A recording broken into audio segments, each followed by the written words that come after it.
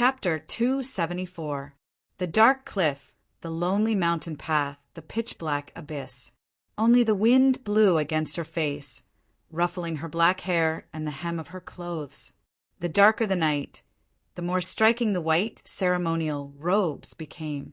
At the peak of Sunset Valley, the zither-playing old man slowly stroked the newly shaved fur on the zither strings. He silently thought, the first song breaks the heart, the second song breaks the soul, the third song ends, and this illusion still can't trap you? Could it be that there really are humans with pure Tao hearts? He was an elder of a tribe of shamans in the south that had been left behind. He was most skilled in spiritual attacks, and his zither music could create illusions that were difficult to distinguish between real and fake. Especially tonight, he borrowed the power of Sunset Valley in the Garden of Zhou. The illusions he created could allow intelligent beings that entered to see the most distant, most blurry, and most unforgettable fragments of the river of memories. As a result, they would not want to go back until they gradually became intoxicated, or in other words, immersed in it. In the end, they would fall into a long slumber, unable to leave. The zither-playing old man did not know that in the sky above Sunset Valley, the spiritual soul of a black dragon was watching all of this, and had been dragged into this illusion by his zither music. The black dragon saw many scenes from several hundred years ago. It was the remnant chi of the dragon race that only her bloodline could sense, and it was the spiritual attack that only she could recognize from Sunset Valley's original form. Back then, when she and Chun Changsheng stood in the mountains and gazed at Sunset Valley, she had a feeling in her heart that someone was calling out to her. Only now did she finally understand why this world could make her so sorrowful. The Garden of Zhou was not only the home of that human, it was also the graveyard of her father, the strongest black frost dragon in the past 1,000 years. The zither-playing old man did not know these things. The person his zither music illusion wanted to trap was the white-clothed girl, so the object of his attention was naturally her. He did not know what the white-clothed girl saw in the zither music illusion, but he knew that she did not waver in the slightest, nor did she sink into intoxication. She only stood quietly under the lone tree on the cliff for a while. Then she saw through the illusion and easily broke through. She bit the tip of her finger and sprinkled a drop of blood towards the world that the zither music came from. That golden, dignified, holy, and incomparably violent blood that seemed to contain an infinite amount of energy, it easily melted the clouds and destroyed the illusion created by the zither music. Was that blood the legendary true blood of the heavenly phoenix? The zither-playing old man gazed at the mountain path in the night, slightly moved. He thought but said nothing. The entire Shuelel city knew a taboo. Never mention the word phoenix in front of Princess Nank. The essence of life is desire and chaos. There is no absolutely transparent soul, and it is impossible to cultivate one's Taoist heart to be pure. On the contrary, her spiritual world is more complicated than you think. She has set up many disguises outside of her Taoist heart. Your music has only touched the most superficial layer of her, so how can it move her? There is no soul and there is no soul. There is no soul. Soul. The little girl said indifferently, "Actually, I'm very curious. If she continues to disguise herself like this, will she forget who she really is one day? If that's the case, she'll encounter great problems in the future." The zither-playing old man was deep in thought. He lightly plucked the strings, and a condensed chi followed the zither music. It continued to separate the mountain range from the real world of the Garden of Zhou.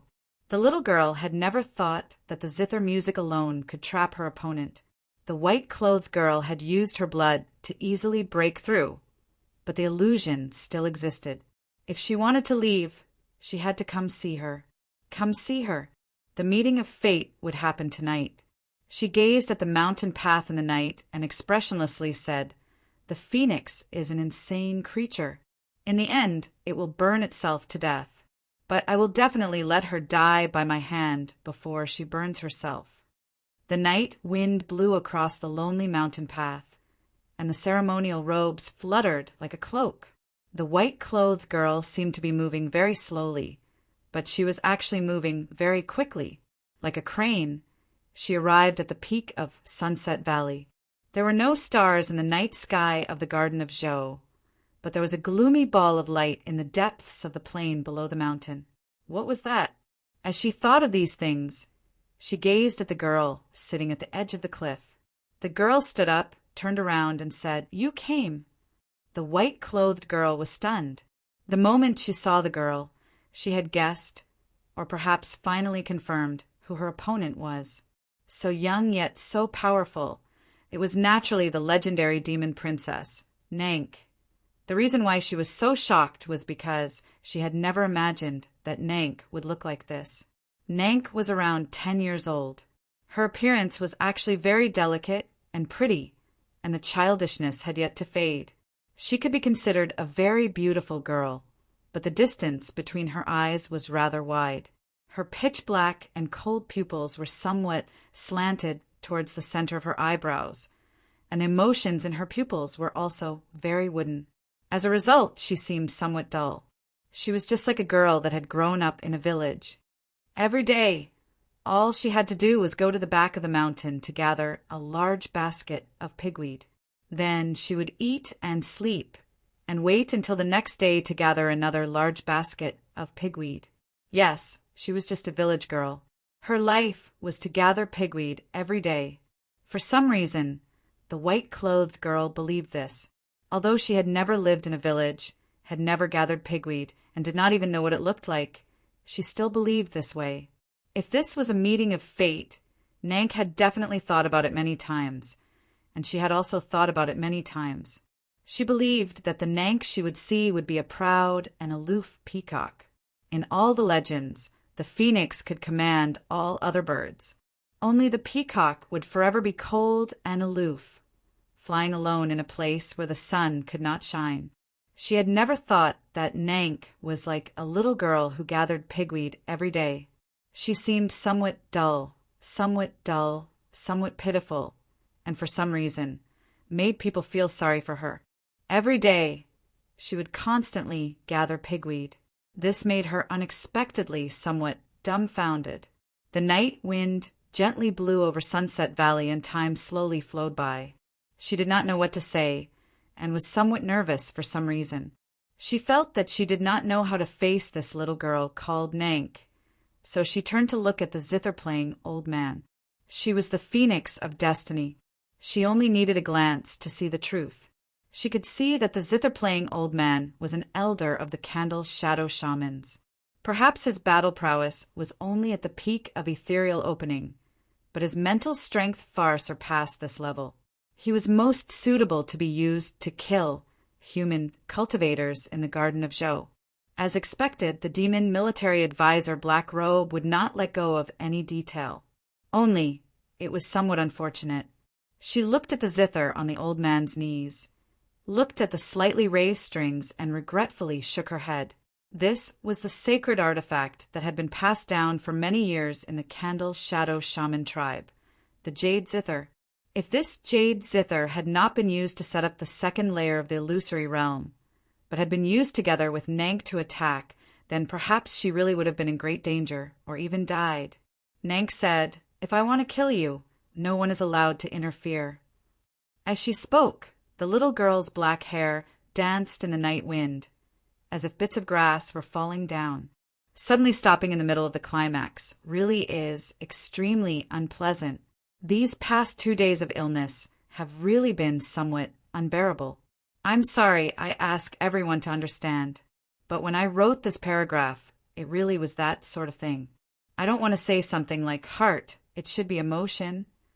The following chapters will probably be the greatest climax since the beginning of the book, so please allow me to slowly write. Chapter 275. Nank's expression was stern and proud, her eyes focused and serious. She looked at Su Yorong like two sharp balls. She did not speak slowly, but her tone did not rise or fall, seeming especially indifferent. She clearly had the appearance of a little girl, but she gave off a feeling of looking down on all living things, brimming with powerful self-confidence. The two most noble and powerful innate bloodlines of the younger generation of humans and demons had finally met at the peak of Sunset Valley in the Garden of Zhou. It could be said that this was fate, but it could also be said that it was the manifestation of each other's wishes. This battle was destined to be recorded in the annals of history. Before it began, there naturally had to be a corresponding sense of ceremony. Nank bowed. The white-clothed girl returned the bow, and then they began to talk. "You're Su Yorong." The night wind on the mountain was rather strong, so it was not possible to hear if the white-clothed girl replied with the word yes, but yes, she was Su Yorong. She was the reincarnated heavenly phoenix, the most promising young expert on the continent, the next holy maiden of the south, the Tianhai Divine Empress's favored junior, the junior that Qiu Shanjun admired and respected the most. And now, she had another identity that everyone knew, the fiancée of the principal of the Orthodox Academy, Chen Changsheng. Nank looked at her, sizing her up. Her thin eyebrows slowly rose, and her indifferent face revealed an expression of displeasure and disappointment. "Those mediocre and ignorant people often compare you with me, so I can't help but be curious about you. I didn't think that seeing you today would be so disappointing." Su Yorong's eyelashes fluttered, her eyes bright. She asked with some curiosity, "How did I disappoint you?" Nank raised her hand and pointed at her, saying, "Just your current curious appearance is very disappointing. You don't have the slightest bit of magnanimity, just like a little wife. You're also not tall. I really don't know what humans admire about you. Even my elder brother treats you like a treasure." The demon young master liking the heavenly phoenix, Su Yorong, was no secret on the continent, even though the demon young master had definitely never seen her. Interestingly, although the humans cursed the demon young master fiercely, they were not really angry. On the contrary, they felt an indescribable pride and joy, and this was exactly what Nank was ashamed of. Su Yorong was not angry at being described as a little wife. She only felt that it was rather refreshing. She also thought, "You're just a village girl who gathers pigweed every day. How are you like the sinister and terrifying Nank in the rumors?"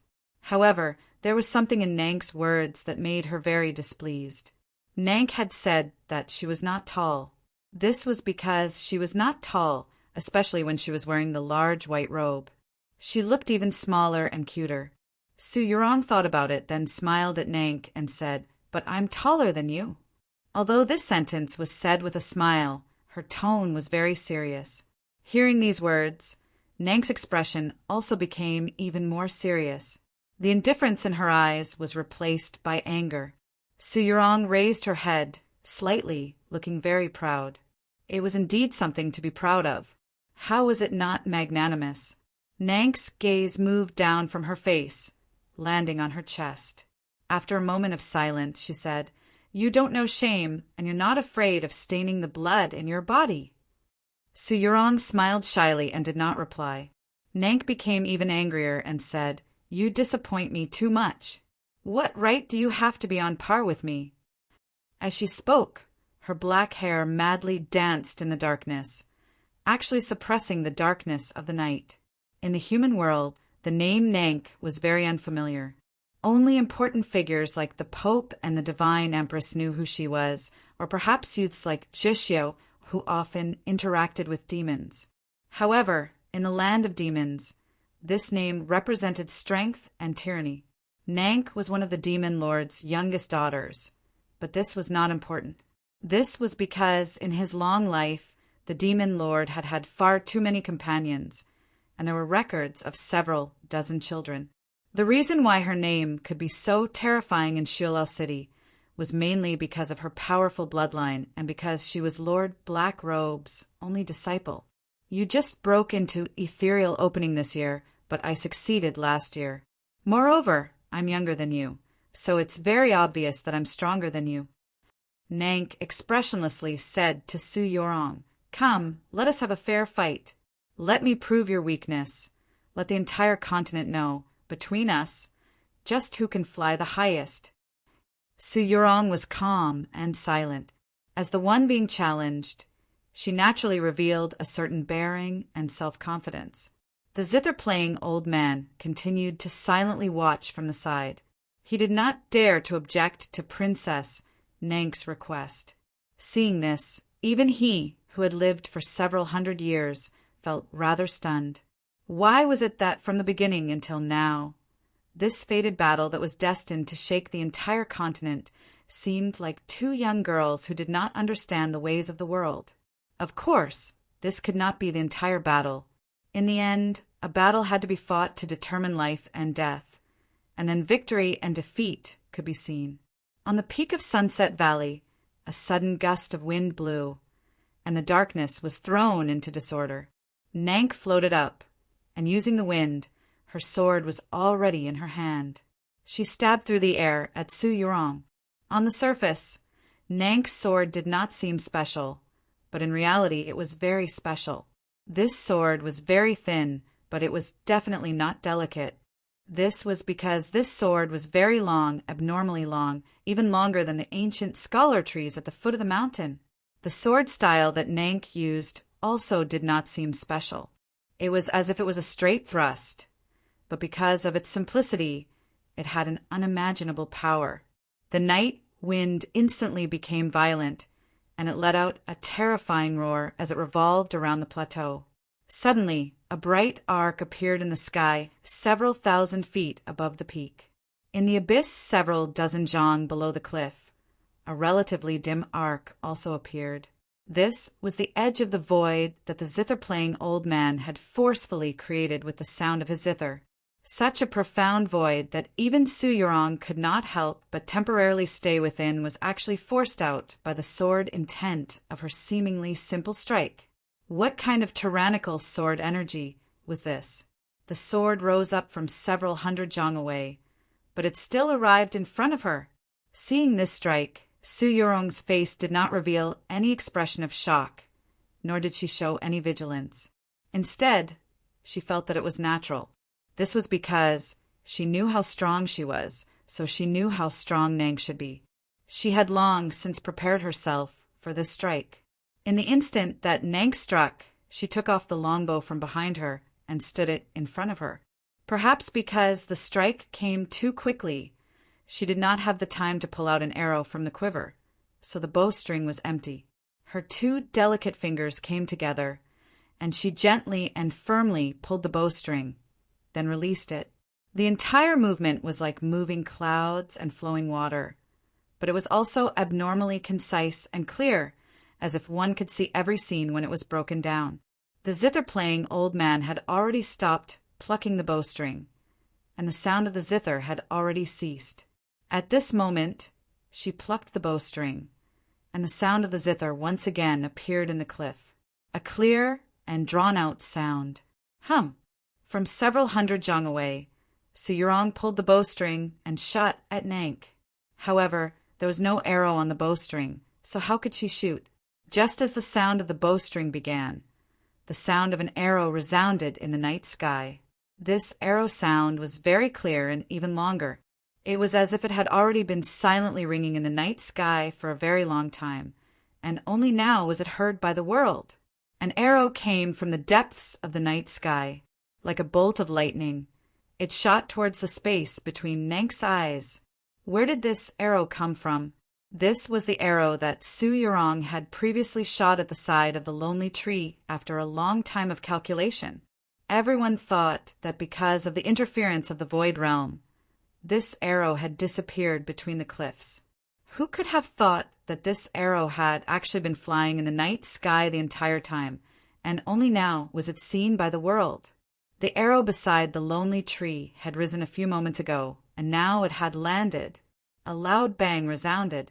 The gravel on the peak of Sunset Valley tumbled, and powerful chi splashed everywhere. Even the dusky night was unable to hide the turbulence created by the collision.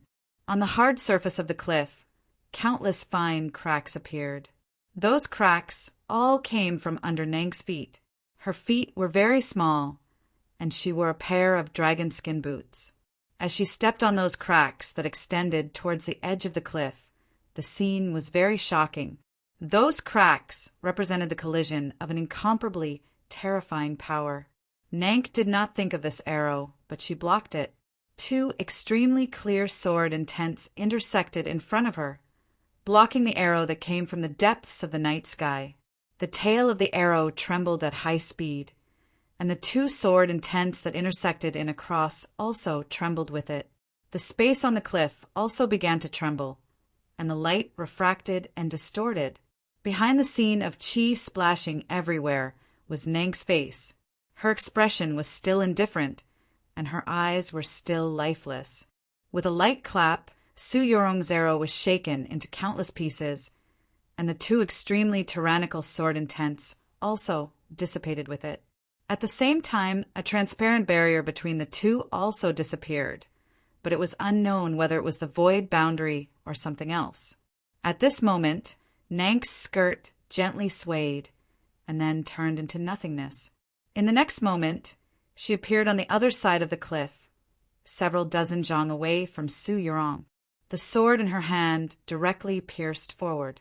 However, Su Yorong's speed was even faster. She did not move. Instead, she once again raised the longbow in her hand and plucked the bowstring. This time, there was an arrow on the bowstring. The cry of the arrow arose from the night mountain. Nank's skirt swayed again, and her figure once again turned illusory. In an instant, she appeared on the other side of the cliff. Whoosh! At the same moment that her figure appeared, Su Yorong's third arrow shot over. This arrow still did not hit Nank. It only hit the night wind, and then disappeared into the distant night sky. Seeing Nank's strange and indescribable movement technique, Su Yorong's face finally revealed an expression of caution for the first time. However, the speed at which she drew the bow and shot the arrow was not affected at all. Her movements were still simple and natural, so natural that it did not seem like she was fighting. Nank's movement technique was too fast. Su Yorong's archery, on the other hand, possessed the same level of speed as Nank. If a normal person were to spectate this battle, they would only see Nank disappear from where she stood and then appear in the next moment somewhere else. Similarly, they were also unable to understand what Su Yorong was doing. In their vision, they could only roughly see the arrowhead trembling in the night sky and see countless scenes of Su Yorong drawing the bow, but they were unable to see what she was doing. Only by combining all these scenes could they see the real world that only belonged to them. But if Chun Chongsheng were to see this battle, he would be able to very easily understand. Su Yorong was using the icebreaker sword of Holy Maiden Peak as an archery technique, and what Nank was using was the strangest and most unfathomable movement in the entire continent, the Yesher step. What's more, she wasn't using the simplified version of discerning steps that Chun Chongsheng learned through his unimaginable memory and willpower, but the complete version of discerning steps. It could even be said to be the perfect version of discerning steps. Compared to the demon elite that tried to assassinate Luo Luo in the Tradition Academy, her movement technique was many times better. Logically speaking, if one was not a member of the Yesher race, it was impossible to learn the complete version of the Yesher step, let alone the perfect version. However, Nank was of the imperial family, so she naturally possessed the bloodline and innate talent of the various races in the demon domain. From this perspective, cultivation had never been a fair matter. Su Yorong's cultivation level was not inferior to Nank's, and the archery technique that she rarely revealed in the world was even more exquisite and incomparable, conforming to the principles of nature. Facing Nank's strange and indescribable movement technique, she was calm and silent without the slightest panic. Accompanied by the twang of the bowstring, she sent out arrow after arrow, actually preventing Nank from approaching her. But the number of arrows in the quiver was limited, and there would eventually be a moment when they were all shot out. This was reality, and reality meant that at a certain moment, it would definitely happen, perhaps at the next moment. Just at the next moment, Su Yorong's quiver was empty. She was no longer able to affect Nank's strange movement technique. With the sound of breaking through the air, Nank's figure became illusory in the night, and arrived several zhang away from her. An extremely tyrannical roar exploded from Nank's petite body. At the same time, an extremely bright sword ray also exploded. The sword ray that was several feet wide came from the long sword that she tightly gripped. The sword ray drew an arc in the night sky and chopped towards Su Yorong's body with incomparable violence. This sword ray carried an incomparably tyrannical sword force and directly sealed off all the directions around Su Yorong's body, giving off a feeling that it could not be dodged. The night wind blew wildly on the peak of Sunset Valley, and the sword ray was as bright as lightning. Su Yorong's hairband, invaded by the sword intent, silently broke apart, and her black hair fell onto her shoulders. If she was hit by this sword ray, she would definitely die. How would she receive this sword? She extended her hand towards the sword ray. That hand was very white and very delicate. Compared to the violent and terrifying sword ray, it seemed so tiny and weak. But her expression was still so tranquil, so confident. Separated by the bright sword ray, she calmly looked into Nank's eyes. Her black hair lightly danced in the wind created by the sword. An invisible chi was emitted from her hand into the night. This chi was very gentle and did not have any killing power, as if it was summoning something. Suddenly, hum, hum, hum, hum, hum. In the night sky around the peak of Sunset Valley, countless extremely mournful cries of arrows suddenly rang out. More than 10 arrows pierced through the night sky, coming from all directions. These arrows were all the arrows that she had shot before. They seemed to disappear into the night sky, but just like the first arrow that was shot on the mountain path, they did not go far at all. They were only waiting for her summons. She extended her hand towards the night sky. Over 10 streaks of light appeared in the night sky. Like meteors descending from the sky, they shot towards Nank. Hung Heng, the greatest improvement I've made in the past few years is writing fighting. That scene, TSK, it's beautiful. Hung Heng. In the next few days, I can only do my best to guarantee 1 chapter. I have to leave the day after tomorrow. Excellent. In any case, what I promised was a month's worth of chapters, not a month's. Everyone, see you tomorrow. Chapter 276. A dozen or so shooting stars descended from the sky, illuminating the night sky. It was possible to clearly see those burning arrowheads at the very front. Nank's face was still indifferent and wooden, but her pupils rapidly contracted. Her 2 hands tightly gripped the hilt of her sword. She did not have time to slash her sword at Su Yorong, so she stabbed it into the night sky. Stabbing into the night sky was an action. If it was still, it would only be an image. However, her sword seemed to have stabbed into the night sky countless times. At the same time, it was also the combination of countless still images. Nank raised her sword high up, perpendicular to the night sky above her head. Her eyes stared at Su Yorong, who was several zhang away, but there were countless sword glows flashing around her body, forming an extremely perfect ball of light. There were countless fine marks on the surface of the ball of light. They were all swords. The dozen or so arrows turned into shooting stars and exploded on the ball of light between the swords. Muffled, thunderous booms continuously exploded on the summit of Sunset Valley. Countless cracks appeared on the hard surface of the cliff beneath Nank's pair of dragonskin boots, and they were even deeper than before. Those arrows were all blocked by her sword and sent flying. However, this time, they did not disappear into the night. Instead, as if they were intelligent, they attacked once again with the clear cries of the arrows. The dozen or so arrows turned into a sky full of arrows, continuously exploding towards Nank. Pa pa pa pa, an incomparably concentrated sound rang out from the peak. These sounds were the crisp sounds of metal colliding. They were the strange sounds of sharpness and hardness scraping against each other, causing people's ears to ache. Countless sparks appeared on the peak of the cliff, and there were even sparks in lines. These were all the results of arrows and swords colliding. However, not a single arrow was able to approach Nank's body. Even those fleeting, faintly discernible sparks were unable to float into the ball of light formed by her swords. On the ground of the peak, there were marks made by arrows everywhere. Some were deep, some were shallow, and they were densely packed together. They were like the marks left behind by a torrential rain on the surface of the sand. She stared at Su Yurong outside of the sword glows. She raised her sword high up, as if she did not move at all. However, in every instant, she sent out countless swords. Looking from Su Yurong's position, those slender sword shadows behind Nank formed a fan shape. It was like a peacock spreading its tail. Seeing the sparks flying everywhere on the peak of Sunset Valley and hearing those tiny sounds, the zither-playing old man was moved speechless. At this moment, Nank's mind was completely focused on the longsword.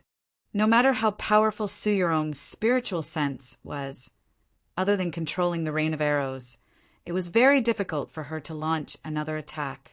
The situation seemed to have reached a stalemate. What truly moved the zither-playing old man was the screen that Nank's long sword had opened.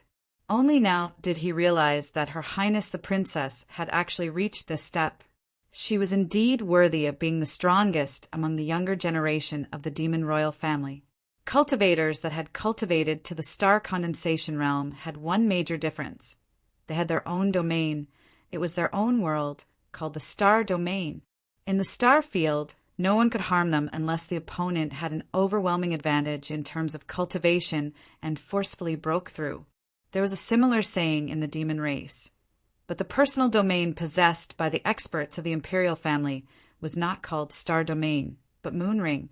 Because of Nank's age, her strength was still insufficient, so she could not summon the complete moon ring. However, she had used an extremely perfect and flawless sword style to perfectly make up for the deficiency in her cultivation. The sword screen that had bloomed on the peak of Sunset Valley was her moon ring. At this point, the zither-playing old man was finally no longer worried about this battle, because no matter how powerful Su Yurong's bloodline was, she was still limited by her own cultivation. So as long as she remained in ethereal opening, she would never be able to harm Nank. This meant that in this battle that occurred in the Garden of Zhou, Nank was in an invincible position. The zither-playing old man thought in shock. The military advisor must have known of this matter, which was why he had unhesitatingly given the heavy responsibility of killing Su Yurong to Her Highness. His Highness's plans were truly flawless. The zither-playing old man was no longer worried, but he had forgotten one thing. Being undefeated was not equal to victory. Facing Nank, who had used her sword style to imitate the moon ring, Su Yurong's performance could be considered perfect. The perfect here was absolute perfection. Whether it was the frequency at which the rain of arrows fell or the angle of each arrow, it was all extremely perfect. Nank could only hold on with her sword screen, but she was unable to find any opportunity to counterattack. To the proud her, this was a fact that she could not accept. Her goal in coming to the Garden of Zhou was to defeat Su Yurong, to kill her. The clear sounds did not stop, the rain of arrows did not stop, and the sparks on the cliff continued to flicker. In the darkness, even further away, those streaks of light were like scars. With time, they gradually faded away, but in the blink of an eye, there were many more scars.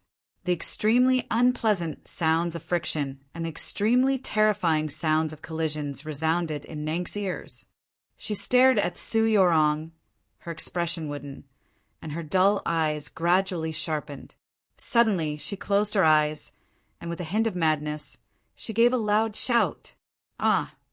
With this shout, the sword glow around her became even brighter, and the energy of her sword suddenly increased by 30%. With a series of claps, her figure suddenly became illusory, and then became solid again. She passed through her own sword screen, and her sword stabbed straight at Su Yurong. She actually did not care about the rain of arrows. She condensed all her cultivation into a single sword, and wanted to cut down Su Yurong. Even if her sword landed, those streaks of light would still inevitably stab into her body. This battle had actually reached its most dangerous moment so quickly. The zither-playing old man's expression suddenly changed, and he suddenly stood up from the zither. For a demon princess to risk her life with this sword, just how powerful was it? Nank's sword had 2 rays of clear light. The 2 sword glows intersected and slashed at Su Yorong's face. The zither-playing old man's face paled slightly, and he shouted in shock, "Southern Cross sword!" In the human world, one could not see the demon moon. In the demon realm, one could see the starry sky above the heads of the humans, but because of their position or some other reason, the starry sky in the eyes of the demons was not a sky filled with stars, but 2 belts of stars like the Milky Way. These 2 rivers of stars intersected in the night sky, just like a cross. Compared to Shualao City, the starry sky was in the south, so the demons called it the Southern Cross. The sword that Nank slashed at Su Yorong was divided into 2 streaks of starlight. It was the extremely famous Southern Cross sword of the demon realm. The zither-playing old man also knew that Princess Nank's longsword was the famous Southern Cross sword. One sword was the sword style, and the other was the body of the sword. Nank used the Southern Cross sword to execute the Southern Cross sword. The powerful sword intent pierced through the air, but before it even reached Su Yorong's body, countless tiny cracks could be heard in the distant night sky. A sliver of pain flashed across the zither-playing old man's pale face, and his body swayed. This was the sound of the void shattering. Soon after, in the distant plains at the foot of Sunset Valley, that strange suspended light also began to flicker. The light that was cast here was slightly deformed, proof that space was being twisted. Nank's sword had already reached the peak that the laws of the Garden of Zhou allowed, and was even about to cross that boundary. The 10-odd arrows transformed into streaks of light, piercing through the darkness at high speeds.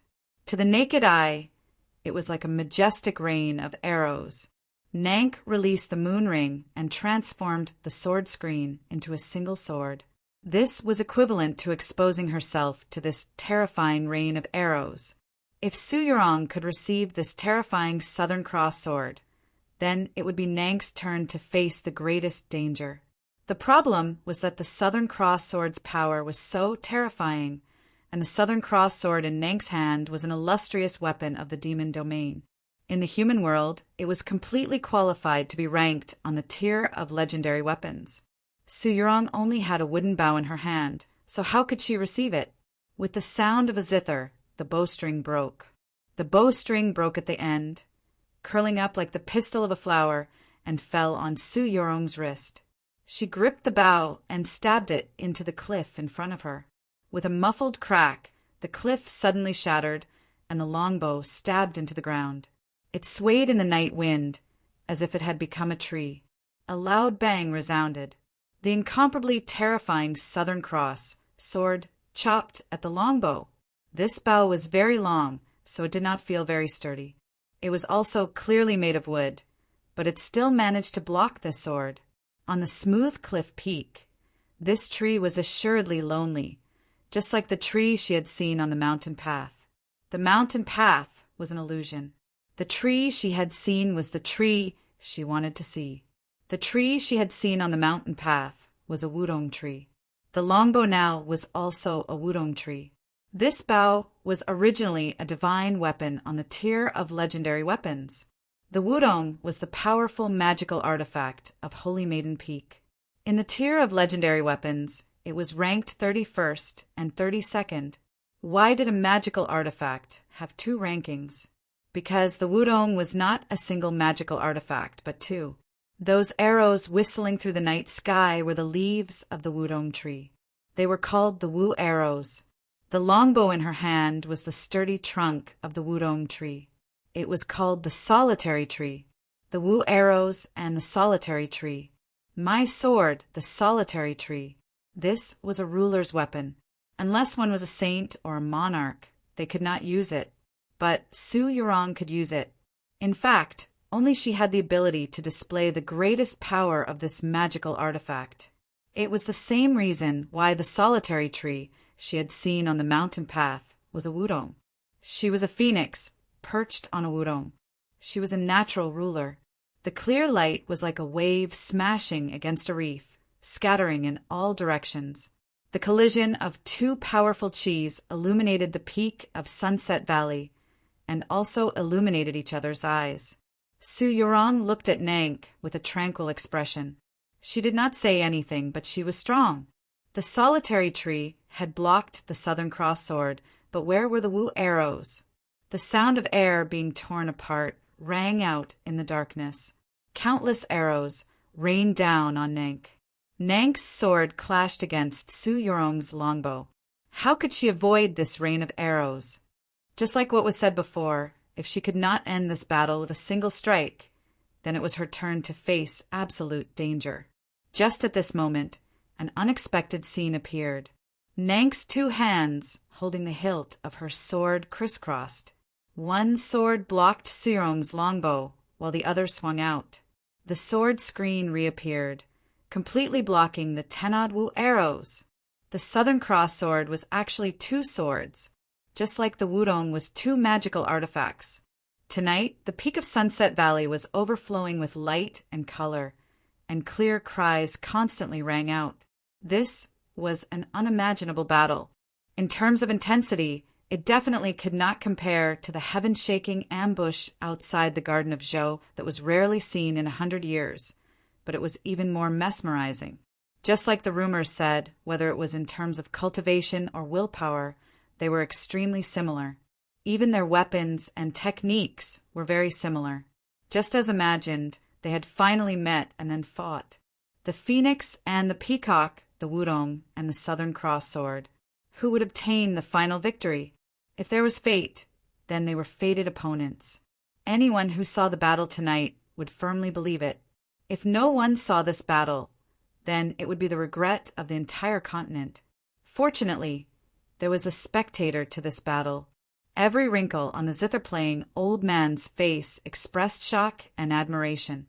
It was not only for Nank, but also for Su Yurong. He had never seen such powerful bloodlines and battle prowess, let alone the fact that they were still so young. The Wu arrows met the sword screen. The Southern Cross sword met the solitary tree. Now, the battle on the cliff had once again entered a stalemate. It all depended on who could last until the end.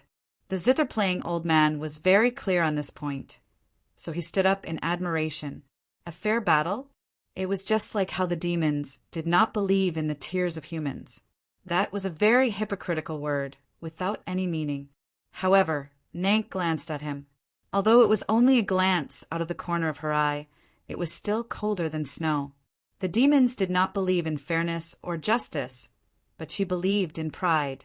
As a result, the zither-playing old man retreated. The peak of Sunset Valley remained bright from beginning to end. It was the sparks from the friction between the arrow and the sword. The flowing light formed from the collision of the chi between the sword and the bow. Amidst the sparks and flowing light, the luster on Su Yurong's ordinary and delicate face grew brighter and brighter, calmer and calmer. It represented confidence. A dignified chi emanated from her white ceremonial robes, incomparably bright. Nank's gaze was still somewhat dull, but it grew fiercer and fiercer. Because it grew more and more focused, it grew colder and colder. Suddenly, a clear whistle burst out from her lips. That voice was somewhat immature, but it was incomparably proud. It symbolized unruly and haughty arrogance. It was a peacock that stood alone in the depths of a swamp. It looked at the hundreds of birds flying into the distance and cast a disdainful glance. Noiselessly, a stream of blood flowed from her hands, covering the hilt of the Southern Cross sword. The blood that flowed from her was not red, because she was not human. However, it was not the green of ordinary demon blood either. Her blood was multicolored and incomparably mottled. This blood was not disgusting. On the contrary, it possessed a bewitching beauty. The stream of blood seemed very cold, like flowing ice. It slowly covered Nank's hands and the hilt, and then it began to burn. However, the flames also seemed to be cold. The icy flames began to fiercely burn on the Southern Cross sword. In just an instant, the Wudong Bao was covered in a layer of ice and snow. A moment later, it actually produced several icicles. The place where the bow was connected to the cliff began to violently tremble, producing several cracks. It seemed as if it could not endure it any longer. Was this the true blood of the surpassing bird? Su Yurong silently pondered. Then the tips of her brows slightly furrowed. It was not vigilance or unease, much less fear. Rather, it was a fear of pain that had begun prematurely. Bleeding really did hurt a little. She did not like pain, so she did not like this method of battle.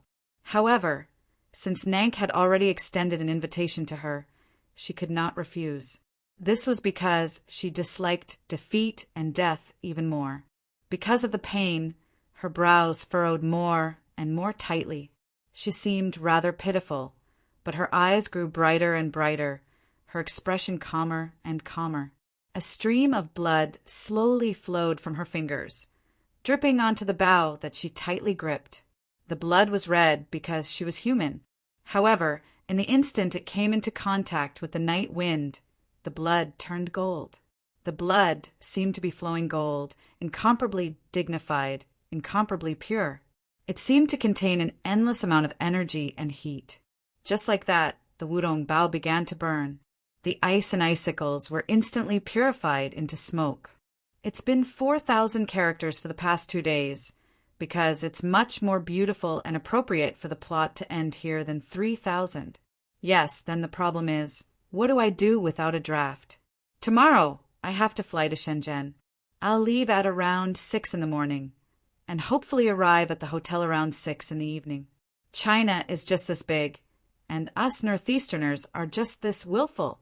I'll go write something first, and then adjust it according to the updates of the next few days. Chapter 277. The peacock's name was Nank, also known as the surpassing bird. When describing innate bloodlines, the latter was usually used. Flowing through Nank's body was the true blood of the surpassing bird. This kind of blood was so cold that it penetrated to the bone, turning into frost upon contact with the wind.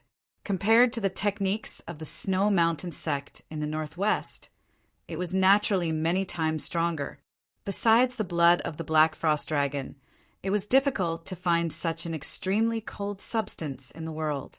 And the even more terrifying aspect of the surpassing bird's blood was that this kind of blood was extremely poisonous. Even the strongest monster could not resist it. The mottled blood flowed from Nank's wrist to the hilt of the sword, and then dyed the Wutong longbow. If it were a normal person, they would have died long ago, but Su Yurong was not. She was not frozen into an ice sculpture by Nank's blood, nor was she infected by the poison in her blood.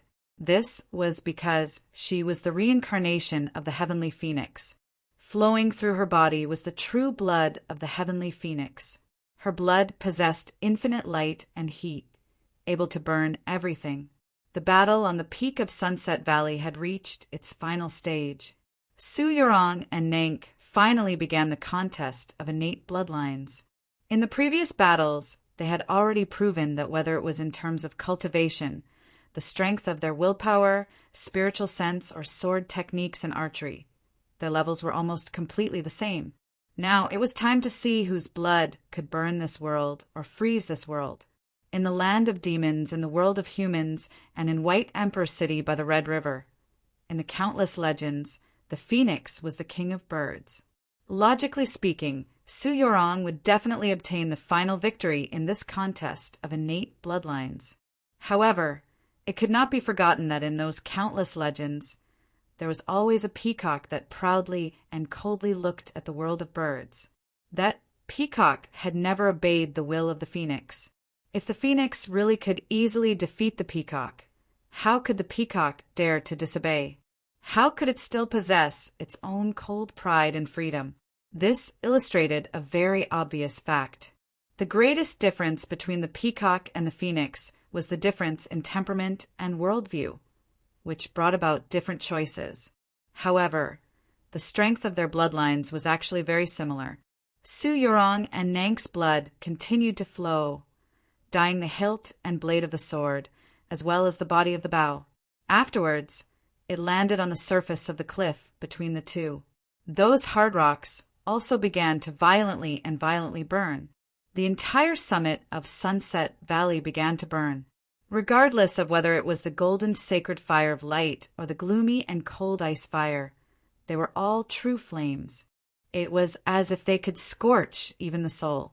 Two incomparably powerful auras continued to rise as the two noble and proud bloodlines clashed. The void realm that the zither-playing old man had set up could no longer endure. With countless crackling sounds, it turned into countless pieces of transparent glass and then disappeared into the night sky. A wave of light spread out in all directions from Su Yurong and Nank's bodies. In an instant, they were several hundred miles away. In the darkness of the night, the Sunset Valley mountain ridge was illuminated as if it was daytime. The vast grassland in front of the peak suddenly brightened, especially on the outskirts. The wild grass also seemed to truly begin to burn. The fine, sinister, and terrifying sounds in the depths of the grassland suddenly disappeared. Countless powerful demonic beasts sensed the two incomparably noble and powerful chis contained within the wave of light that came from the peak. They did not dare to act rashly. "It really is amazing," Luwan said in shock as she gazed in the direction of Sunset Valley. This demon general couple was on the outskirts of the grassland to prevent Zhexiu and Qi Jian from escaping. After eating dinner, they were currently washing the dishes. They did not expect that such a terrifying battle was currently taking place on the distant peak. Tang Xiaoming placed the bowl in the basket and asked, "Should we go over and help?" With the strength of their spiritual senses, they could clearly feel the intensity of the battle on the peak of Sunset Valley. The golden flame that came from the true blood of the heavenly phoenix was just too bright. "There's no time." Lu Wan'er shook her head. "Also, Her Highness will not like our unnecessary actions. Since the military advisor said that Su Yurong is dead, then she is definitely dead." The void realm that separated the peak of Sunset Valley and the lonely mountain path from the world of the Garden of Zhou was broken. The black dragon that was flying high in the night sky finally saw the scene below for the first time. Only now did she know that Su Yurong had already left long ago. That fateful battle had already begun. At this moment, many people in the Garden of Zhou had already noticed the battle on the peak of Sunset Valley. Although they could not see the details clearly and did not know who was fighting who. The violent flames on the peak and the terrifying and powerful qi faintly emitted from the flames were enough to move and shock them. The black dragon did not. She looked down at the two girls on the peak. The expression in her vertical pupils was very cold and indifferent, and even faintly contained some disdain. If she was not a spiritual soul and had come with her real body, let alone such an intense and lively battle between the two girls on the peak, just a casual breath of her dragon's breath would probably extinguish the flames. In this tiny world, two little birds play with fire. Ants boast of a great country.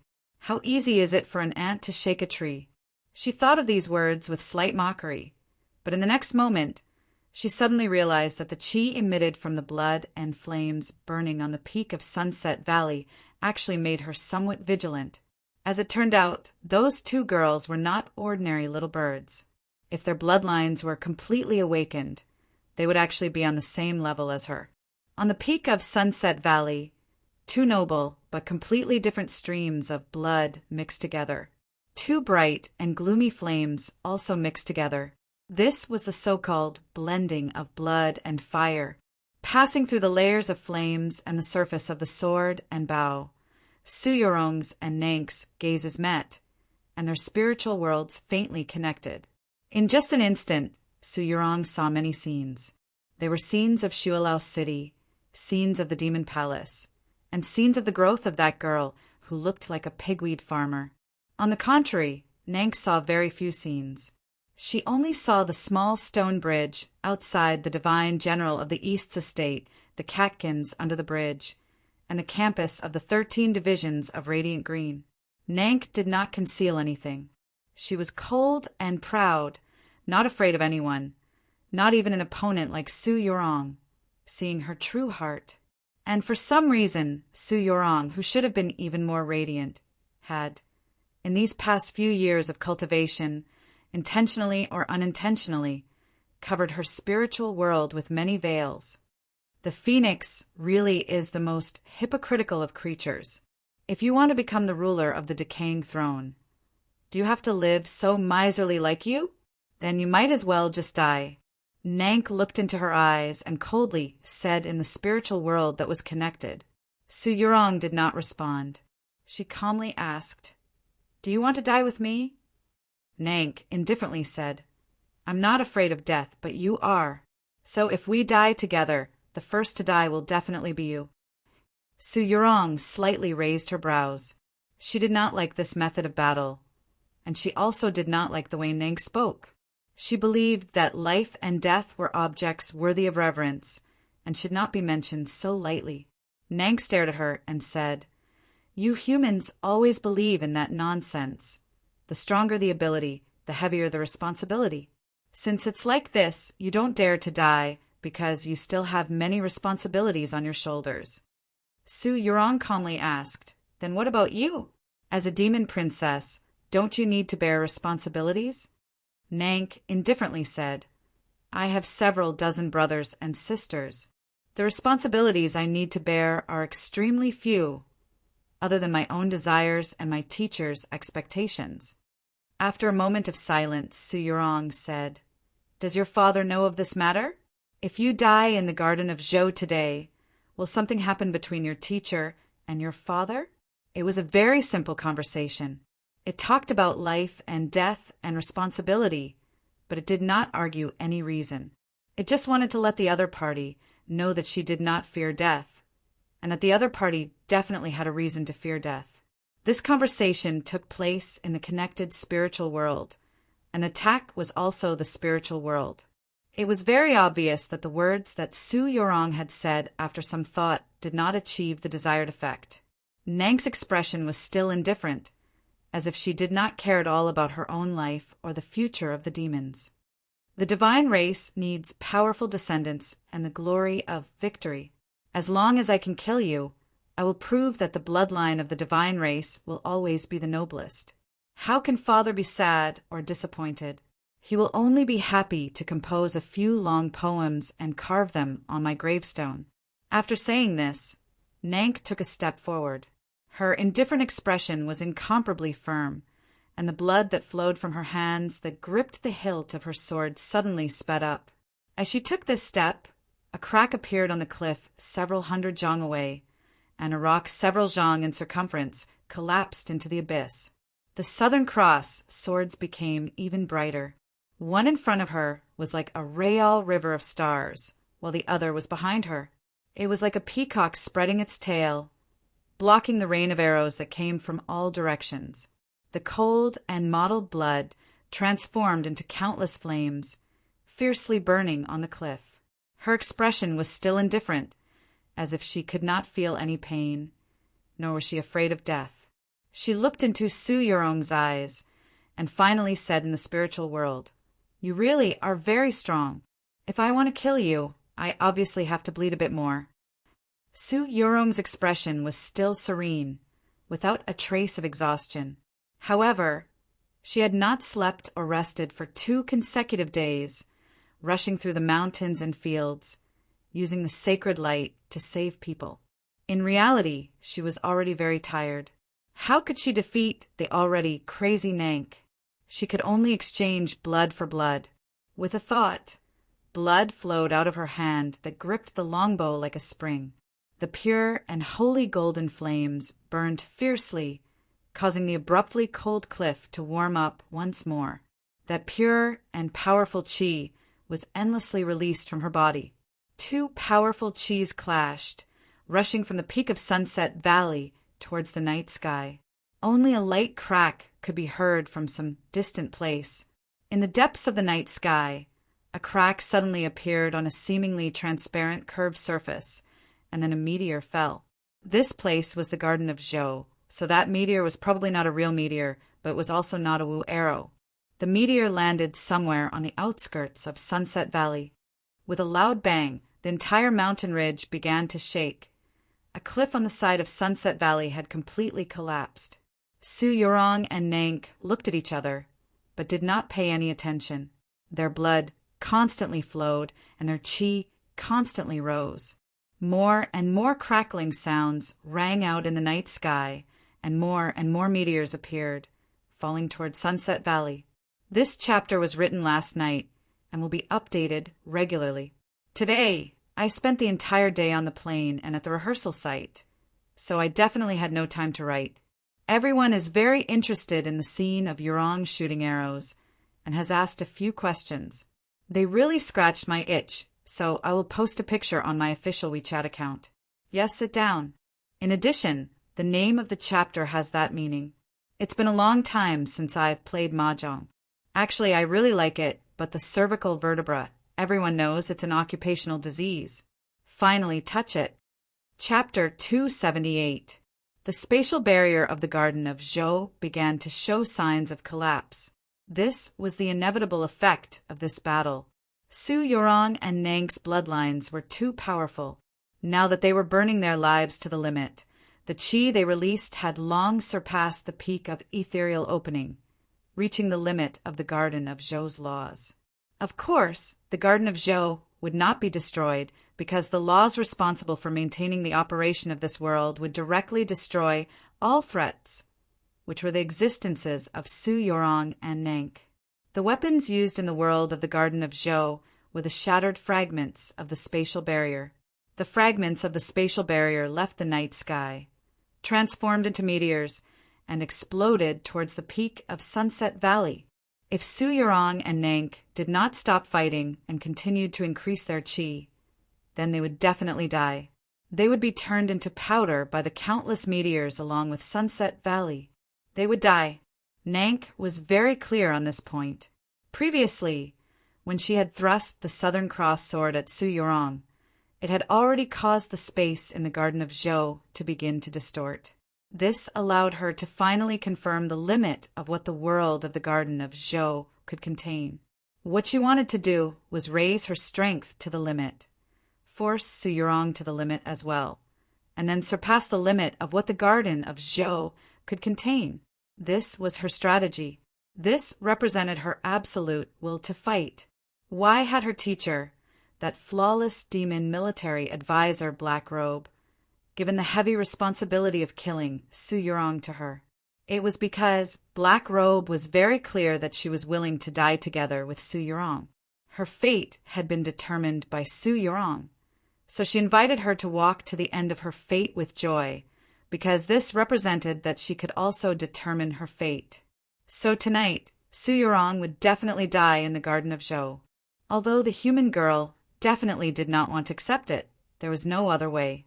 If she continued to burn the true blood of the heavenly phoenix, the world of the Garden of Zhou would send down countless meteors, bringing death.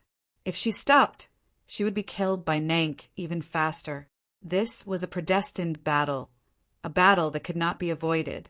The conclusion of the battle had already been decided, and it was so sorrowful that it caused one's heart to be at a loss.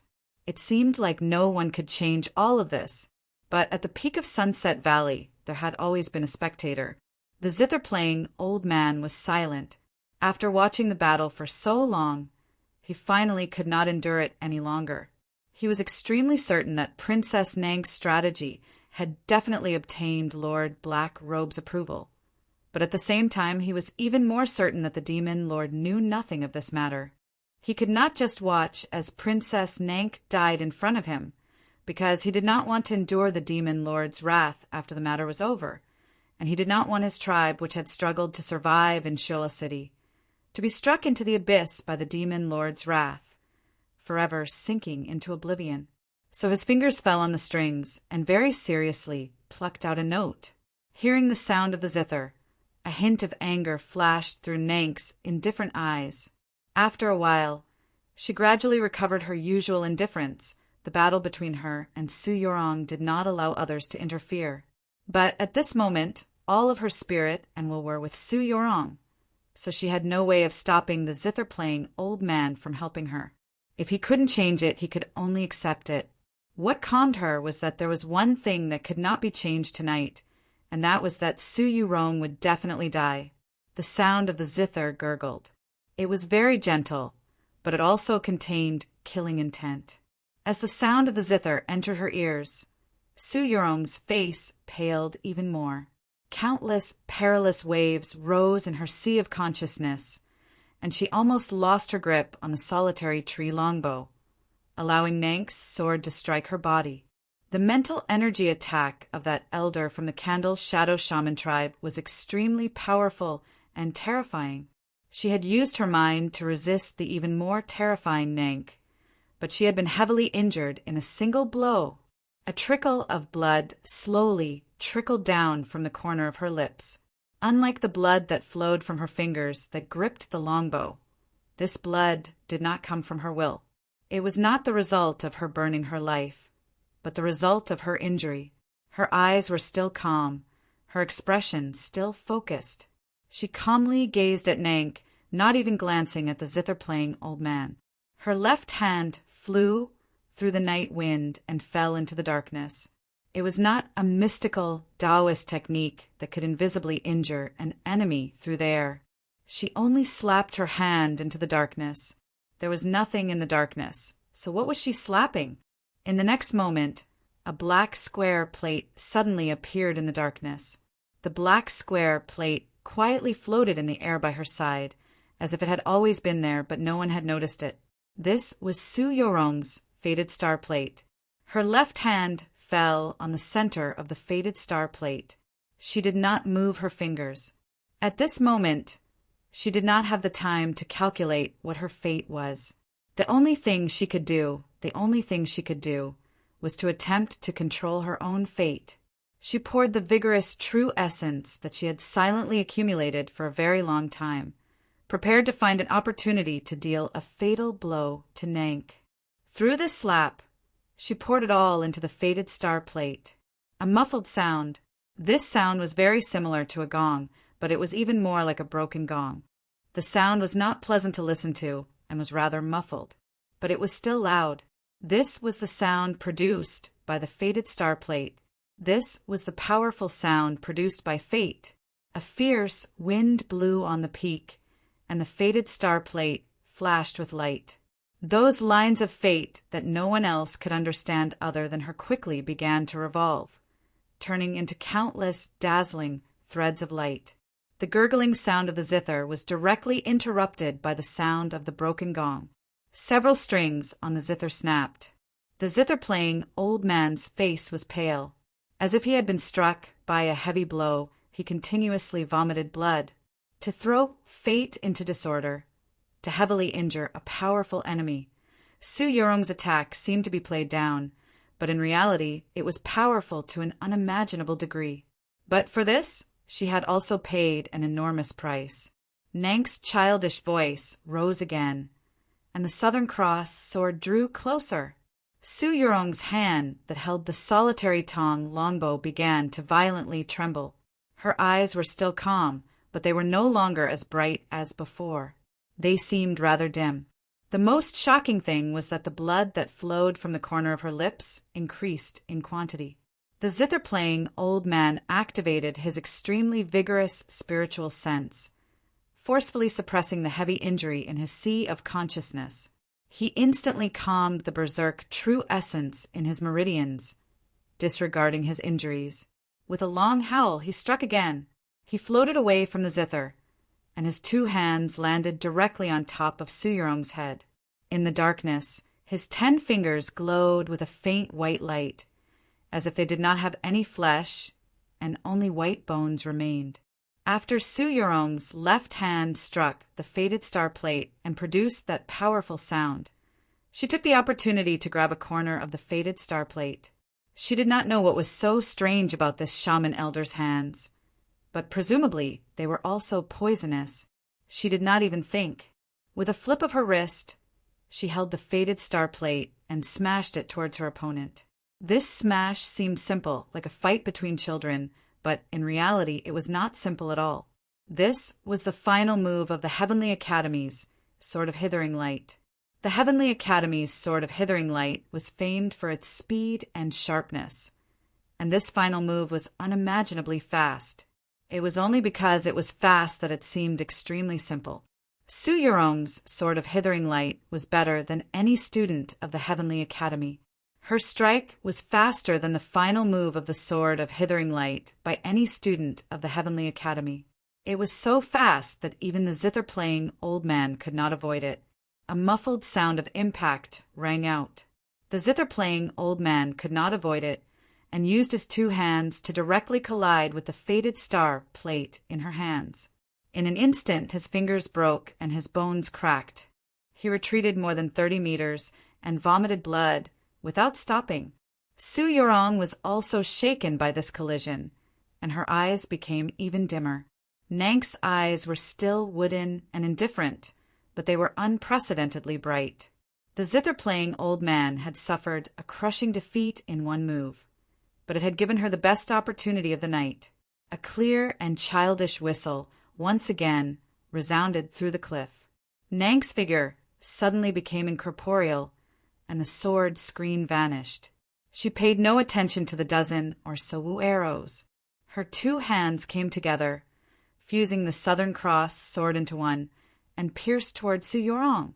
Swoosh, swoosh, swoosh, swoosh. The Wu arrows pierced through the night sky. Swoosh, swoosh, swoosh, swoosh. The dozen or so arrows pierced deep into her body. Nank's expression did not change, as if she could not feel the pain at all. Two extremely bright sword glows, like two rivers of stars, chopped toward Su Yurong's face. There was a grating sound, the sound of the tong bow breaking through the rocks of the cliff. In the end, the tong bow was unable to resist the might of the Southern Cross sword and left the ground. The longbow that left the ground was like a rootless wudong tree, and instantly began to wilt. The bright sword glows broke through the bow, chopping at the left side of Su Yurong's chest, causing a spurt of blood. Even at this critical juncture, Su Yurong's eyes were still calm. With a flick of her wrist, she used the longbow to block Nank's sword, and then swiftly retreated backwards. The white ceremonial robe unfurled in the night wind. It was stained with blood, like an injured white crane, but still elegant and otherworldly. How could Nank give her the chance to leave? She swept forward like a shadow. The tong bow and the Southern Cross sword clashed, creating countless turbulent currents in the night sky. Nank's entire body was covered in blood, but her eyes were even brighter. Her hands left the hilt of her sword, and like lightning, she thrust forward. Her fingertips glowed with a faint green light. The peacock had a tail feather, the most venomous, the sharpest, and the fastest in the world. This was the peacock plume, the true peacock plume.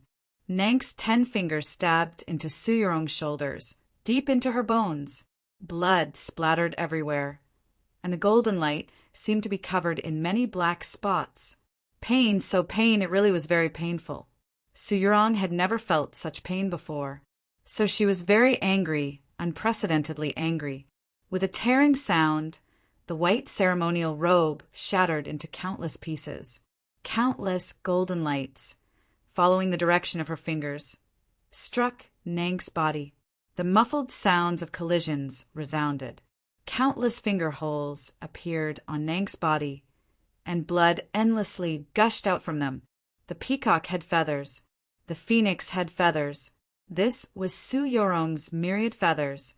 All of her cultivation had been used. All of her divine artifacts and demonic weapons had been used. All of her life-saving abilities had been used. All of her true essence had been used. All of her blood had almost been drained. This battle was so bitter, so desperate. The peak of Sunset Valley was quiet. The dust on the cliff gradually settled, but the blood that had spilled out was still burning. The blazing heat and cold constantly mixed and disappeared, and it was extremely bright. Su Yurong stood at the edge of the cliff, her face slightly pale, her clothes speckled with blood. Nank looked even more miserable.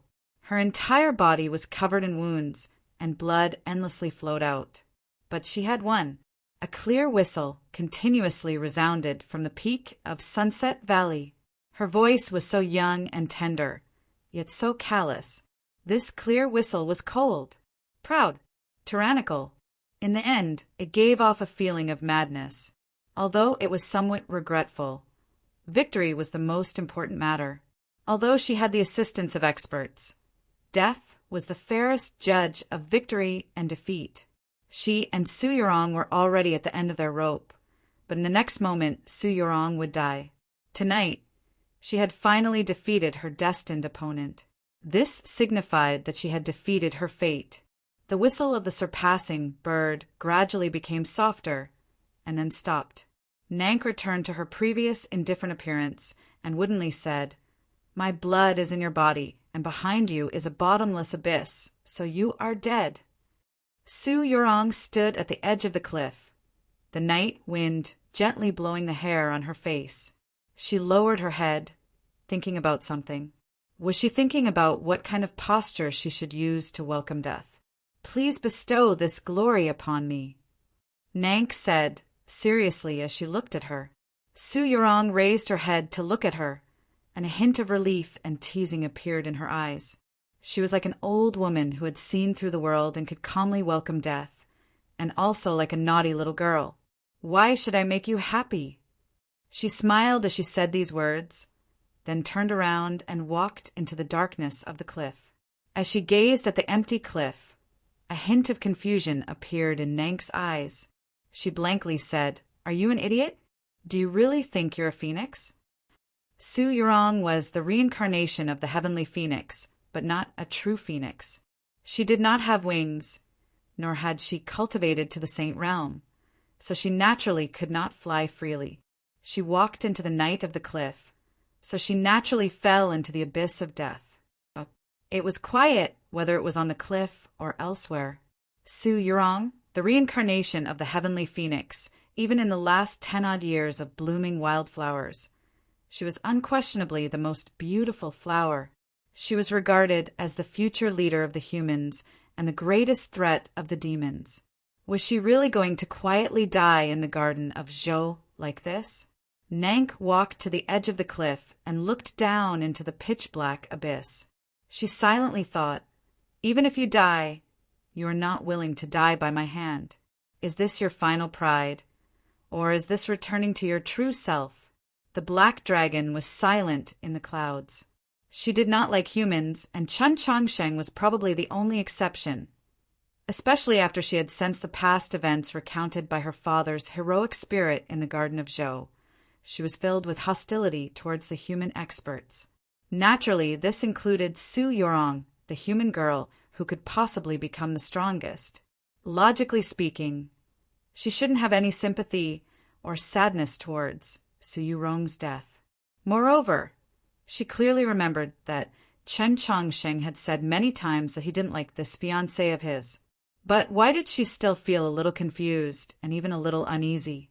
If Chen Changsheng knew that she personally witnessed the scene of Su Yurong's death and didn't do anything, would he blame her? Su Yurong fell into the abyss of death, her eyes tightly closed. The sound of the wind by her ears was so distant. Blood once again flowed from the corner of her lips, and upon meeting the night wind it began to burn. It became a string of bright flame that floated behind her, but it could only illuminate a very small area around her, not enough to illuminate the path ahead. Wasn't the ground getting closer and closer? Death was also getting closer and closer. But why was this mountain in the Garden of Zhou so high? Just how long would she have to fall before she could obtain the final peace? No, death was the end, not peace. That was not the other shore of the sea of stars that she had pursued while cultivating. She had leapt from the edge of the cliff, not to seek refuge in death, but to not die at the hands of that pigweed harvesting girl. But how could she not die? She closed her eyes and thought about this question, but where could she find an answer? She fell faster and faster, and the wind grew stronger and stronger. As a result, the more she thought, the colder she felt, frustrated and helpless. Suddenly, She thought of something the divine empress had said to her many years ago when she left the capital. "Little Phoenix, it's fine to be afraid of pain, but don't be afraid of death, especially." Then her eyes opened. "There's a draft. It's just this confident. It's written so calmly and powerfully." Chapter 279. The shadow enveloped both inside and outside the Garden of Zhou. In the late night of the snowy plains, there were only countless snowflakes in the night sky. No stars could be seen, but one could clearly see the shadow that extended from Shuilao City. That shadow was even darker than the night, even colder than death. It represented the will of the demon lord. No matter how dazzling that sword glow pierced through it was, it could not break through it in a short amount of time. However, that sword glow was already powerful enough, even possessing the ability to resist that shadow. The sword glow could not cut through the shadow, but it could easily cut through many other things. For example, the terrifying arm of the third demon general, or the throat of the seventh demon general. The seventh demon general clutched his throat, and like a mountain he slowly collapsed. The sword glow returned once more, entering the sheath and withdrawing its chi. However, whether it was the seventh demon general on the verge of death or the other demon experts, none of them had any change in emotion because of this scene. This certain death situation was brimming with a daunting indifference. Su Li lowered his head, thinking about something. His right hand gripped the hilt of his sword, and his black hair was already draped over his shoulders. In the cold night wind, it gently danced like a demon or a god. Black Robe's gaze pierced through the deep sea and fell on his body. He indifferently said, "Your daughter is about to die, and you are about to die as well. What sort of feeling is this?" These words were undoubtedly a psychological attack, and could even be described as a very crude and simple psychological attack. However, simplicity did not mean that it was powerless. Black Robe wanted to use these words to break his mental state. Su Li raised his head and calmly said to Black Robe, "Since you want to kill me, why must you have these guys take turns fighting me? If you constantly add firewood to the fire, you will only be incessantly burned to ashes. As long as you add enough firewood, there will always be a moment when the fire will be extinguished." Black Robe indifferently said, "This kind of battle might pay an even greater price, but it can guarantee that you will definitely die." Su Li was silent because he knew that Black Robe was right. The shadow from Shuilao City had cut off his connection with the human world, and there were still many true experts of the demon race that had yet to act, such as the legendary demon commander or Black Robe, who had always sat quietly.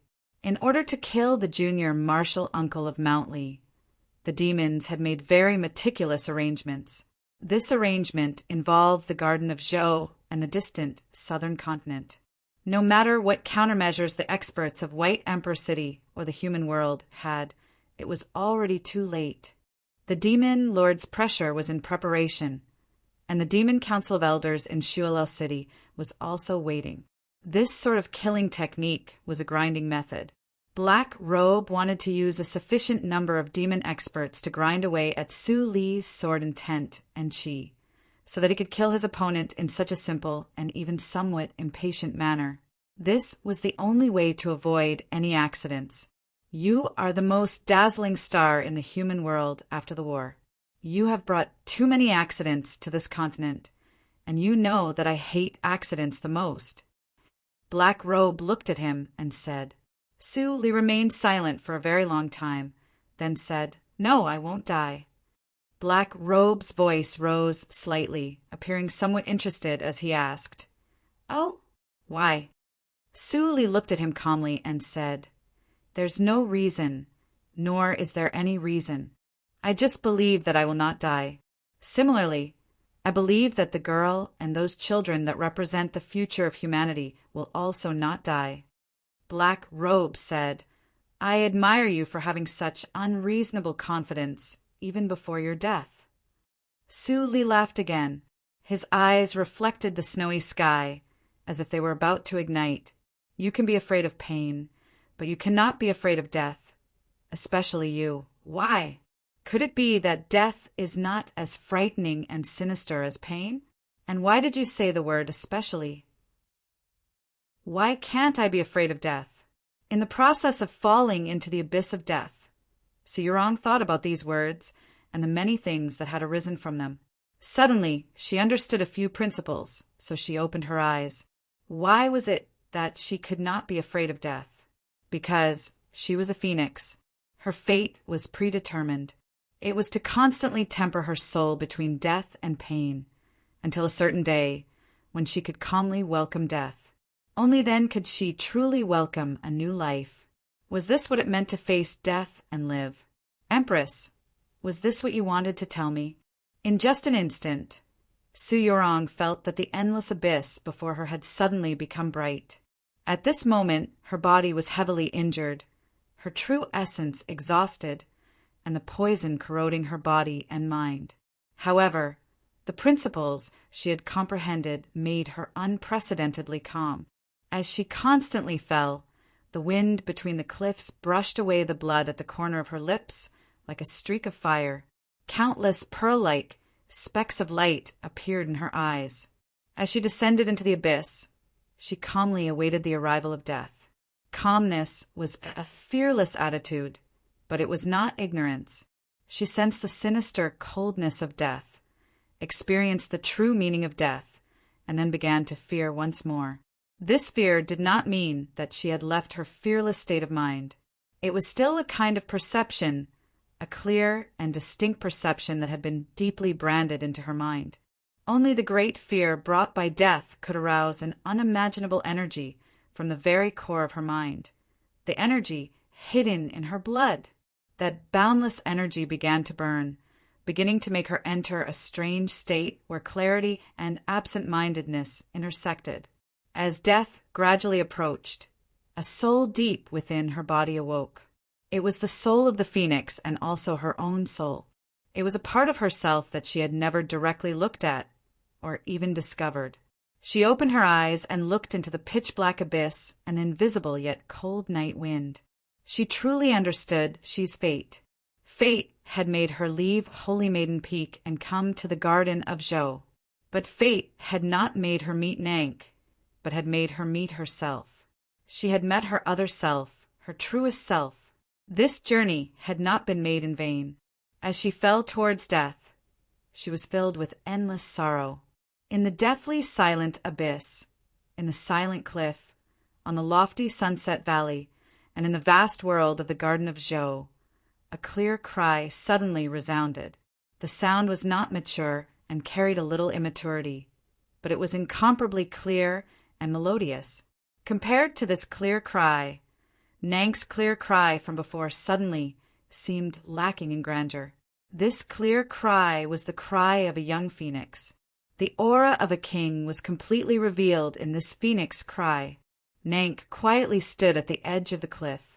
She did not know if she was holding a memorial for the death of her fated opponent, or if she was sighing over the fact that her life would return to loneliness from now on.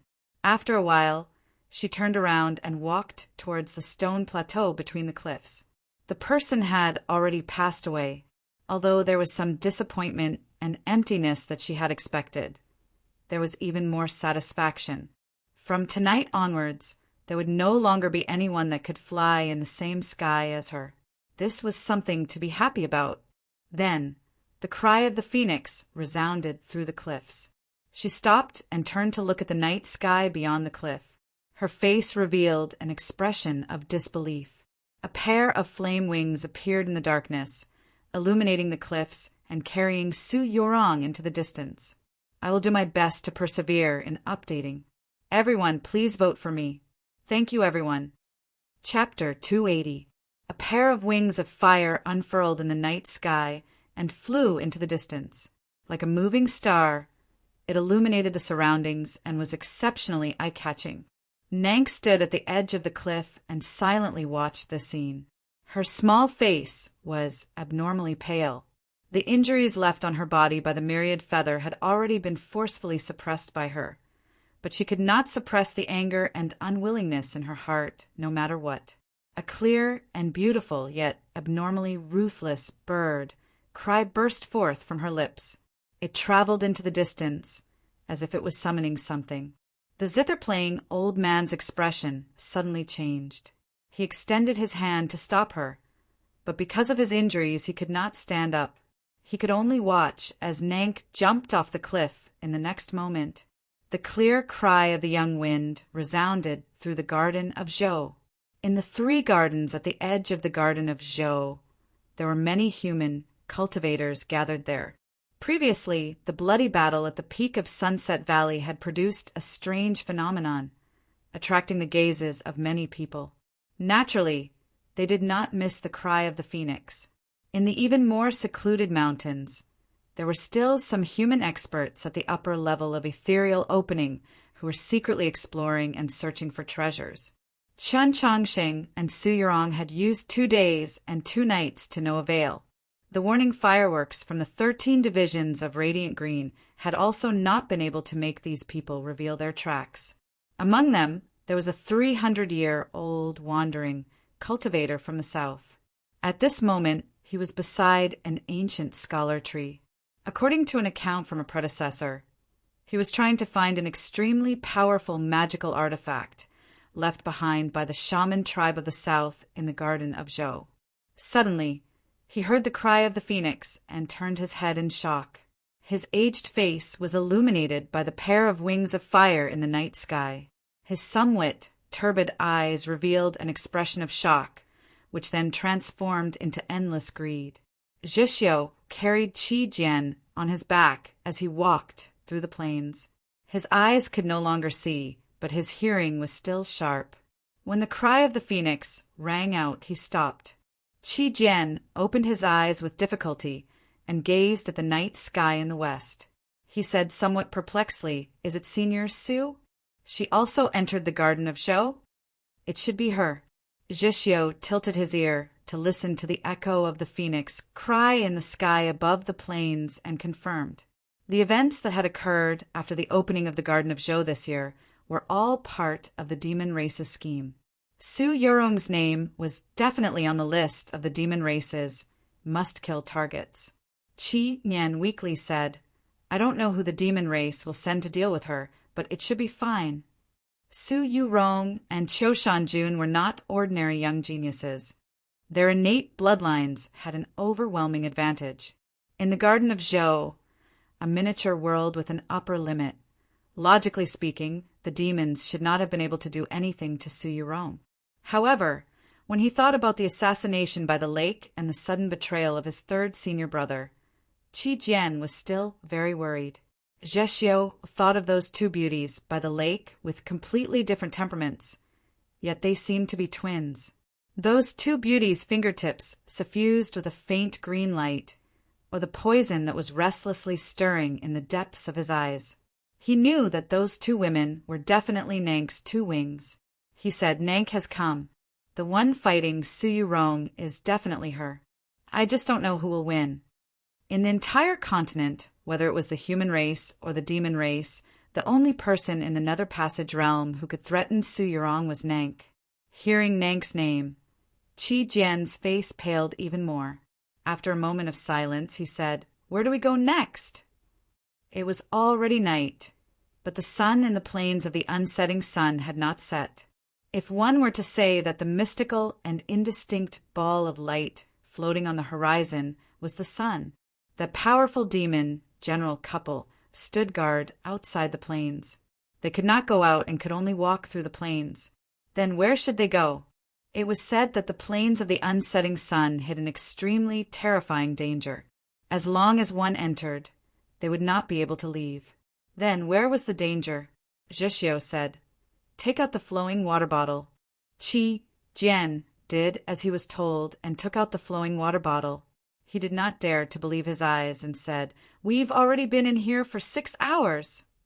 That red, warm, and indistinct sun hung at the edge of the plains, the dividing line between the sky and the earth. It incessantly turned, but the light did not change at all. It was indeed easy to have problems with one's sense of time, but this was not the only reason why Qi Jian was so shocked. Zheshio had suffered very heavy injuries, but his speed had never once decreased. In 6 hours, he could travel at least 100 li. However, they had clearly seen the fire at the peak of Sunset Valley, and the cry of the phoenix seemed to be right next to their ears. When they turned their heads to look, the mountain was still there. They had walked through the plains for 6 hours, but it seemed like they had just entered. Hearing Qi Jian's description, Zheshio lowered his head in silence for a very long time. This legendary grassland finally began to reveal its strange and sinister side to these two youths. Suddenly, there was a rustling sound in the deep grass in front of them, as if some wild beast was currently making its way through it. In the next moment, those sounds completely disappeared, but this did not mean that the danger had left. Qi Jian was somewhat uneasy. He felt that there were many invisible things in the grass watching him. Zheshio lowered his head and turned his face to the side. As he listened to the sounds coming from the grass in front of him, his face became more and more solemn and more unsightly. He had lived on the snowy plains since he was a child and hunted monsters for a living. Naturally, he could clearly hear the sounds of monsters walking, flying low, grinding their sharp teeth, and even the dripping of saliva. Most frightening of all was that in just a few short moments he had heard the sounds of at least 7 different kinds of monsters. Moreover, these monsters were all powerful monsters that were rarely seen on the snowy plains. On the snowy plains he was the hunter, but in the plains of the Garden of Zhou, those monsters seemed to treat him and Qi Jian as prey. This caused him to feel an intense discomfort and anger. Moreover, he was very clear that if he continued to stay like this, it would be a very dangerous matter. He raised his head and gazed into the depths of the plains. His eyes could not see, and his pupils could not focus. They seemed very apathetic, and that bewitching green had already occupied his entire pupils, making them seem abnormally terrifying. Qi Jian leaned on his shoulder and looked at his profile. He subconsciously felt a little cold and fearful, and his body slightly trembled. "Don't be afraid," Zheshio expressionlessly said. As soon as he finished speaking, a series of grinding sounds arose from his body. It was the sound of his bones and muscles grinding against each other and even reassembling. Countless thick and hard wolf bristles grew from his cheeks, and his knees once again strangely bent backwards. His teeth gradually elongated, transforming into incomparably sharp fangs that poked out of his lips. Demi-human transformation. As Zheshio's body changed, his qi also suddenly changed. A cold-blooded and callous aura began to pervade the grass in front of him. In the quiet depths of the grass, there was suddenly another rustling sound. Soon after, there was the sound of footsteps, but there was also a haughty and provocative growl. The monsters of the plains were extremely sensitive to the wolf youth's transformation, so they reacted at the first moment. After Zheshio transformed, his pupils were scarlet red. At this moment, mixed with the poison of the peacock plume, they once again turned into that lemon-like yellow. He clearly could not see anything, but he calmly stared straight ahead, as if he was staring into the eyes of those monsters. "Awoo!" An extremely callous, extremely powerful, and extremely ruthless wolf howl burst forth from his lips, rapidly spreading through the plains. A chilly wind blew through the grass, causing countless branches to fall. One could faintly make out the silhouettes of many monsters.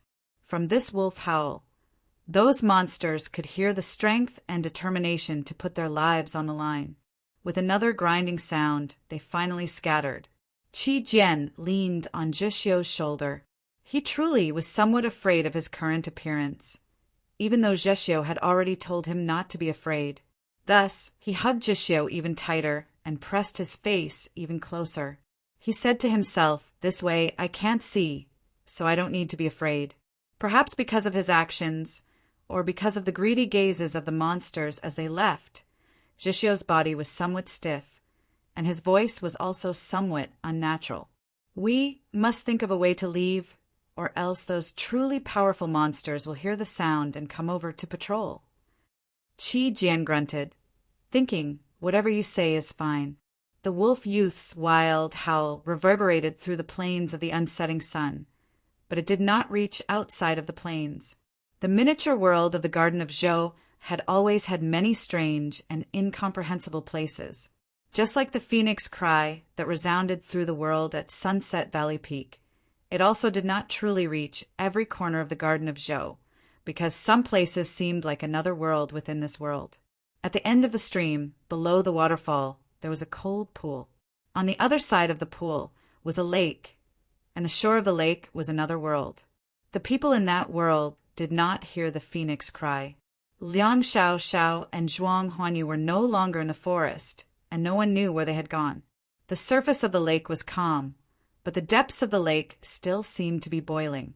Countless fine bubbles shot out from the two wings of light, then quickly disappeared without a trace. Qin Changxing was wrapped up in the wings of light of those two beautiful yet terrifying women, so of course he could not hear the phoenix cry. Moreover, even if the phoenix cry reached his ears, he would not have any reaction. This was because at this moment he was about to be turned into a bright yet lifeless pearl by those wings of light, like a mosquito caught in a spider's web. He could die at any moment, and all his thoughts were focused on finding a way out. Where was the way out? If there really was no way out, then he would have to use his sword to cut open a path. The problem was he no longer had the strength to hold his own dagger, let alone cut open this pair of wings of light.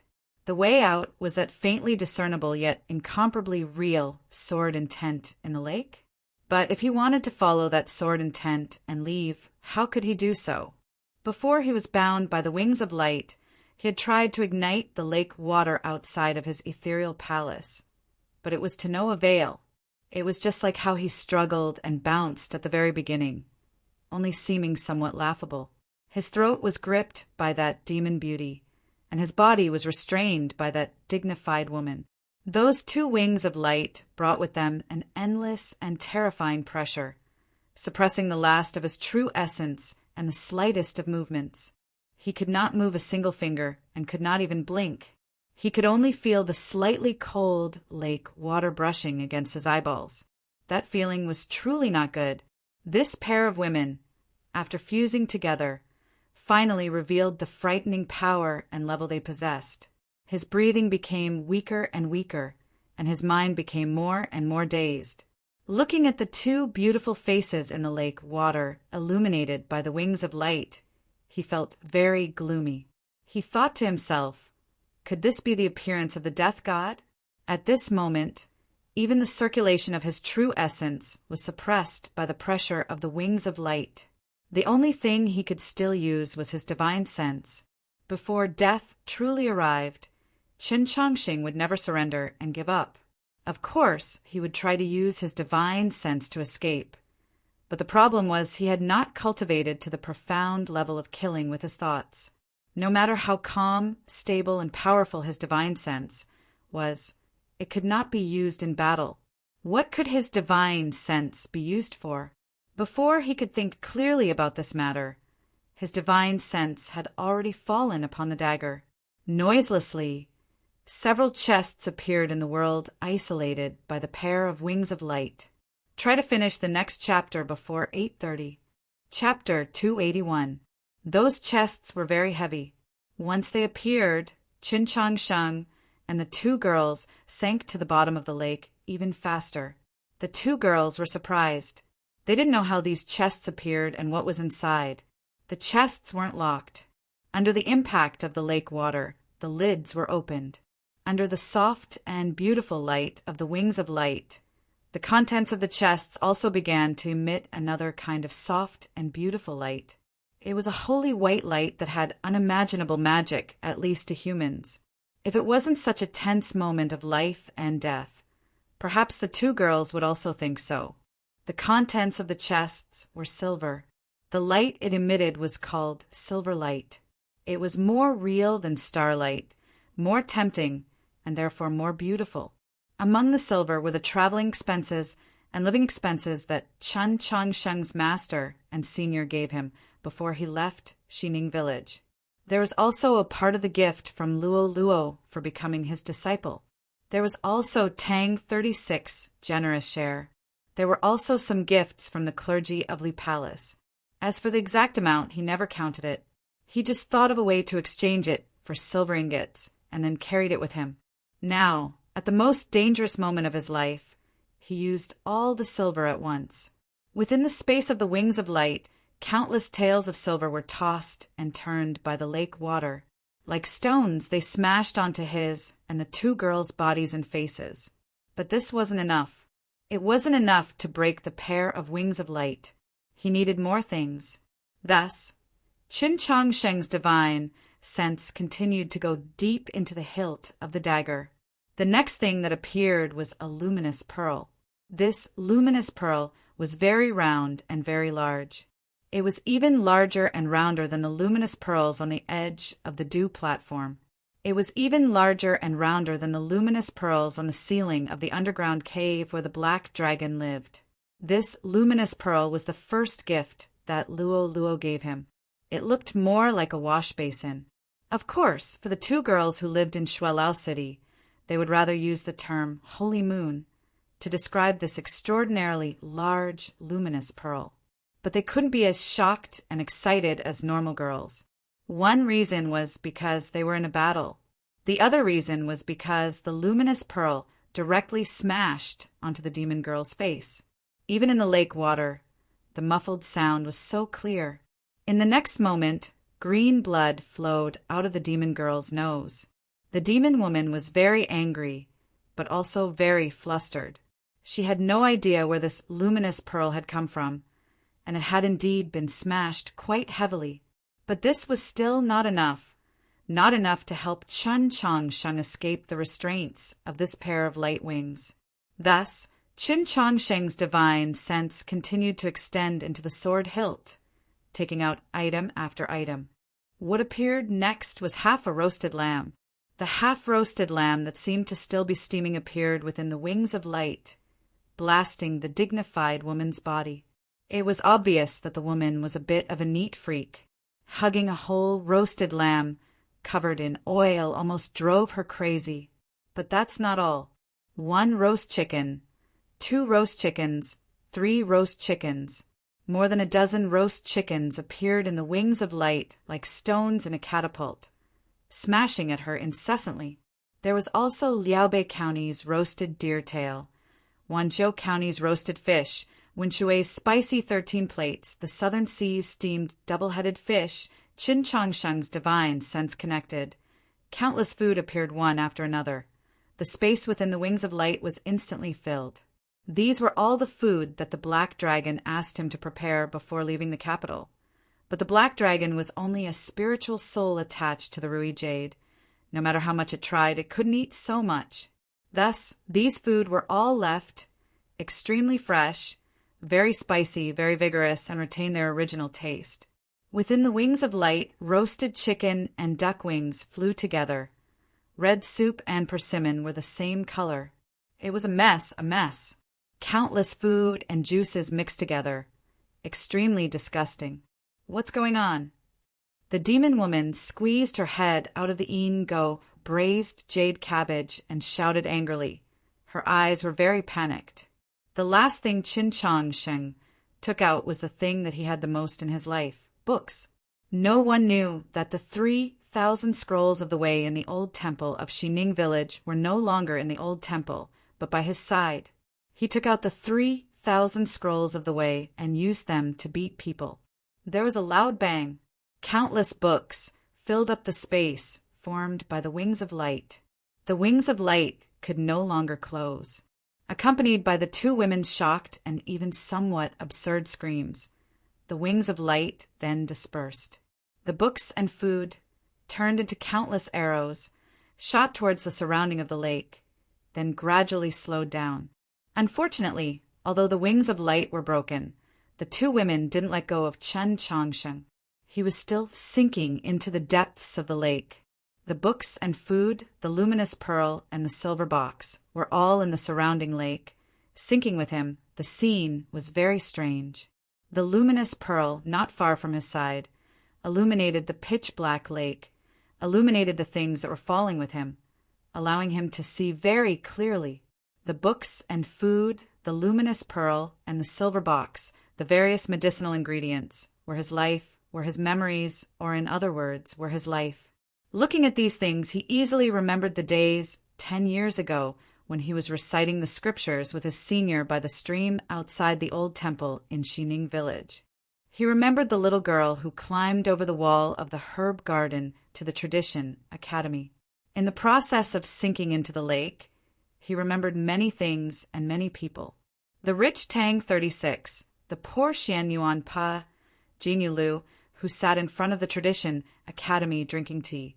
The Pope, Mei Sha, Master, Senior, are you okay? Then he saw a letter and a small toy. This made him remember the white crane. He continued to sink into the depths of the lake. It was getting colder and colder. Death was getting closer and closer. His breath was getting weaker and weaker. Although his eyes were still open, he looked very calm. His eyes were so clean that even in the lake, they still gave people the feeling of a clear lake that could reflect what people were thinking in their hearts. This kind of calmness and cleanliness made the two women feel uneasy like they had never felt before, just like when they saw the indifference between the eyes of the little girl, Nank, on the first day of life. Among the objects that accompanied Qin Changsheng to the bottom of the lake, the brightest was obviously the luminous pearl. They didn't notice that behind the luminous pearl's light there was a metal ball. The lake water gently swayed, and the metal ball slowly fell into his palm. He subconsciously closed his fingers and held it tightly. That extremely faint and faintly discernible sword intent was still at the deepest part of the lake, as if it was calling out to him to cut open that path of survival. But his blood was almost completely drained. His breath was about to disappear. Even if he felt it, what could he do? Even if he gripped the metal ball, he couldn't open the yellow paper umbrella. What could he do? Suddenly, the metal ball in his palm began to violently tremble, then began to spin at high speed. Hua! The scales on the surface of the metal ball split open. Accompanied by the clear sound of metal grinding and the clashing of springs, it instantly blossomed into an umbrella. A burst of water burst out from the depths of the lake. The yellow paper umbrella once again appeared in Qin Changsheng's hand. The two women only noticed it now, but it was already too late. The yellow paper umbrella began to spin at high speed, creating countless splashes of water.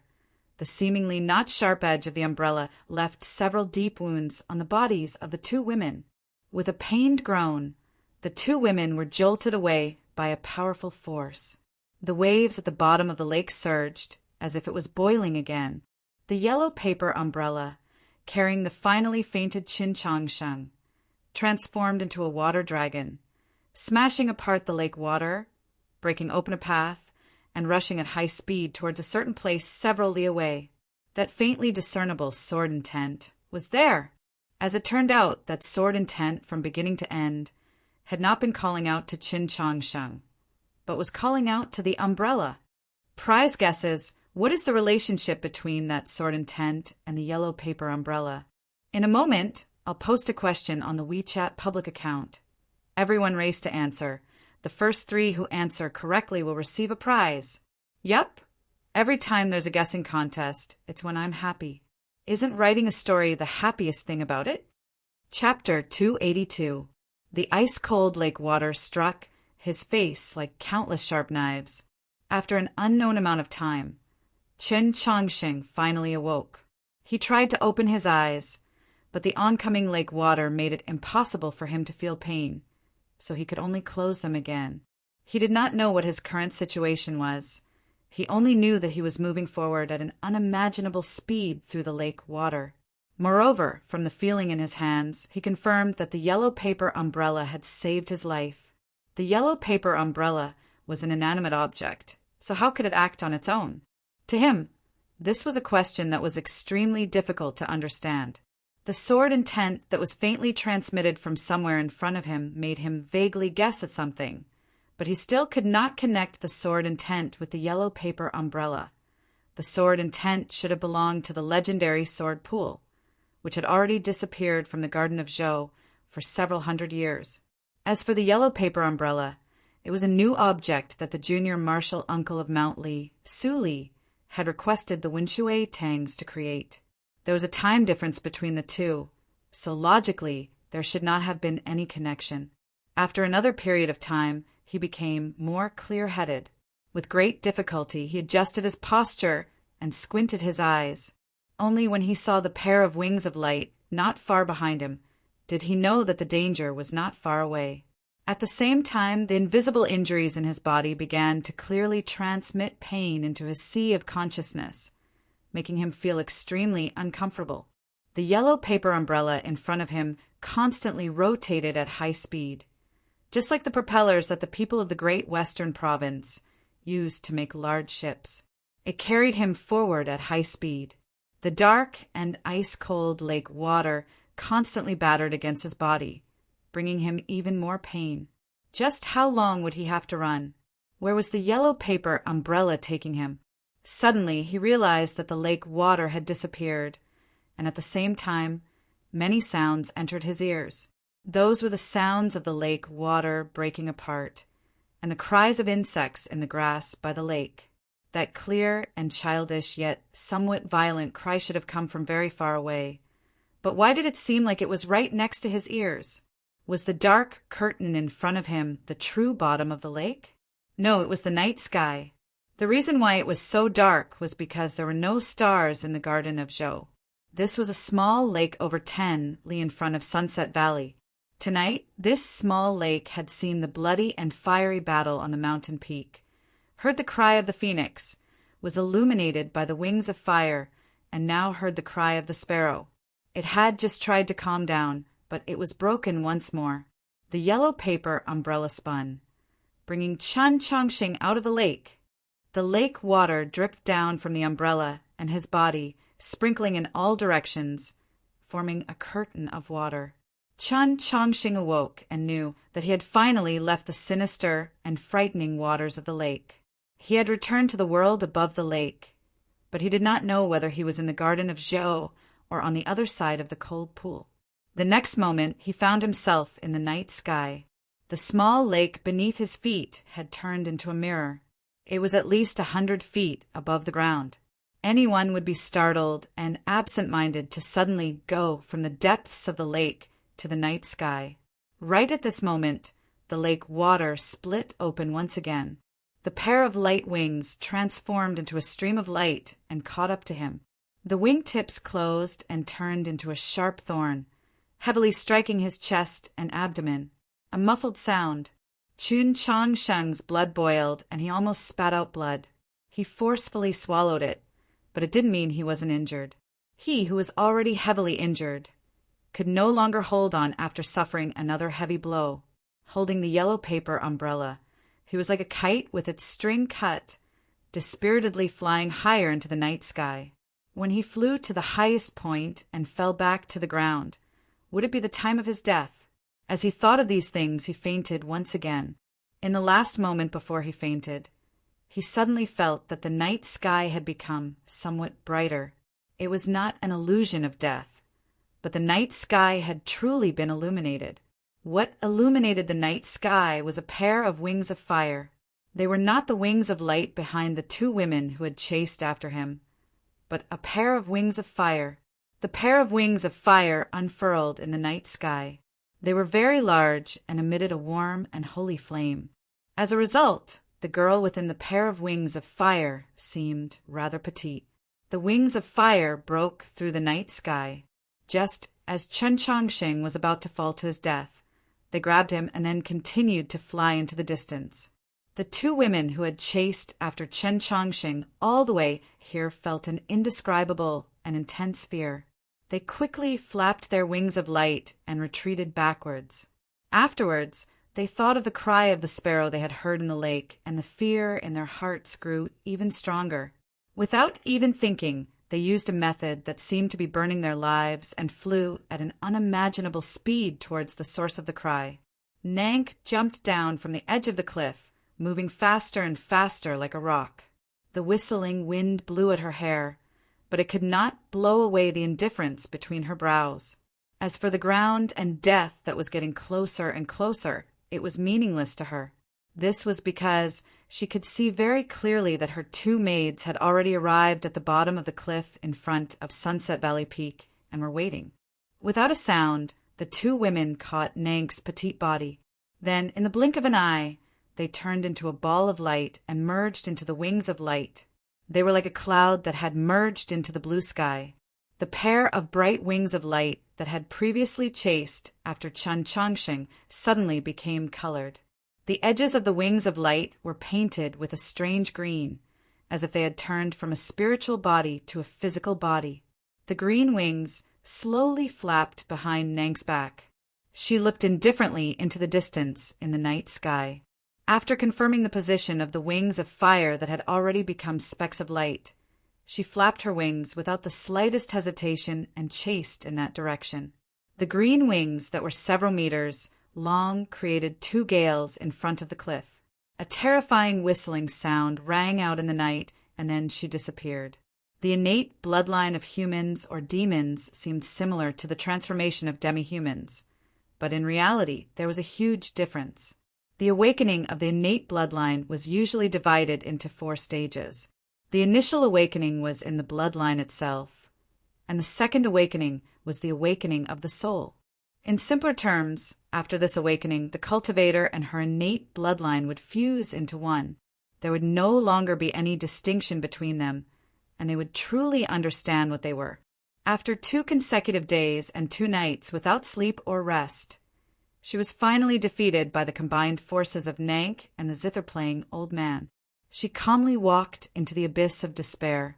Before the great fear of death, Suyurong successfully completed the second awakening. Just like that, the phoenix soul in the deepest part of her body awakened. Her bloodline and her body fused and gave birth to each other. With a single thought of her soul, there would be wings of fire that unfurled in the night sky. However, this did not mean that she suddenly possessed the power to incinerate the entire world. At the moment, she was still heavily injured, and Nank's poisonous blood was still wreaking havoc in her body. This caused her vision to become somewhat blurry, so she did not fly back to the top of the cliff to fight to the death with Nank. Instead, she flew into the distance in the night sky. What she needed the most right now was treatment and combing her feathers.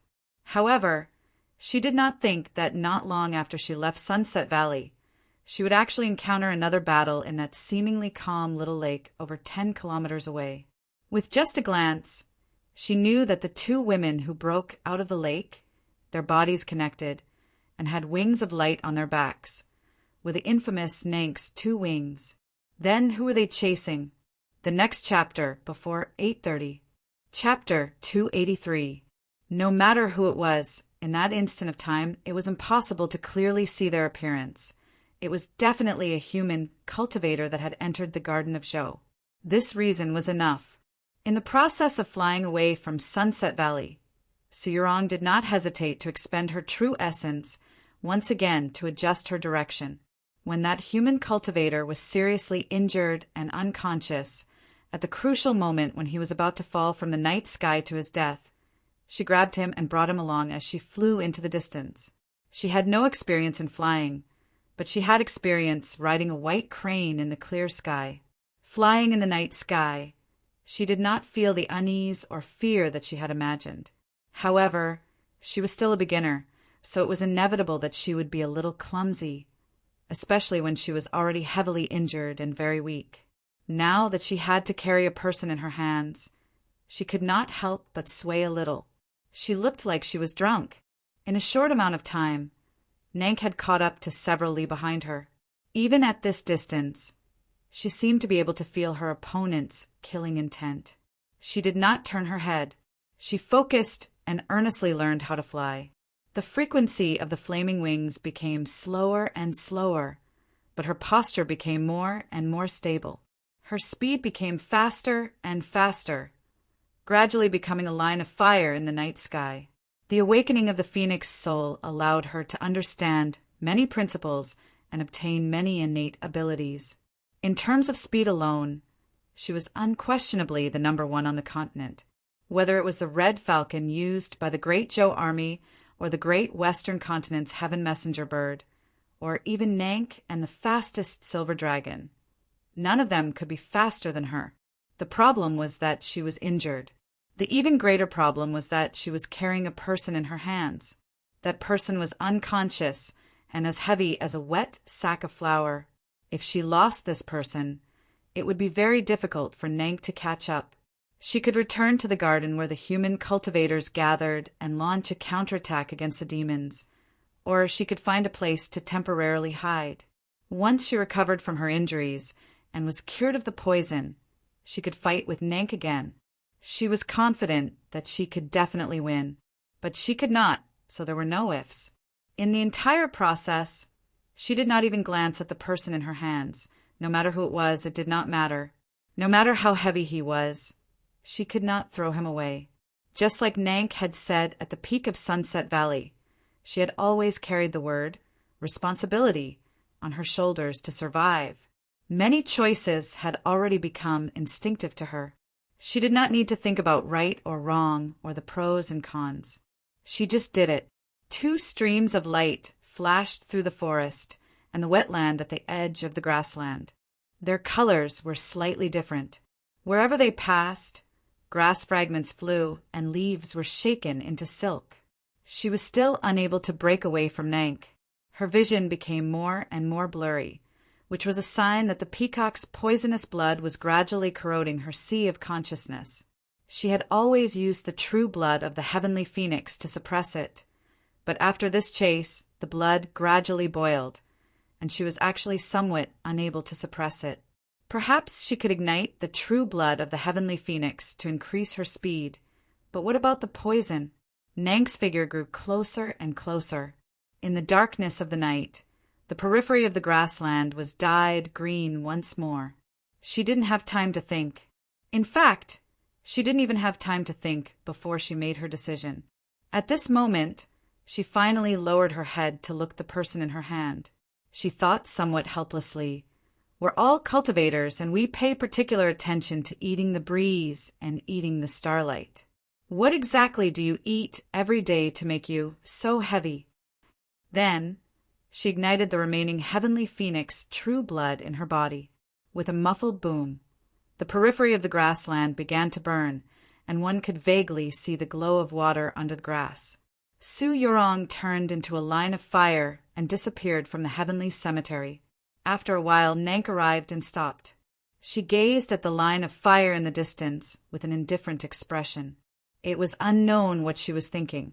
The green feathers of the vermilion bird gently swayed, and a chill spread in all directions. The burning weeds and reeds were gradually extinguished, leaving behind a scorched earth. The speed obtained by the heavenly phoenix, igniting its true blood, was so fast that she had no way of catching up.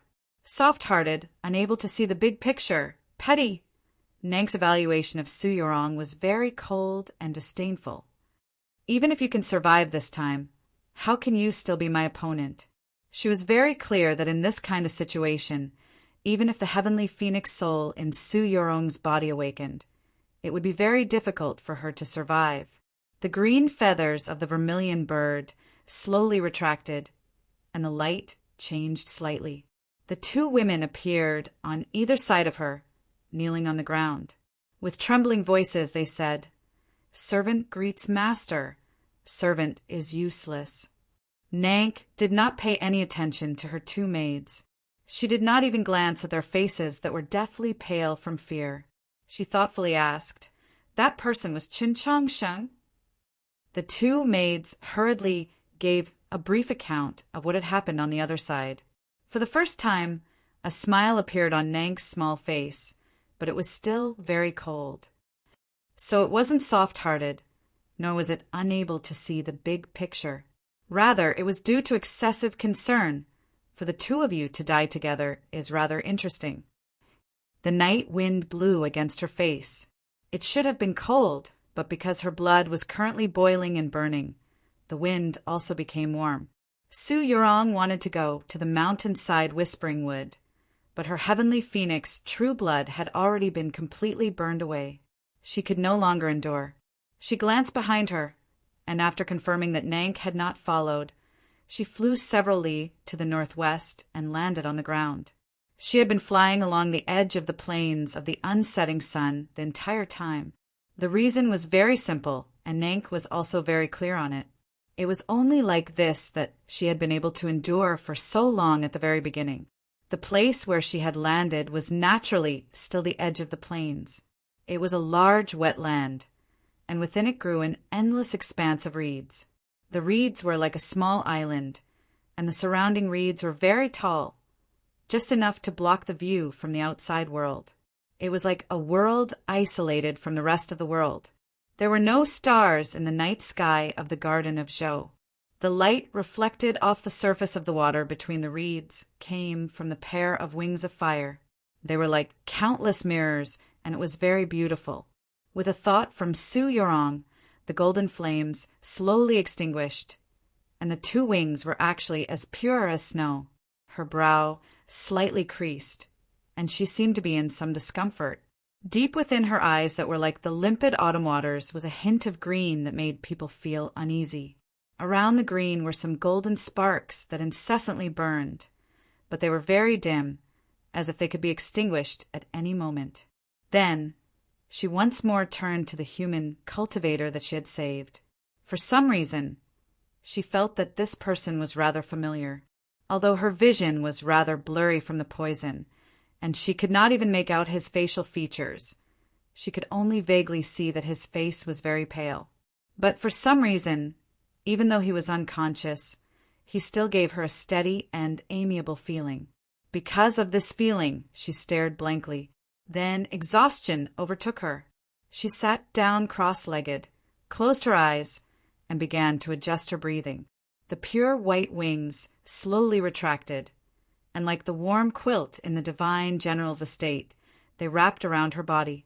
The wings formed a pair. The other pure white wing slowly descended and gently covered Qin Changsheng's body. The first volume coincided with the end of the student's junior year. Chapter 284. It was currently late at night, and the indistinct halo of light still hung over the horizon. As a result, the reeds at the edge also received some light. Su Yorong opened her eyes and woke up. The crystal in her hand had already turned into useless powder. The true essence in her body had recovered a little, but it could only barely suppress the poison in her blood. It could not solve all the problems. With a thought, she retracted her pure white wings. Her fingers touched something, and only then did she remember that she had saved a human cultivator. Her fingers touched the pulse of the human cultivator, and after a while her eyebrows slightly rose. She seemed rather surprised. The amount of true essence in this human cultivator was rather thin, and it was not the result of battle. There seemed to be some problem with his meridians. With this kind of cultivation talent, he was actually able to enter ethereal opening and obtain the qualifications to enter the Garden of Zhou. It could be imagined that this person had to be extremely diligent in his cultivation. It was a pity that this person's luck was too terrible. The Garden of Zhou was so large, yet he had actually encountered Nank's two wings. He was heavily injured, and if he did not receive treatment soon, he would definitely die. Another reason for this person's terrible luck was her current situation. She had used up all her true essence and lost a lot of blood. It was simply impossible for her to use the sacred light technique to treat him. She stood up and shook her head at the depths of the plain, then turned around and looked in the opposite direction. She saw that on the other side of the reeds, not far away was dry land, and a little further away was a forest. She could faintly make out a cliff. If she followed this cliff, she should be able to walk into a garden where human cultivators gathered. She still remembered that there were many caves in that cliff. Looking at the dense forest on the other side of the reeds, she said nothing. Yes, she only remembered, but she could not see clearly. Right now, her vision was still a blur. She felt that that person was too miserable, but her own situation was even worse. In order to escape Nank's pursuit, she had burned too much of the heavenly phoenix's true blood. The poison in her blood had already begun to spread, and her vision and 5 senses had all been greatly damaged. If she could not leave the Garden of Zhou in time, she really would die here. At the peak of Sunset Valley, the phoenix's soul had awakened, but what was the point? Without a fleshly body, no matter how strong the soul was, what use was it? Without a wick, how could a flame exist? Would she die here? The gentle breeze of the plain blew over, and the temperature was lowered by the water beneath the weeds and reeds. It was somewhat chilly. Her expression was still calm, but her hands were trembling slightly, as if she wanted to catch the wind but couldn't. She calmly gazed at the mountains of the Garden of Zhou. Slowly, for some reason, she suddenly became angry. Yesterday, before leaving the mountainside Whispering Wood for the last time, she had heard from her senior sister from Holy Maiden Peak that Qin Changsheng and the Wolf Tribe youth had quietly left. From the looks of it, they were heading upstream. As the next Holy Maiden of the South, she knew many secrets. Although she was not certain, she was certain that the entrance to the sword pool was somewhere upstream of that stream. Qin Changsheng's destination was the sword pool, the upper reaches of the stream, the summit of Sunset Valley, and this patch of reeds were separated by several hundred li. Even if Qin Changsheng and Zhexiu could fly, they would still not be able to reach this place. That was why she was angry now. She had never hidden her feelings towards Qin Changsheng. She had never liked this fiancé that she had never met. But there's a marriage contract between her and that person after all. Therefore, she naturally had some guesses and even hopes for him. She had hopes, but now she was disappointed. She gazed at the mountains of the Garden of Zhou, gazed at the distant upper reaches of the stream, and felt an indescribable anger towards that fellow. He doesn't even have the slightest sense of the overall situation. He only knows how to save people and treat the injured. Could it be that he can't see that this is a demon plot? His way of doing things is so petty. It really is infuriating. The chaos in the Garden of Zhou was definitely related to the demons. She had thought of this point, which was why she had walked the lonely mountain path of Sunset Valley last night. If Qin Changsheng and Zhexiu had the same idea as her and worked together, then with the addition of Liang Xiaoxiao and Qi Jian, the 2 members of the Divine State 7 Laws, they would definitely be able to destroy the demon plot. However, Qin Changsheng had gone to find the sword pool, so she had made this evaluation. She did not remember that at the summit of Sunset Valley, Nank had also made this evaluation of him. Shuang really wasn't wrong. On the surface, he seems honest, kind, and benevolent, but at the crucial moment, you can see that his bones are filled with indifference and selfishness. At this moment, he still feels that the sword pool is more important than anything else. Only, why would that guy be the same as me, running around in the Garden of Zhou for 2 nights, not hesitating to save so many people? Su Yurong creased her brow and thought for a while. Finally, she came up with an answer. Qin Changsheng had done those things on purpose, to save those people for her to see. He wants to use this kind of method to obtain my good impression? He really is a hypocritical guy. Her mood was somewhat strange.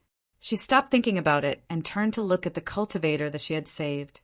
Because her vision was blurry, she had to lower her head and get extremely close. Only then was she able to see that person's face a little more clearly.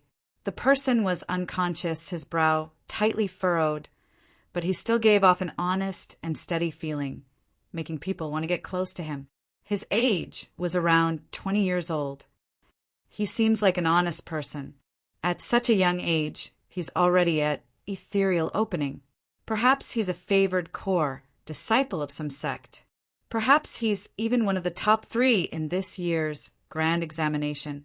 It's a pity that his corpse will be exposed in the wilderness. She confirmed that she had no way of saving this person and couldn't help but feel a little regretful. She shook her head with a little pity, then extended her hand and felt around the person's body, hoping to find something that could prove his identity.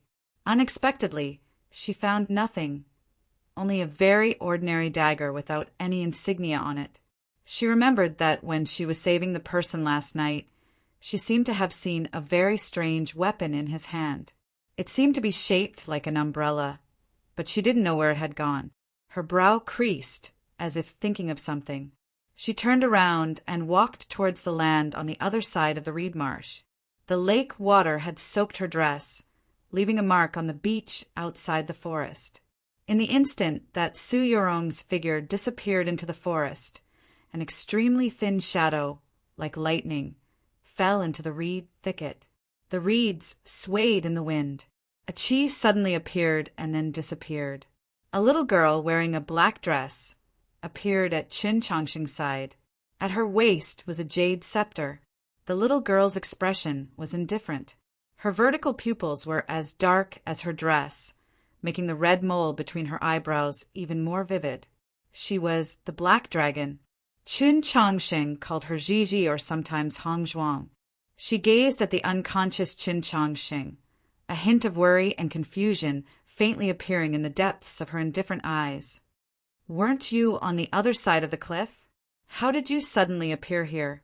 As a noble and powerful black frost dragon, even if she was just a strand of her soul, she only needed a glance to see that Qin Changxing's body was already riddled with holes. Only then did she know that he had suffered such heavy injuries. If no one saved him, he would assuredly die.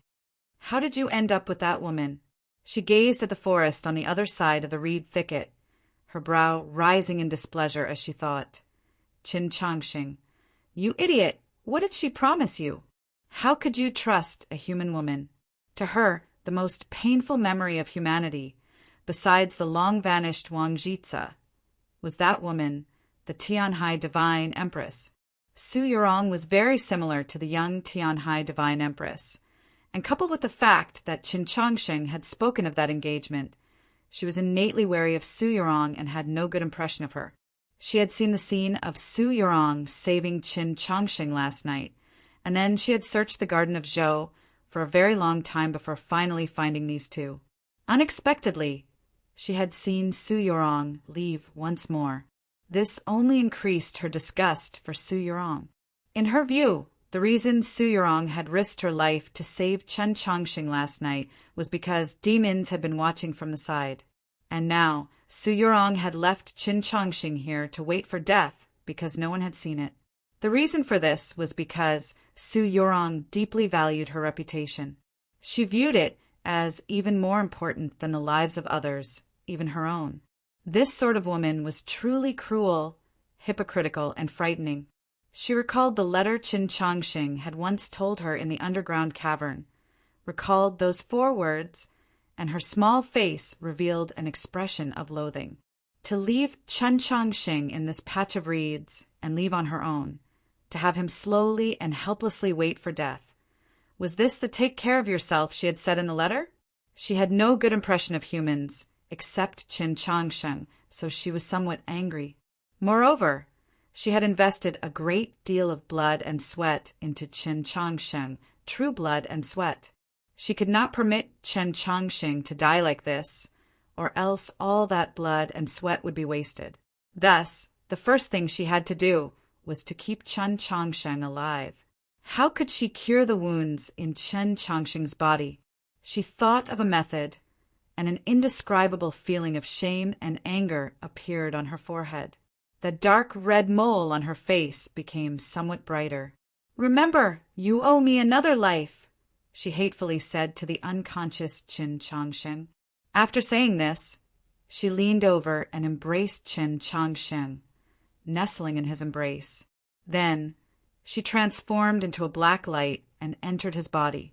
A chi of utmost cold and purity was released from Qin Changxing's chest, and then it gradually retreated back into his body. There were many tiny wounds on the surface of Qin Changxing's internal organs, and they were constantly bleeding. They were frozen by this extremely cold chi, and the bleeding gradually stopped. At the same time, his blood flow and breathing began to slow. A thin layer of frost formed on the surface of the water in the reeds. A layer of frost also formed on Qin Changxing's forehead. At the same time, a jade rui appeared on his wrist. After a while, the sound of splashing water could be heard. Su Yurong walked out of the forest, holding her dress. She walked back into the reeds, but it was unknown what she had just gone to do. Seeing the layer of frost on Chen Chongqing's forehead and sensing that the environment was slightly colder than before, she slightly raised her eyebrows. She felt that something had happened, but around the reeds there was clearly nothing. She took out the faded star plate, and her fingers seemed to carelessly fiddle with it a few times. The faded star plate did not give any instructions. Those lines were extremely messy and chaotic, just like the starless night sky of the Garden of Zhou. Nothing could be seen. Her injuries were too heavy, and she could not walk back to the garden where the human cultivators gathered. So where should she go next?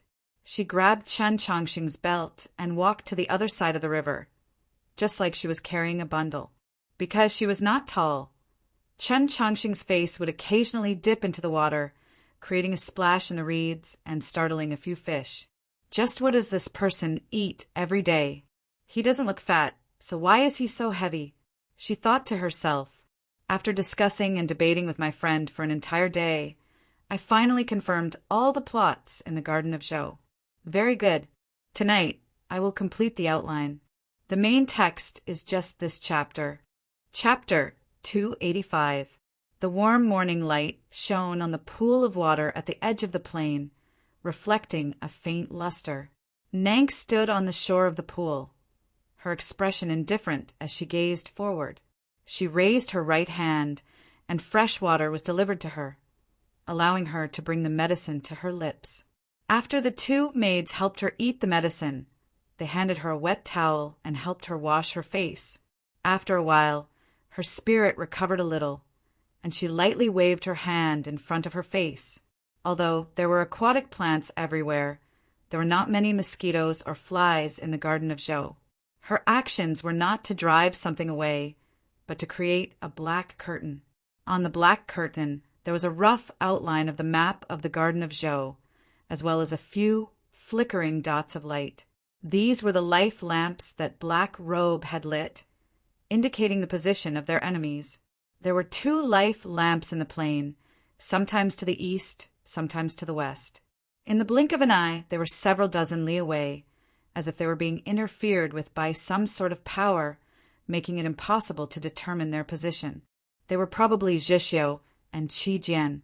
They were already deep in the plain, and logically speaking, they had no chance of survival, so Nank was not worried.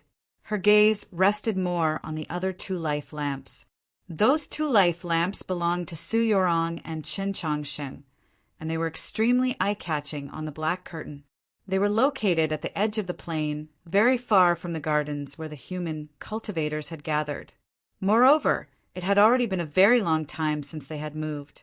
This seemed to indicate that the 2 of them no longer had the strength to escape, and it was probably not long before she completed the mission that Black Robe had given her. At some point, the zither-playing old man had arrived from the peak of Vale Valley and met up with Nank and her 2 maids. Seeing the life lamps on the black curtain, he was not as confident and composed as Nank and was rather worried. Su Yurong and Chen Chongqing are both heavily injured, so they should not be able to walk back to those gardens.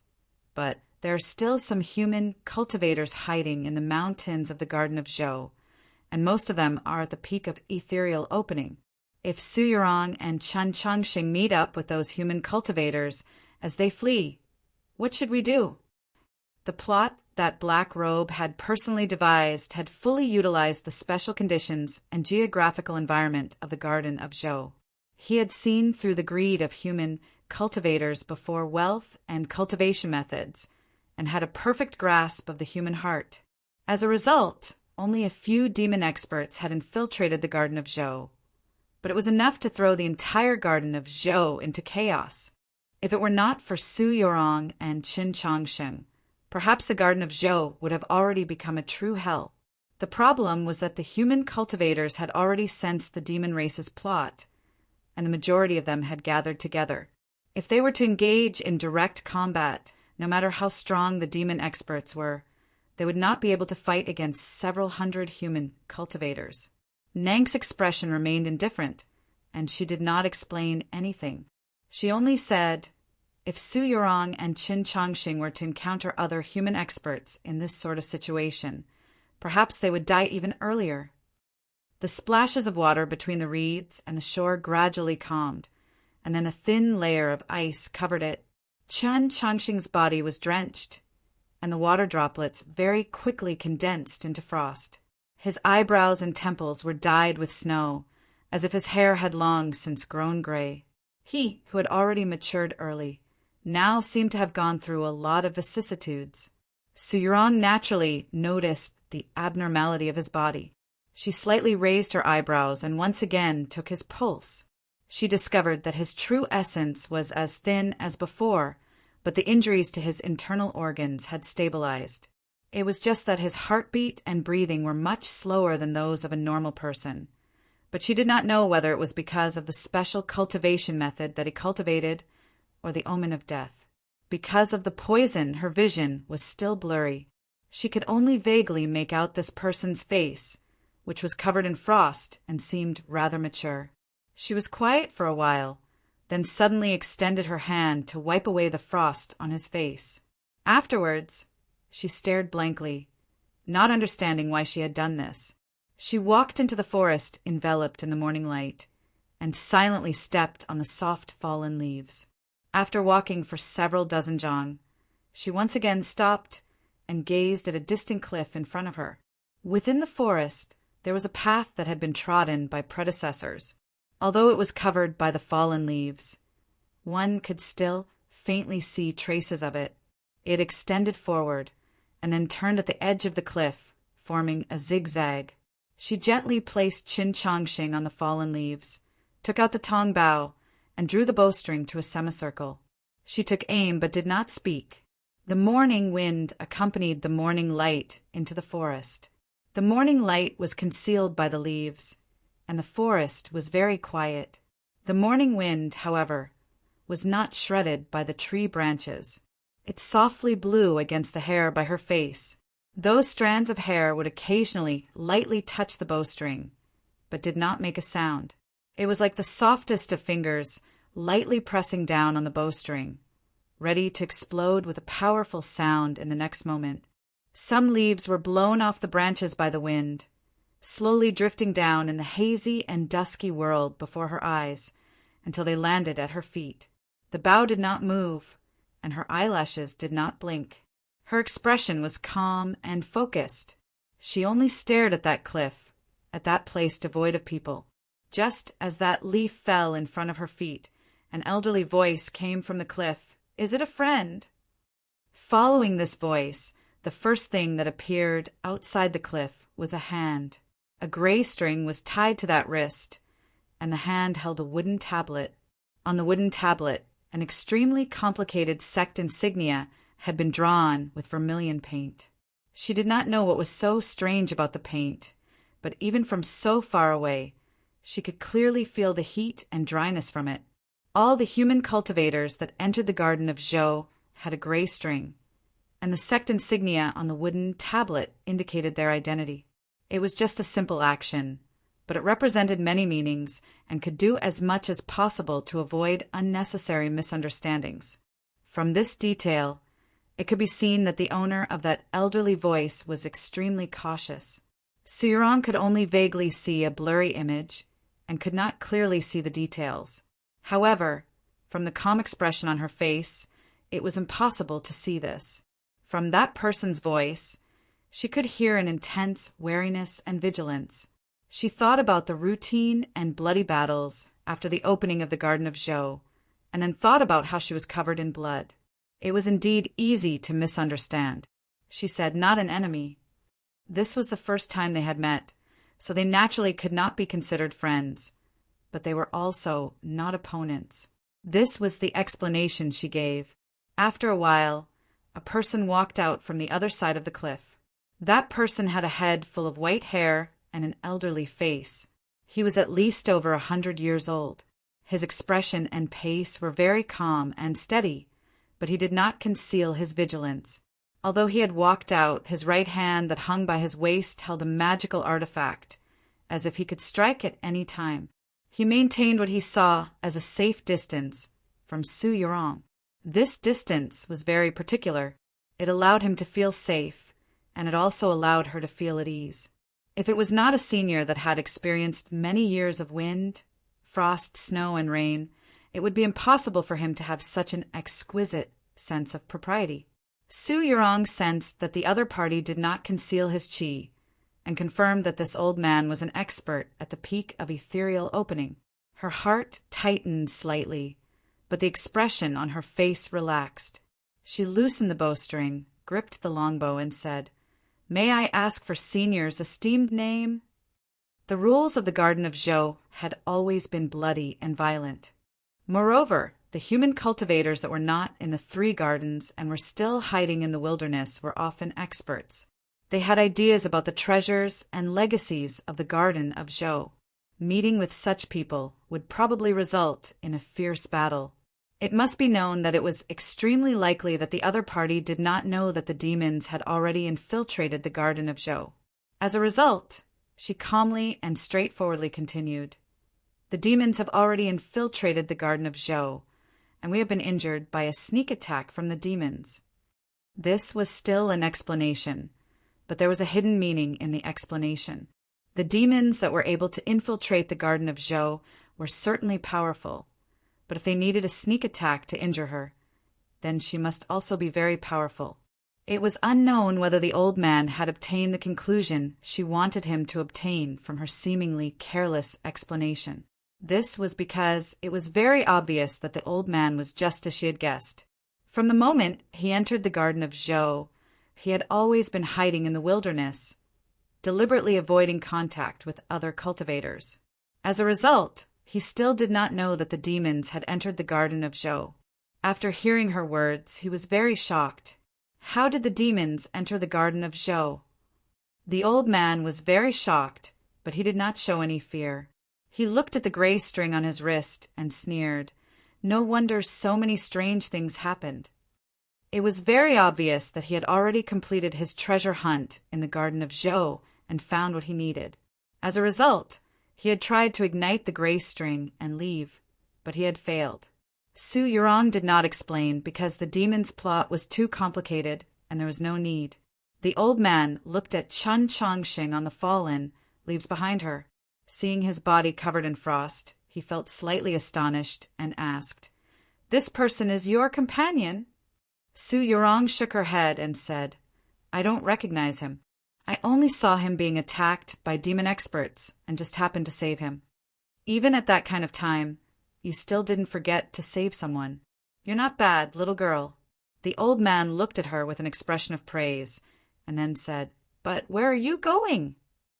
Su Yurong said, "The human cultivators are currently gathered in 3 gardens. I was originally prepared to bring this fellow cultivator over, but because I was injured, I couldn't go very fast. It would take at least half a day, and I was worried that the demons would catch up. I didn't want to meet Senior, so I'd like to trouble Senior to notify other fellow cultivators to come and receive us." The old man showed an expression of disapproval and said, "We can travel together. I'll send you over. How can I let you stay here and risk your lives?" Su Yurong said, "The demon experts that have infiltrated the Garden of Zhou are very strong. If Senior wants to take care of the 2 of us, I'm afraid." Her words had an endless meaning, but they were good intentions. The old man smiled and said, "If we were outside the Garden of Zhou, we might have to be a little more careful. But in the Garden of Zhou, I actually want to meet those demon experts that you speak of." His smile was very free and easy, his expression calm and at ease, and his eyes warm and bright. When he said those words, he seemed extremely confident. An expert at the peak of ethereal opening should be an invincible existence in the Garden of Zhou. The old man's confidence naturally had its reasons. For some reason, Su Yurong did not tell him that the demon experts that had infiltrated the Garden of Zhou were even more terrifying than normal peak ethereal opening experts. Not to mention that there was a terrifying existence like Nank. She revealed an expression of curiosity and respect and asked, "May I ask who Senior is?" The old man said, "My surname is Bai and my name is Hai. I've cultivated in the Setting Sun sect for over 200 years. I very rarely leave the sect to travel, so I presume that you don't know me." Su Yurong was slightly startled, as if she was somewhat at a loss about this name. In reality, she felt rather cold. The next chapter was around 10 o'clock. Chapter 286. The Setting Sun Sect was an extremely special sect on the continent. It did not belong to either the north or south branches of the orthodoxy. This was because the cultivation method of this sect did not use starlight as its foundation, but rather used earthly fire as its source of energy. The mountain gate of this sect was located next to a remote volcano in the western Antarctic. The cultivators of the sect rarely appeared in the world, but who would have thought that this year, when the Garden of Zhou opened, there would actually be people from this sect? If it was a normal cultivator, they would have probably never heard of the Setting Sun sect, as the old man had said. But she was no ordinary cultivator. As the next holy maiden of the south, whether it was in the capital of the great Zhou dynasty or later in the South Stream Temple, besides cultivating and comprehending the heavenly tomes, she also had to learn about the various sects of the continent, so she knew about the Setting Sun sect. She also knew that this old man named Bai Hai was an elder of the Setting Sun sect. He was powerful, but his temperament was cold and bloodthirsty. So it's a senior from the Setting Sun sect. Her voice paused in the middle, as if she was a disciple of an ordinary sect who didn't know of the Setting Sun sect. She repeated herself out of courtesy. The Setting Sun sect elder, Bai Hai, looked at her with interest and asked, "Which sect are you from?" Su Yurong bowed, her expression respectful as she replied, "Junior is an elf and does not belong to any sect." Bai Hai's expression was a little strange, apparently not expecting this girl to be an elf. Then he said, "Let's go." After saying this, he walked toward Su Yurong, very naturally, as if he was going to help her lift up Qin Changsheng, who was lying among the fallen leaves. "Yes, senior." After saying this, Su Yurong picked Qin Changsheng up from the fallen leaves and walked towards the other side. Her actions were very natural, like a well-behaved young girl obeying her senior's orders. No matter if it was her or Bai Hai, neither of them noticed that Qin Changsheng's eyelids slightly trembled, as if he was about to wake up, but ultimately didn't. There was a rustling sound on the fallen leaves. It was the sound of the soles of the shoes. Every sound meant that the distance between them was shortened. Bai Hai suddenly stopped and indifferently said, "You've suffered such heavy injuries. Give this fellow Taoist to me." Su Yurong replied with a calm expression, "Thank you for your kindness, senior. My injuries aren't serious, and I can still hold on, so there's no need." At this moment, the two of them were still separated by more than 100 feet, but no one took another step forward. The sound of the falling leaves no longer rang out, and the forest became incomparably quiet once more. One could even say that it was dead silent. After a long time, another sigh sounded in the forest. Bai Hai had a regretful expression as he looked at her and sighed. "From the moment we met until now, there are no loopholes at all. It's perfect." Su Yurong looked at him and said calmly, "You too." It was very clear that she no longer called him senior, and the word "you" had also changed back to "you." Bai Hai slightly raised his eyebrows, somewhat puzzled, as he asked, "Previously, from a distance of over 1,000 feet, you could have drawn your bow and shot me. So why didn't you? Don't say you didn't see through me then." Very naturally, he no longer considered himself as a senior, and the word "you" became a respectful "you." Su Yurong did not explain. This was because she did not want her opponent to know that her true essence had been exhausted, and that she was unable to guarantee that the Wu arrow could kill a peak ethereal opening expert from a distance. If they were any closer, just like now, as long as the other party took one more step forward, she would have tried to shoot him dead. Unfortunately, the other party didn't. Therefore, she was actually feeling very regretful at this time. Bai Hai looked at her and asked, "Your Highness had long since seen through my intentions?" Su Yurong's silence was a tacit admission. Bai Hai asked why. "I believe that my acting was very good." Su Yorong's answer was very simple. Intuition. Bai Hai was very moved. He sighed. This is probably the legendary innate talent. After saying these words, he sent a palm flying through the air towards Su Yorong's face. A dark red flame appeared at the edge of his palm. As the palm moved forward, it transformed into dozens of palms, enveloping Su Yorong from all directions. The sky within the forest turned a dark red. These dark red flames seemed to be slightly heavier than normal flames, as if they possessed some sort of substance. It was like the seemingly dark underground, but incomparably hot magma. The green leaves on the branches suddenly curled. The bark began to crack, and the temperature abruptly rose. In the next moment, these dark red flames would engulf Su Yorong and Chen Chongqing within. At the same time that Bai Hai sent out his palm, Su Yorong's right foot stomped on the ground. With a light paw, the fallen leaves around her and Chen Chongqing jolted up from the ground and danced in the air. The fallen leaves were unable to block the tens of thousands of palm silhouettes of dark red flames. With a boom, they immediately began to burn, transforming into a violent sea of fire. It was precisely this sea of fire that blocked Bai Hai's line of sight and the killing intent contained within the tens of thousands of palm silhouettes. This was the principle of using fire to counter fire. Borrowing the cover of the violent burning sea of fire, Su Yorong carried Chen Chongqing, transformed into a blur, and flashed into the cliff outside of the forest. That was the only place that Bai Hai's palm of fire couldn't cover, and it was also a place that she had long since set her sights on. If the cliff was a physical object, it naturally couldn't be entered, but that cliff had a cave. Before this conversation that was filled with hidden killing intent, she had already discovered this cave, and at the same time made calculations. If she couldn't seize the initiative in this battle, she had also prepared an escape route for herself. This cave was the escape route, but there was no escape route. The sea of fire within the forest was slightly disturbed. Bai Hai broke through the air, his expression solemn, and once again made his move. Tens of thousands of palm silhouettes of dark red flames suddenly condensed into a perfectly straight line of fire, directly exploding towards Su Yorong's back within the cave. This elder of the setting sun sect knew what kind of person the girl he wanted to kill today was, so he didn't dare to hold back at all, nor did he leave himself any path of retreat. His first move was his most powerful setting sun palm, and he even used the entirety of his cultivation in this attack.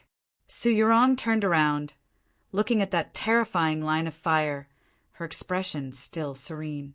With a flip of her wrist, she stabbed the tong bough into the ground. The ground within the cave was very hard. With a crisp crack, the stone surface cracked inch by inch, and the bottom of the tong bough pierced deep into the ground, even higher than her person. In an instant, countless branches sprouted from the tong bough, and countless green leaves sprouted from the tips. In the space deformed by the line of fire, they faintly swayed, bringing with them an extremely fresh and clean qi that filled the entire cave. This process was very difficult to describe with words. A long period of time condensed into a fragment of time.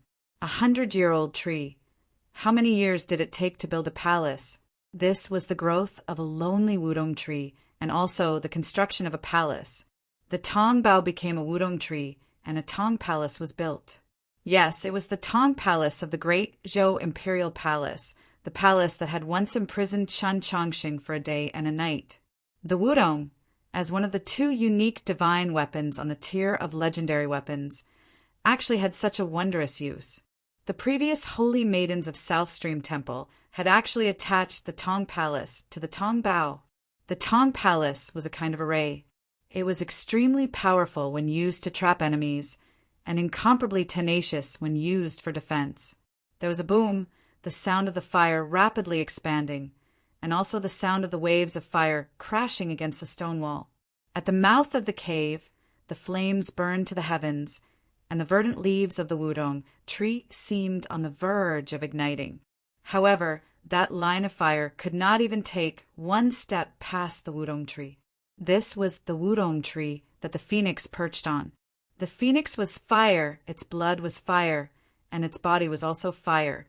It had accompanied it for countless years, and the wudong tree was filled with fire essence and fire intent. So how could it be afraid of fire, let alone the flames of the setting sun palm? Even if this longbow was thrown into the setting sun's sex stream of earth fire, it would not be damaged in the slightest. The green branches stretched out, separating the cave into two worlds, blocking the blazing earth fire, and Bai Hai outside.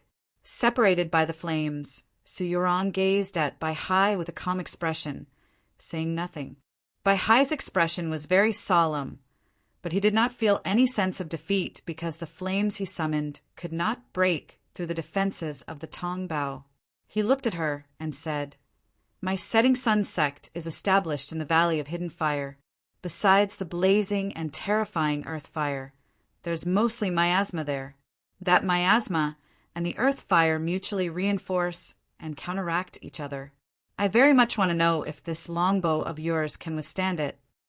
Saying this, he put away the setting sun palm and walked up to the wudong tree. Without hesitation, he once more slapped down with his palm. This time, there was no blazing flame, only a faint and bizarre qi, accompanied by countless specks of dust that sprayed out from his palm and landed on the trunk and leaves of the wudong tree. In an instant, the verdant wudong tree seemed to have stopped in the sand-filled north for several years. It was covered in a thick layer of dust, no longer exuding its former vitality. This dust was composed of extremely fine specks of dust. Each speck of dust was the essence of the fire miasma that Bai Hai had collected over the centuries of breathing in the Valley of Hidden Fire. The gradual dimming of the exterior was not important. What was frightening was that these specks of dust were constantly corroding the Tong Bao's body. On the verdant leaves of the wudong tree, many tiny specks of gray had already appeared, and these specks were still expanding at a visible rate. Many terrifying cracks had also appeared on the bark of the tree, and they were still constantly deepening. In normal times, Su Yurong could rely on her boundless true essence to keep the Tong Bao untouched by the dust, let alone her true phoenix blood. How could it be contaminated by a trifling miasma? But now, she could only rely on the Tong Bao itself to resist the poisonous miasma that came from the depths of the ravine. How long could the Tong Bao last, separated by the leaves of the wudong tree? She looked at the elder of the setting sun sect and calmly asked, "Why are you doing this?" Bai Hai replied, "Everyone who enters the garden of Zhou does so for the sake of profit, and I am naturally no exception." Su Yurong said, "Are you sure that the profit you can obtain from me is greater than the risk?" Bai Hai smiled. "I am very sure." Su Yurong indifferently said, "I can give you endless benefits that you cannot even imagine." In the current continent, there were many cultivation sects, each with its own precious secrets, and a strange sect like the Setting Sun sect was even more so. However, she definitely had the qualifications to say such words, and the other party had no choice but to believe her. Bai Hai replied, "To obtain the gratitude of both Holy Maiden Peak and the great Zhou dynasty is naturally hard to come by. Alas, if I did not force you into your current desperate situation, how could I obtain such benefits?" Su Yurong asked, "You've always known who I am?" "Yes, Your Excellency, the Holy Maiden. Did I say it wrong? I heard that all the sects of Holy Maiden Peak, whether it's the disciples of the Gentle Stream Monastery or the South Stream Temple, all address you this way." Bai Hai smiled at her. "Last night, under Sunset Valley, I saw your distinguished self unfurl your wings of fire." Su Yurong replied, "You know who I am, yet you still dare to disrespect me? You've already cultivated for more than 200 years.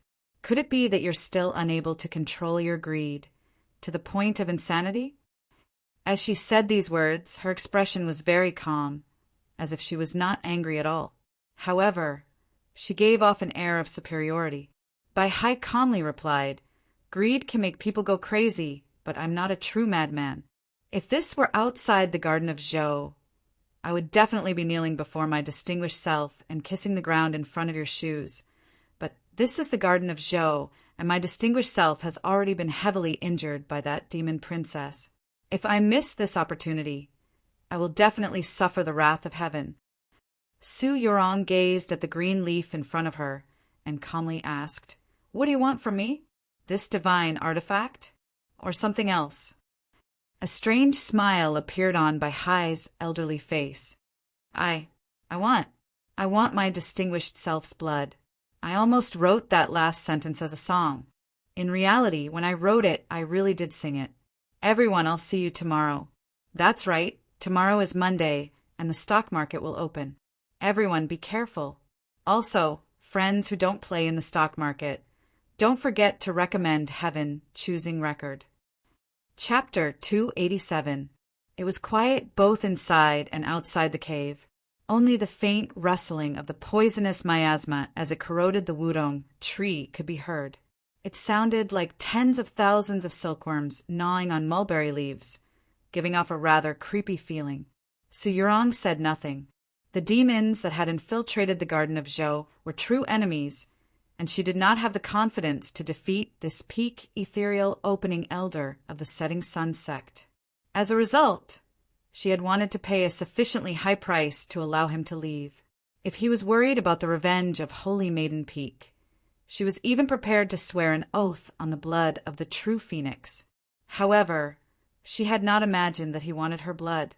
Whether it was in the scrolls of the Li Palace or in the information from Holy Maiden Peak, both the north and south of the orthodoxy had evaluated this Setting Sun sect elder as callous and bloodthirsty. However, the word bloodthirsty here referred to his personality and did not mean that he was like those perverted demons who enjoyed eating human flesh and drinking human blood. Otherwise, the Li Palace and Holy Maiden Peak would not have needed to act. The Mount Li Sword sect would have killed him long ago. She was somewhat confused, but then she remembered that the cultivation method of the Setting Sun sect was related to the earth fire, and she roughly understood. If the other party wanted his true phoenix blood, then he would naturally not allow him to continue living. Before I began cultivating, I was a scholar in the south.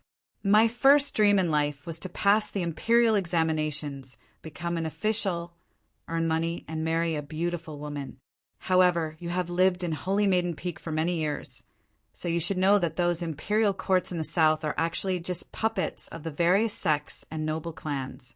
Even if you become a prime minister, you're still just a dog that those cultivators order around. Bai Hai thought of the events of many years ago and sighed ruefully. After drifting through the seas of officialdom for many years, I finally understood this principle, so I wanted to cultivate. Unfortunately, I was already old, and it was very difficult to cultivate the techniques of the orthodox schools of cultivation to their pinnacle. As a result, I took an unconventional path and entered the Setting Sun sect as a disciple. Speaking of which, I was lucky. My knowledge and accomplishments were extremely high, and my abilities in the Tao were also extremely strong. In only 20 years, I managed to cultivate to ethereal opening. As the poisonous miasma slowly corroded the wudong tree, he and Su Yurong stood inside and outside the cave. They were very close, but they were unable to touch. As a result, he had the time to properly reflect on the past, which could also be considered as an explanation to her. "But this is it," he said somewhat sorrowfully. "I have no way to advance any further. The following 100 years of cultivation were all a waste of my life. I am very unwilling to accept this. I clearly have enough wisdom and experience, and my diligence is not inferior to anyone else's. Why is it that I am still unable to break through to the ethereal opening realm? Is it because his bloodline talent is very ordinary?" At this point, he looked at Su Yurong, who was behind the tree, and did not hide the jealousy and anger in his eyes at all.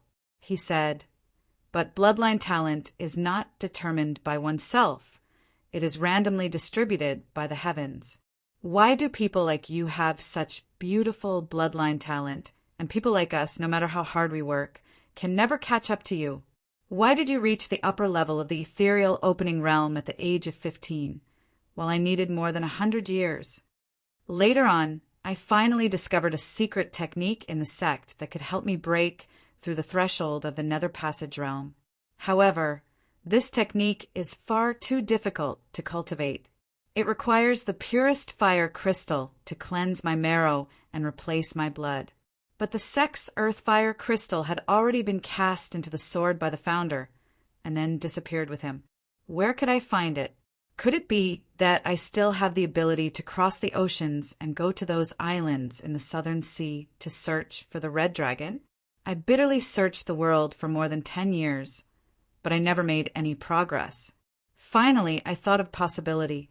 Baihai turned his body and looked in the direction of the distant plains. He said, "The founder died, and the earth fire crystal disappeared without a trace along with his sword. Back then he was almost at the Saint Realm. Who could kill him? The greatest possibility was obviously Zhou ****. Then, could his sword have been lost in the garden of Zhou? Could it be in the legendary sword pool? So when the garden of Zhou opened this year, I entered without hesitation.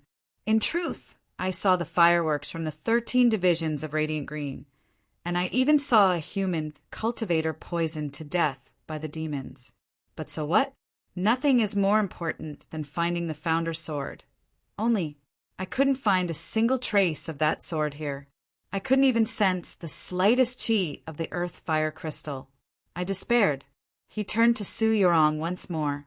Because of his age, his eyes were somewhat muddy, and they gradually began to burn with passion. But just when I despaired, I saw my lady unfurl her wings of fire and fly down from the peak of Sunset Valley. I knew that my lady was heavily injured, and I knew that this was my best chance to break through. It might even be my last chance. What does the essence of earth fire count for? The true phoenix blood in my lady's body contains an even more berserk, fiercer and purer energy. As long as I can take my lady's blood, I can definitely cultivate that secret technique. I can easily break through to ethereal opening and successfully condense fire. In the future, I might even have the chance to step into the divine domain. Do my lady know how great this sort of temptation is to people like us? The more Baihai spoke, the more excited he became, the hoarser his voice became. Su Yurong looked at him and said, "I don't know." Baihai stared blankly and asked, "What did you say?" To me, cultivating and breaking through is a very simple matter, just like eating and drinking. From the moment I was born, I was destined to enter the divine domain, so Su Yurong calmly looked at him and said, "I cannot understand your feelings." When she said these words, she was very indifferent. So Baihai was incomparably angry and also intensely disappointed. If Chen Changsheng were awake at this moment, he would probably be able to understand this setting sun sect elder's feelings. It wasn't because he had experienced this before, but because he was often like Su Yurong, making others feel this way, very seriously speaking the objective truth, but the other party would be forced to endure endless humiliation until they were speechless. Tang 36, who had experienced this deeply, had once evaluated, "You and Su Yurong are both people who make others speechless." Baihai truly had nothing to say, so he could only roar, "Bloodline innate gift? The heavens are unfair. In a little while I will suck your blood dry, and then your bloodline innate gift will be mine. I will change this unfairness."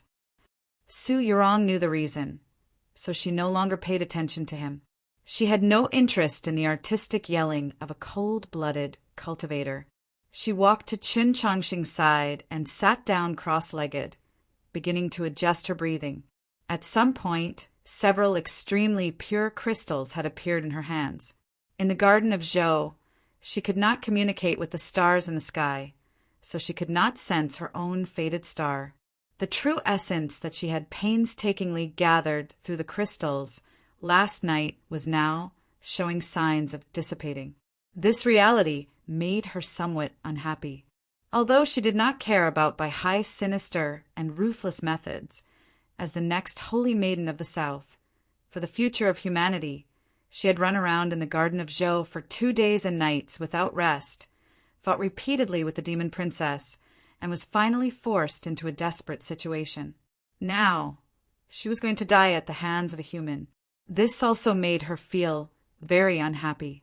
Separated by the leaves of the wudong tree, Bai Hai saw her slightly raised eyebrows and guessed what she was feeling. He said with slight mockery, "You think it's unfair?" Su Yurong sat cross-legged on the ground, her expression tranquil.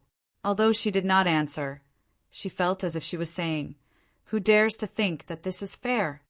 I know you think that humans like me are cold, selfish, sinister, and cunning. But have you ever thought that you're actually no different from us? Do you really think that you're a phoenix?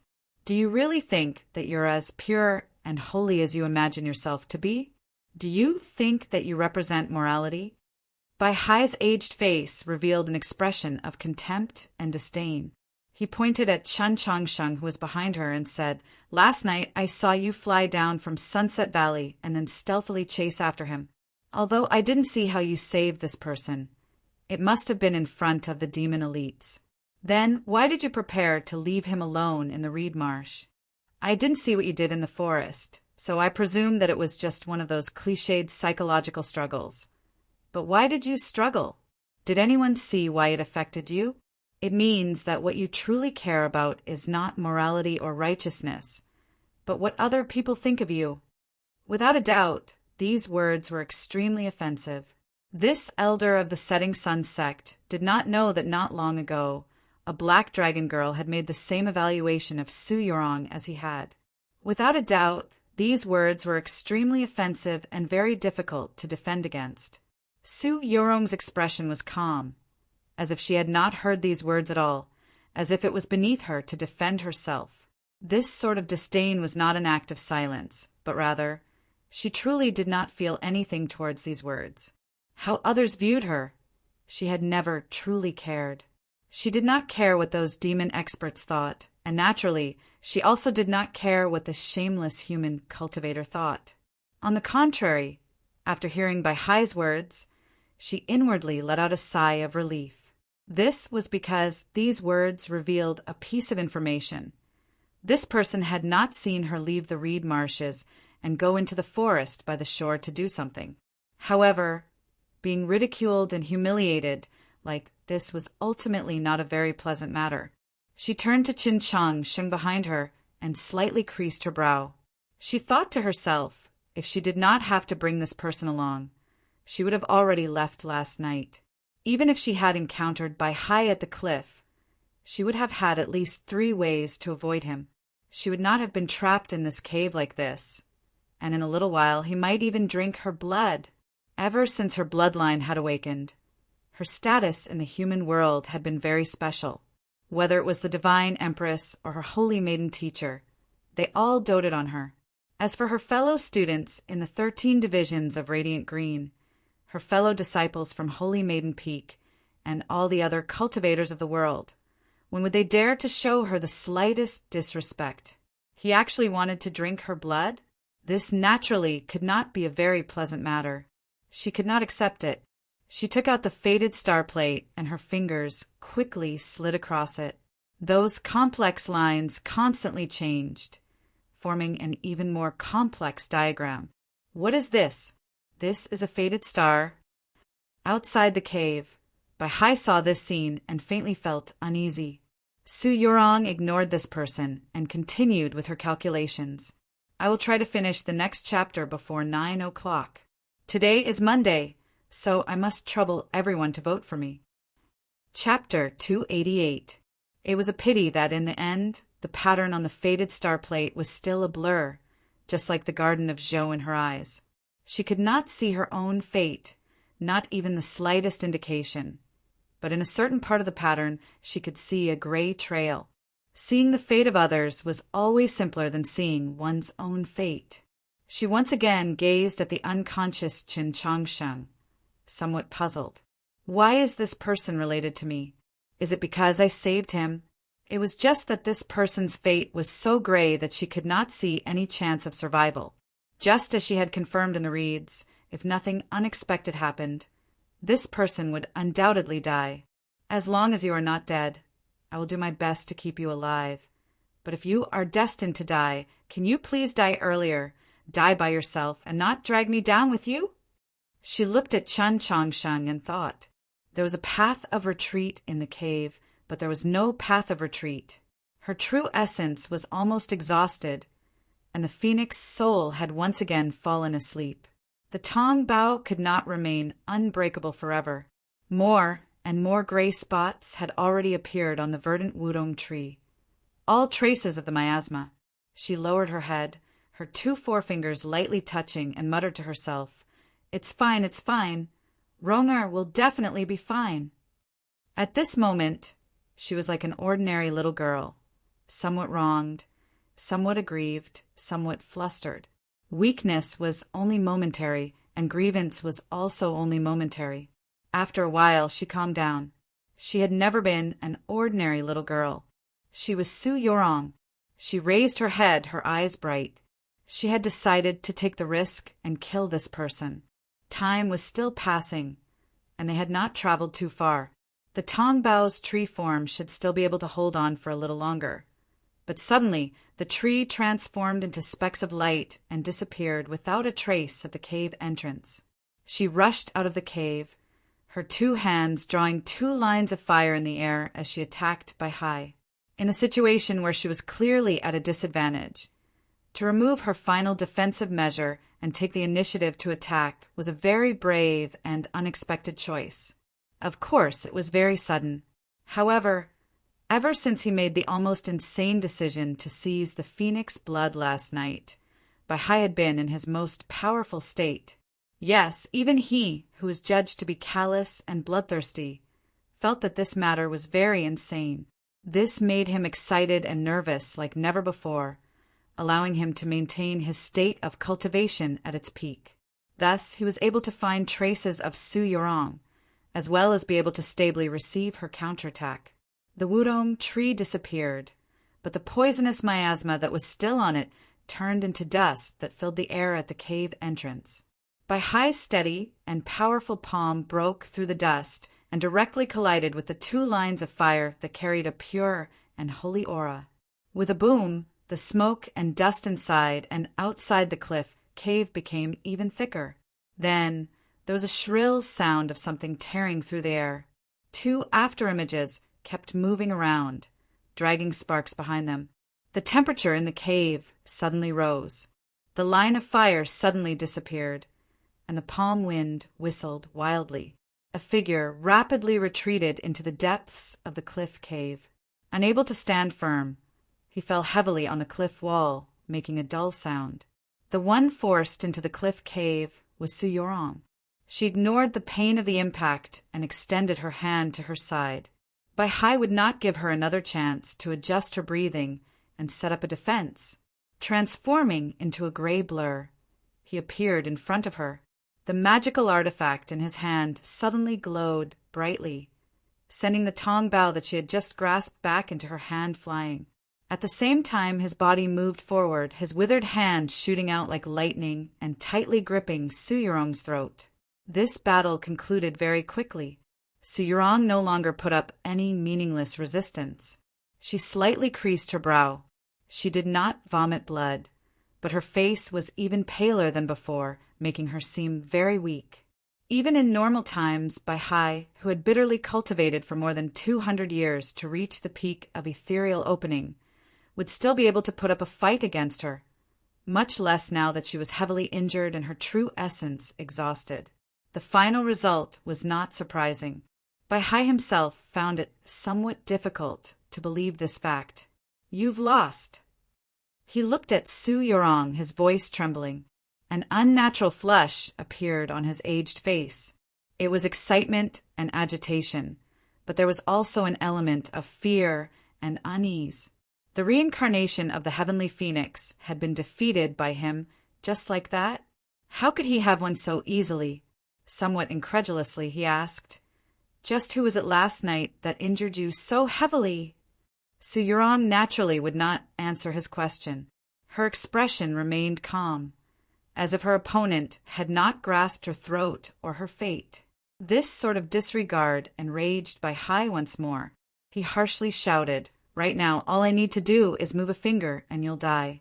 In this sort of situation, you still feel it beneath you to speak to me?" Su Yurong calmly glanced at him.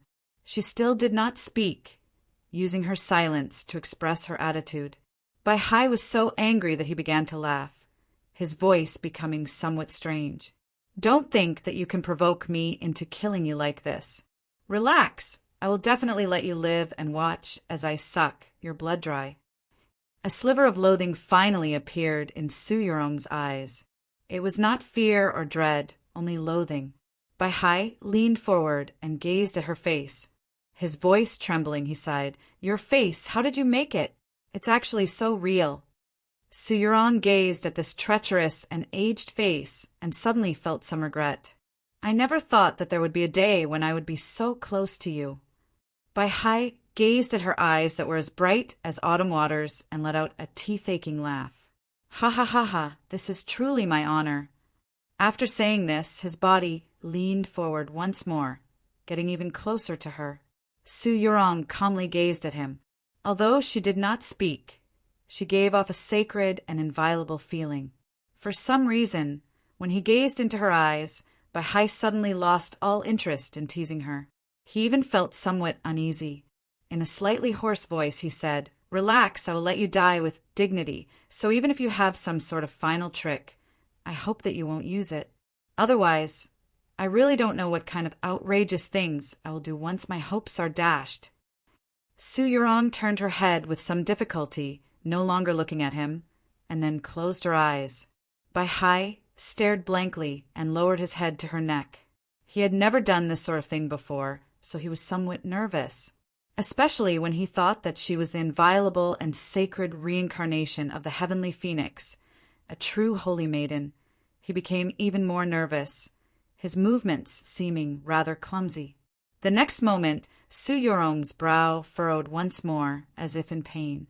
Bai Hai's pupils rapidly constricted.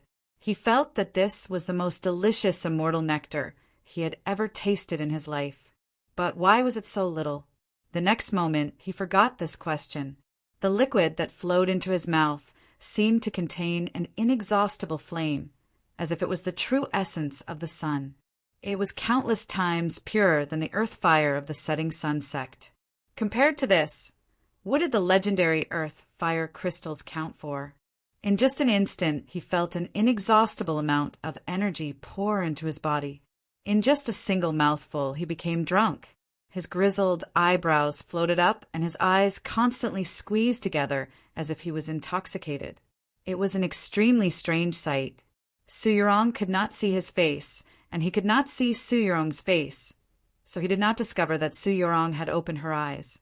She calmly gazed at the stone walls of the cave. For some reason, even though she was already at the edge of the abyss of death and was currently enduring such humiliation and cruelty, her expression was still very calm, as if she still had the leisure to think about other things. Time slowly passed, but it was so resolute that it inspired fear in one's heart. Suddenly, Su Yurong's eyebrows slightly rose once more, because she realized that she seemed to have miscalculated. Even if she could kill this repulsive old thief, the blood in her body would be sucked clean by him. This time, true regret appeared in her eyes. Although it was very faint, it was still somewhat regretful. She did not want to die like this, and she certainly did not want to die with this old thief's corpse still pressing down on her body. But just like the trajectory of fate in the starry sky, once it began to move, it could not be stopped. This was the decision she had made her plan. Once it began to be carried out, she would become a part of this plan, no longer capable of preventing the arrival of the conclusion. Was this her fate? She quietly thought. Fate could not be changed. Both the North and South factions of the Orthodoxy believed this. But there were some people who did not believe this, like Wang Jitsa, like those people who had to change their fate. Su Yurong believed that her fate could not be changed, that she could only perish together with this old thief, ultimately becoming a pair of corpses in the cave that no one would ever discover. She had forgotten that there was another person in this cave, A hand rose up in front of her eyes, bringing her gaze slowly up to her neck. This hand was not very large, its fingernails very clean, its fingers long and slender. They were usually very warm, but now they were very cold, with ice and snow still clinging between the fingers. This hand seemed rather tired and powerless, but it was also very determined.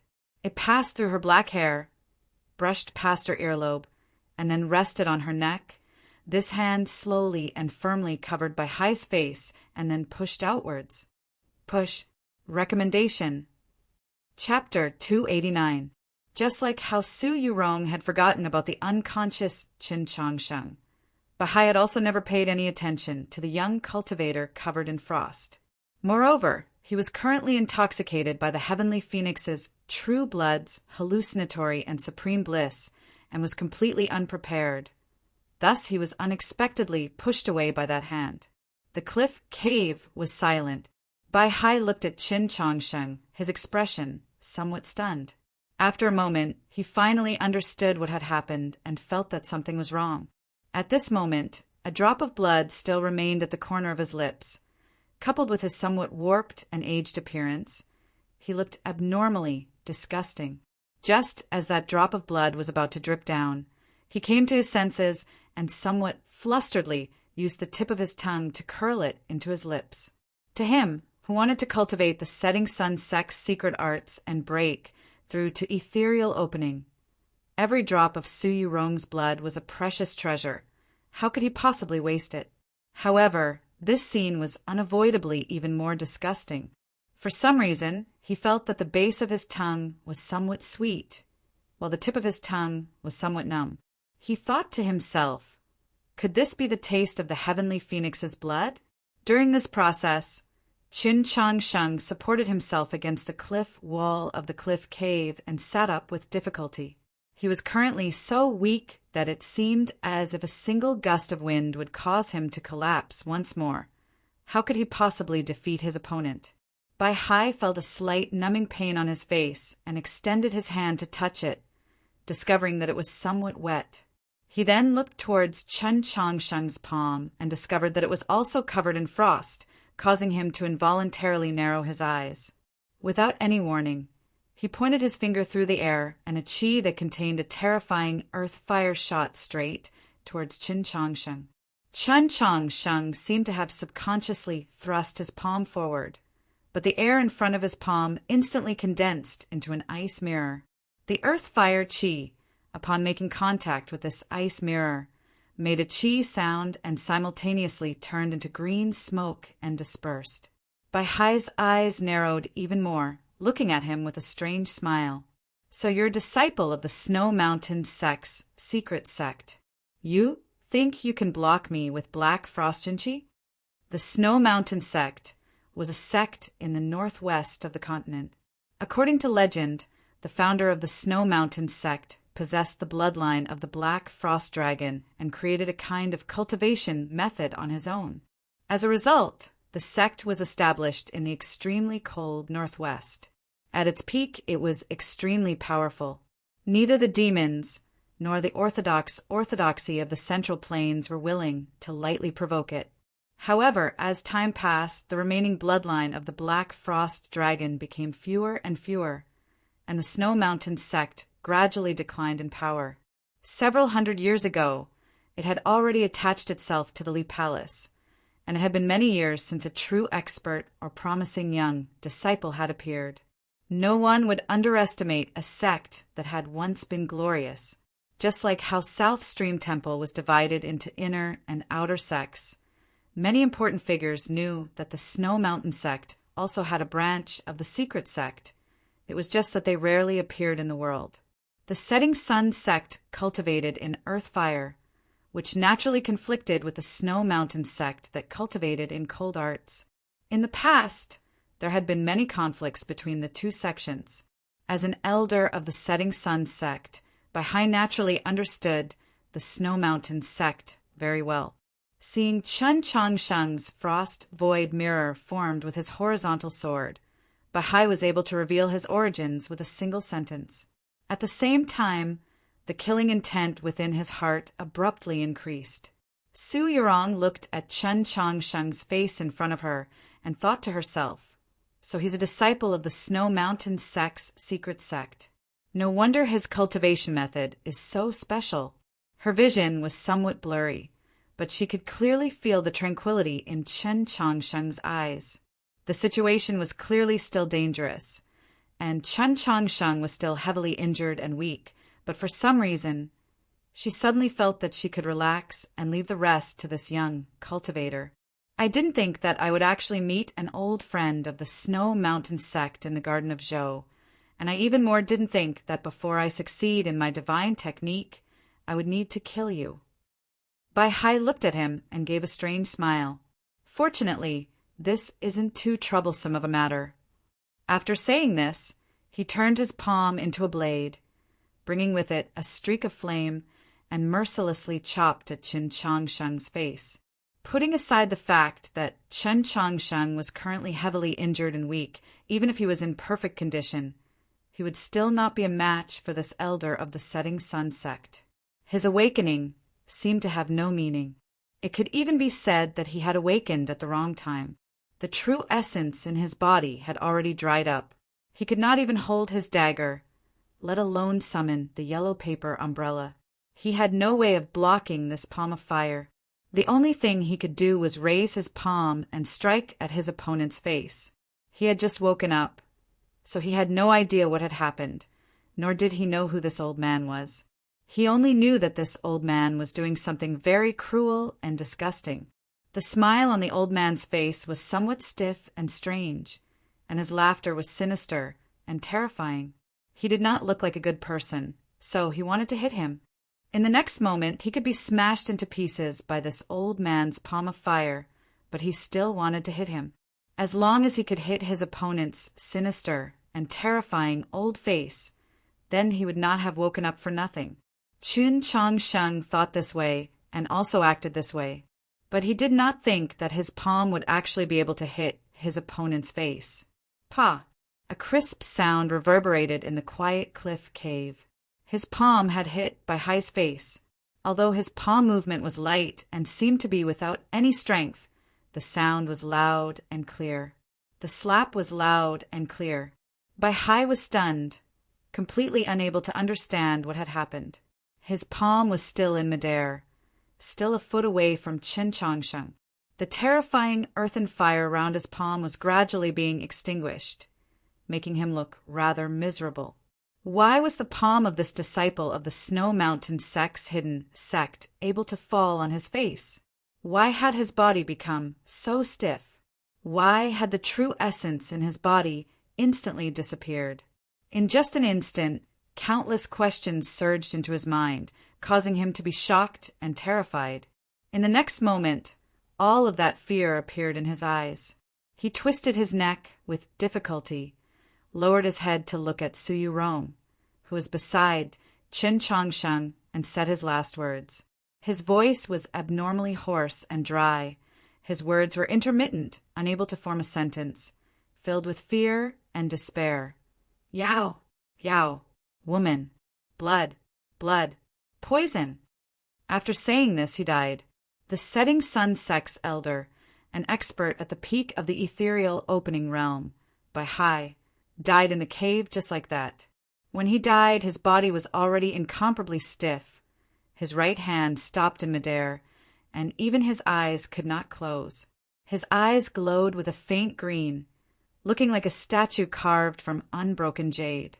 This scene was very strange, very sinister. In the next moment, his skin began to fester, but the fester did not penetrate deep into his flesh and bones, only on the surface, gradually becoming mottled. Some of the mottled spots were beautiful, some were disgusting. Chen Changsheng felt very disgusted. At this moment, he finally understood that this old man had already been poisoned, but he did not know when he had been poisoned. The previous strange smile on the old man's face was the cause of the poison's attack. At that time, his divine sense had already gradually separated from his body. Isn't this poison a little too cruel? Immediately after, he remembered that there was someone else in the cave and looked over.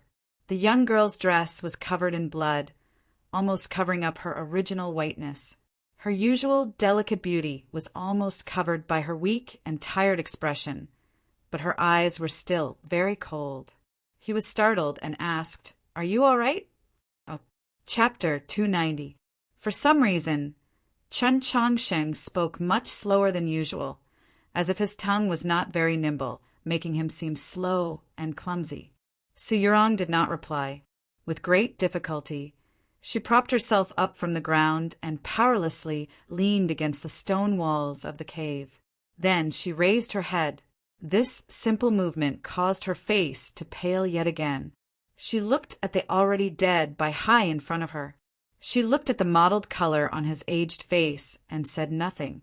That moment, just now, had been the most dangerous moment of her life. She had removed the Tong Bao and pretended to launch a surprise attack.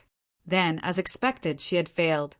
She had intentionally allowed Bai Hai to suppress her so that this elder of the setting sun sect could suck her blood, because only she knew that her true phoenix blood had been mixed with much of the poison that Nank had planted last night. As expected, this extremely risky and disgusting plan had succeeded. But just as she had thought when she felt remorseful, if Bai Hai had not been pushed away from her neck by that hand at the very last moment, then before he was poisoned to death, he really might have sucked dry the last of her true phoenix essence blood, and then she really would have died. Thinking of this, she turned to Chen Chongsheng.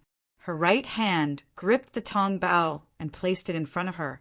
Her expression was indifferent, as if she was keeping him at a distance of 1,000 li. The delicate and pretty girl had an apathetic expression, and there was a noble air about her that made her seem extremely virtuous and virtuous. If it were a normal youth, upon seeing this sort of opposite sex, he would perhaps feel ashamed of his inferiority and secretly admire her, or perhaps he would feel that his dignity had been challenged and feel uncomfortable. However, Chen Chongsheng did not feel either of these things. In the capital, he had interacted with women like Mou and Luoluo many times, so he was very used to this sort of nobility. As a result, he appeared very calm, but for some reason he felt that this girl gave him a very comfortable feeling, like a spring forest after a fresh rain. Su Yurong was somewhat surprised at his calmness, but also rather satisfied. Without any movement, the longbow disappeared. Chen Chongsheng stared blankly, and then he remembered the words that had faintly entered his ears while he was unconscious. This girl was actually a member of the legendary elf race. It was said that countless years ago, the great western continent and the eastern continent did not have a vast ocean, but were instead joined together.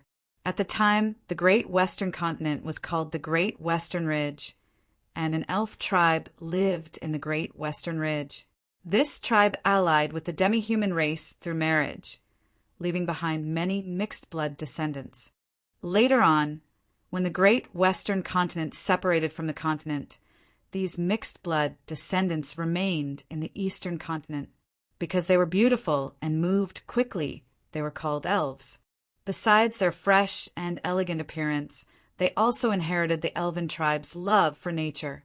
The elves were most famous for their archery, and every member of the tribe was extremely skilled in archery. In the war between the demi-human race and the demon race, the elves played an extremely important role. It was also for this reason that they became the most hated target of the demon race. Finally, 2,000 years ago, because of the betrayal of the wolf tribe, the elves' ancestral mountain was besieged by the demon army.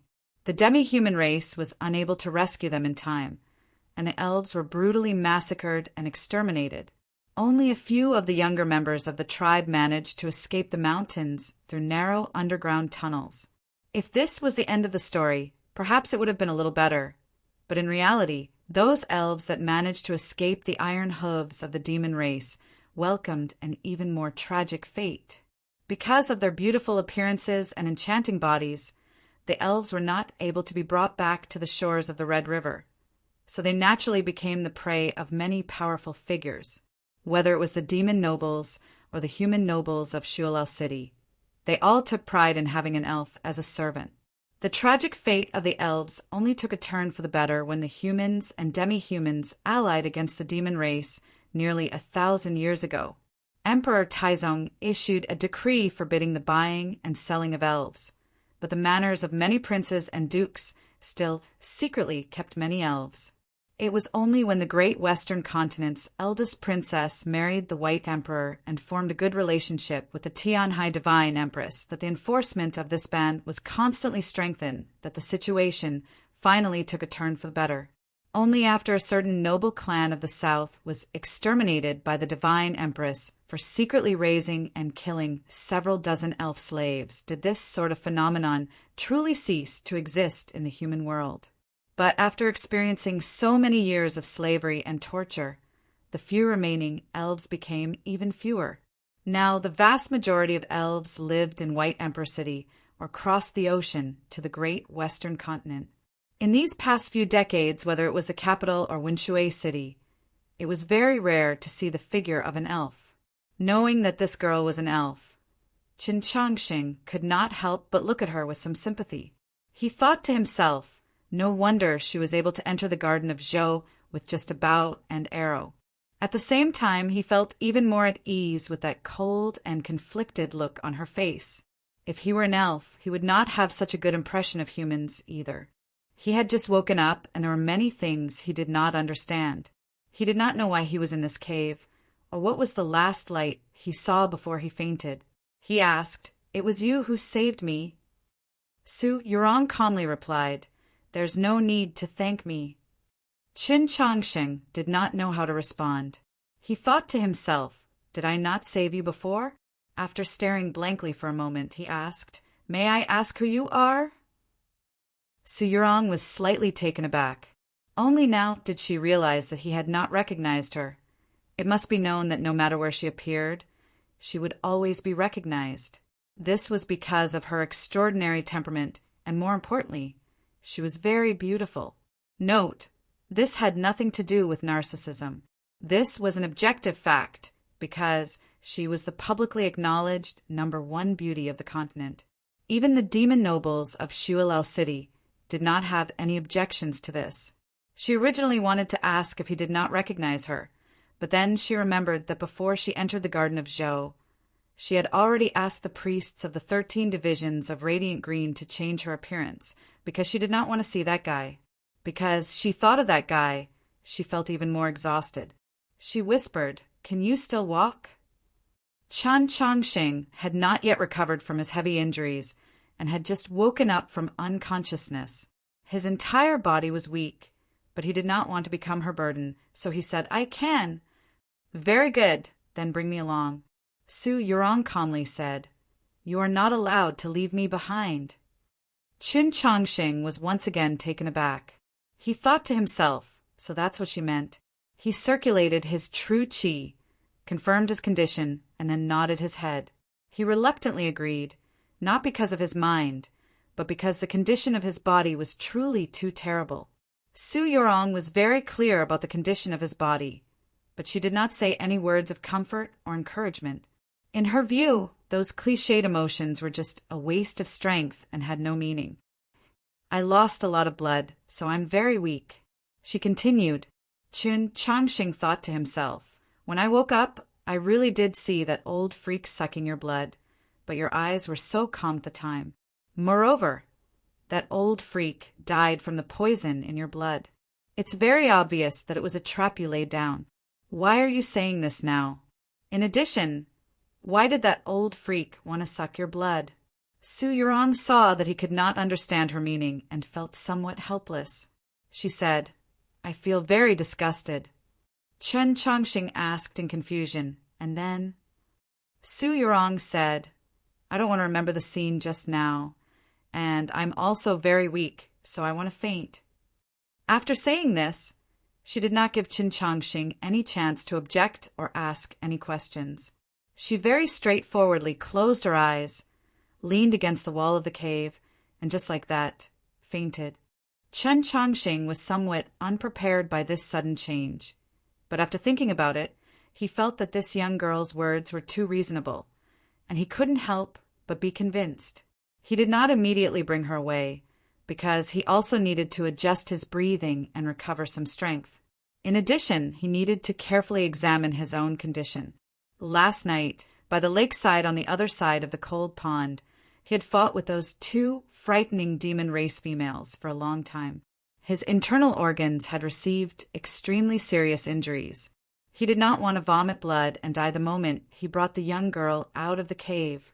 When the soul comes out of the sea of consciousness, it is divine sense. When it comes out of the sea of consciousness, it is meditative introspection. He saw the lake outside of his ethereal palace. What was different from before was that the lake water formed a sphere, and its surroundings were dyed with a lot of ice and snow, emitting a chill in all directions. Even the spirit mountain where his ethereal palace was located was somewhat indistinct. Occasionally a strong wind would blow by, and the ice and snow would slowly fall. After an unknown amount of time, the wasteland had already been covered in a shallow layer of white. In the battle last night, his true essence had been completely burned away, and the snow on the wasteland had long since melted away.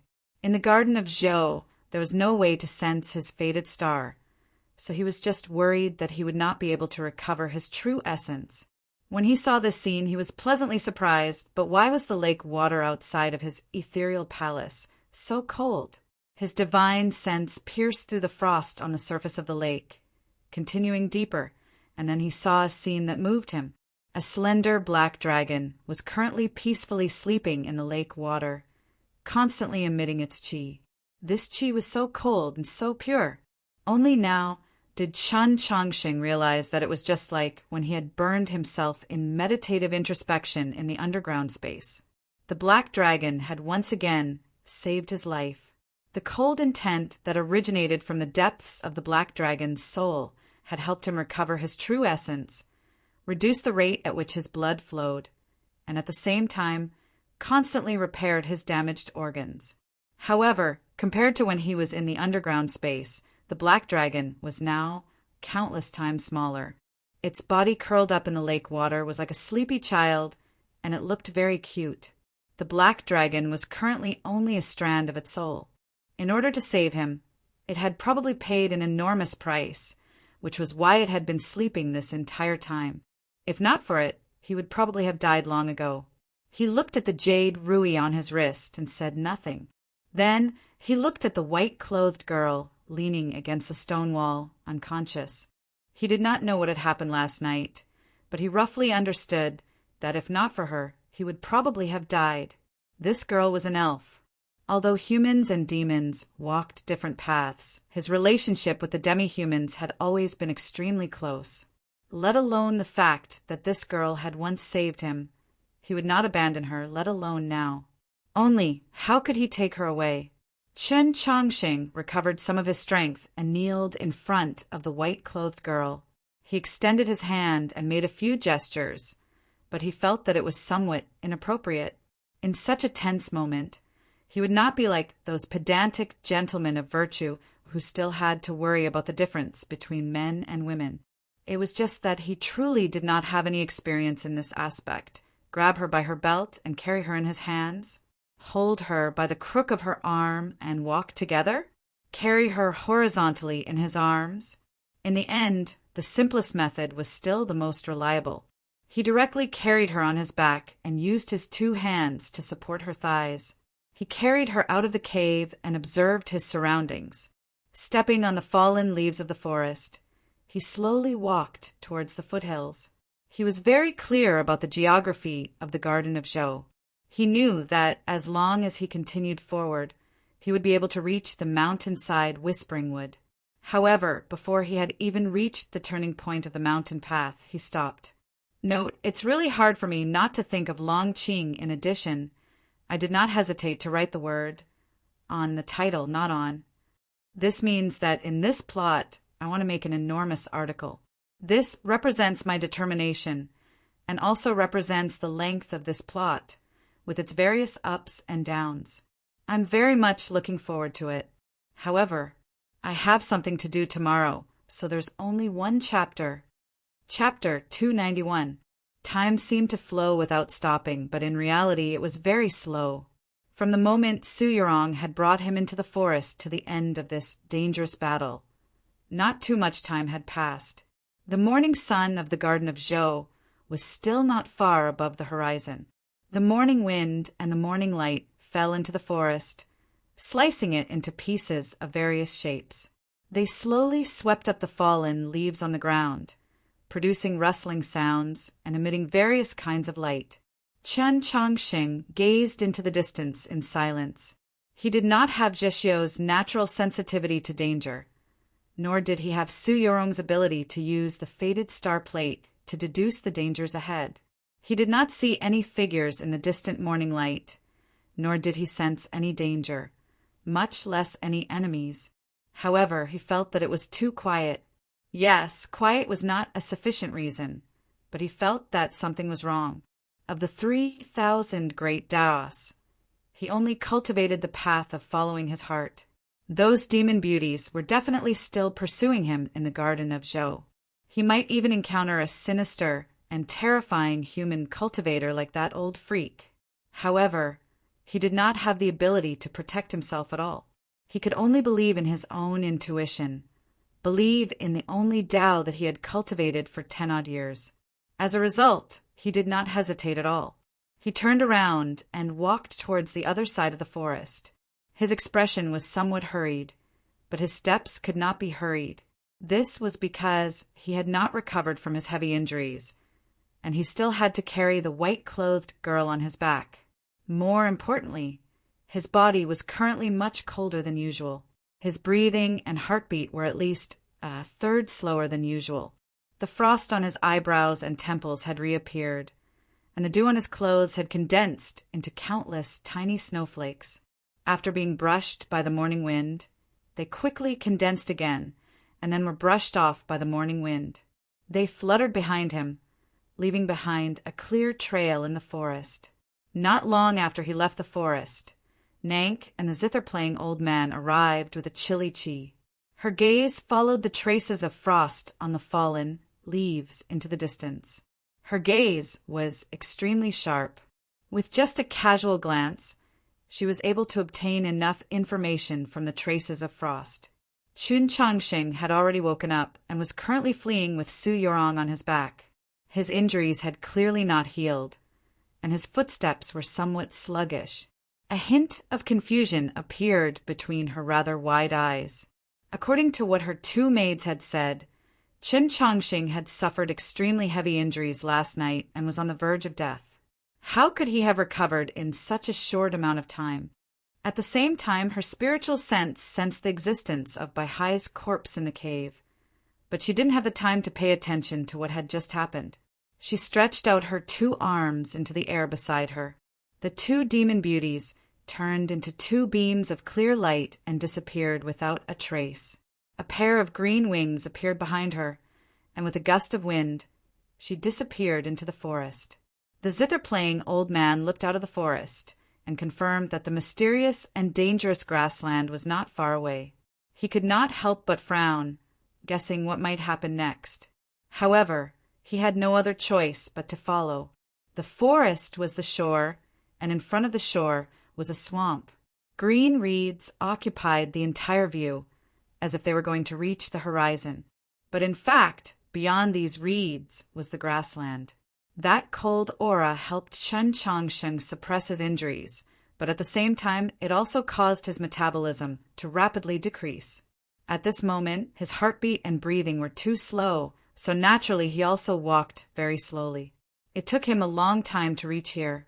He didn't know that not long ago, Su Yurong had carried him out of the reeds. He only knew that if he continued forward, he might accidentally enter that terrifying grassland. But he had no other choice. He could only follow his heart and walk back to the wetland along the path he came from. His body walked in the water, bringing out a thin layer of ice. As soon as he walked into the reeds, he didn't even have time to consider whether he should risk going forward or turn around. The sound of the wind coming from the shore told him that he didn't need to think anymore.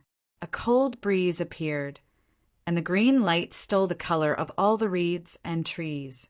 A little girl with an indifferent expression appeared on the shore. She looked at him expressionlessly, as if she was looking at an ant.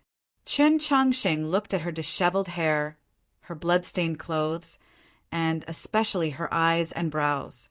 He stared blankly, as if he had seen something, and was rather surprised. In addition, he did not grasp the hilt of his dagger, because he knew that the difference in strength between him and this demon expert was too great. Fighting was meaningless, so he said nothing and appeared very calm. He had always been very calm and steady. No matter what major event he encountered, he would never become depressed, nor would he panic. This characteristic of his personality allowed him to possess a temperament that far exceeded his age, and at the same time it often surprised others. Su Yurong was like this, and Nank was also like this. She did not think that this was the youth rumored to be deeply doted on by the Pope. She asked, "You are Chen Changsheng?" Chen Changsheng had never seen her before, nor did he know that this little girl was the demon lord's most beloved daughter.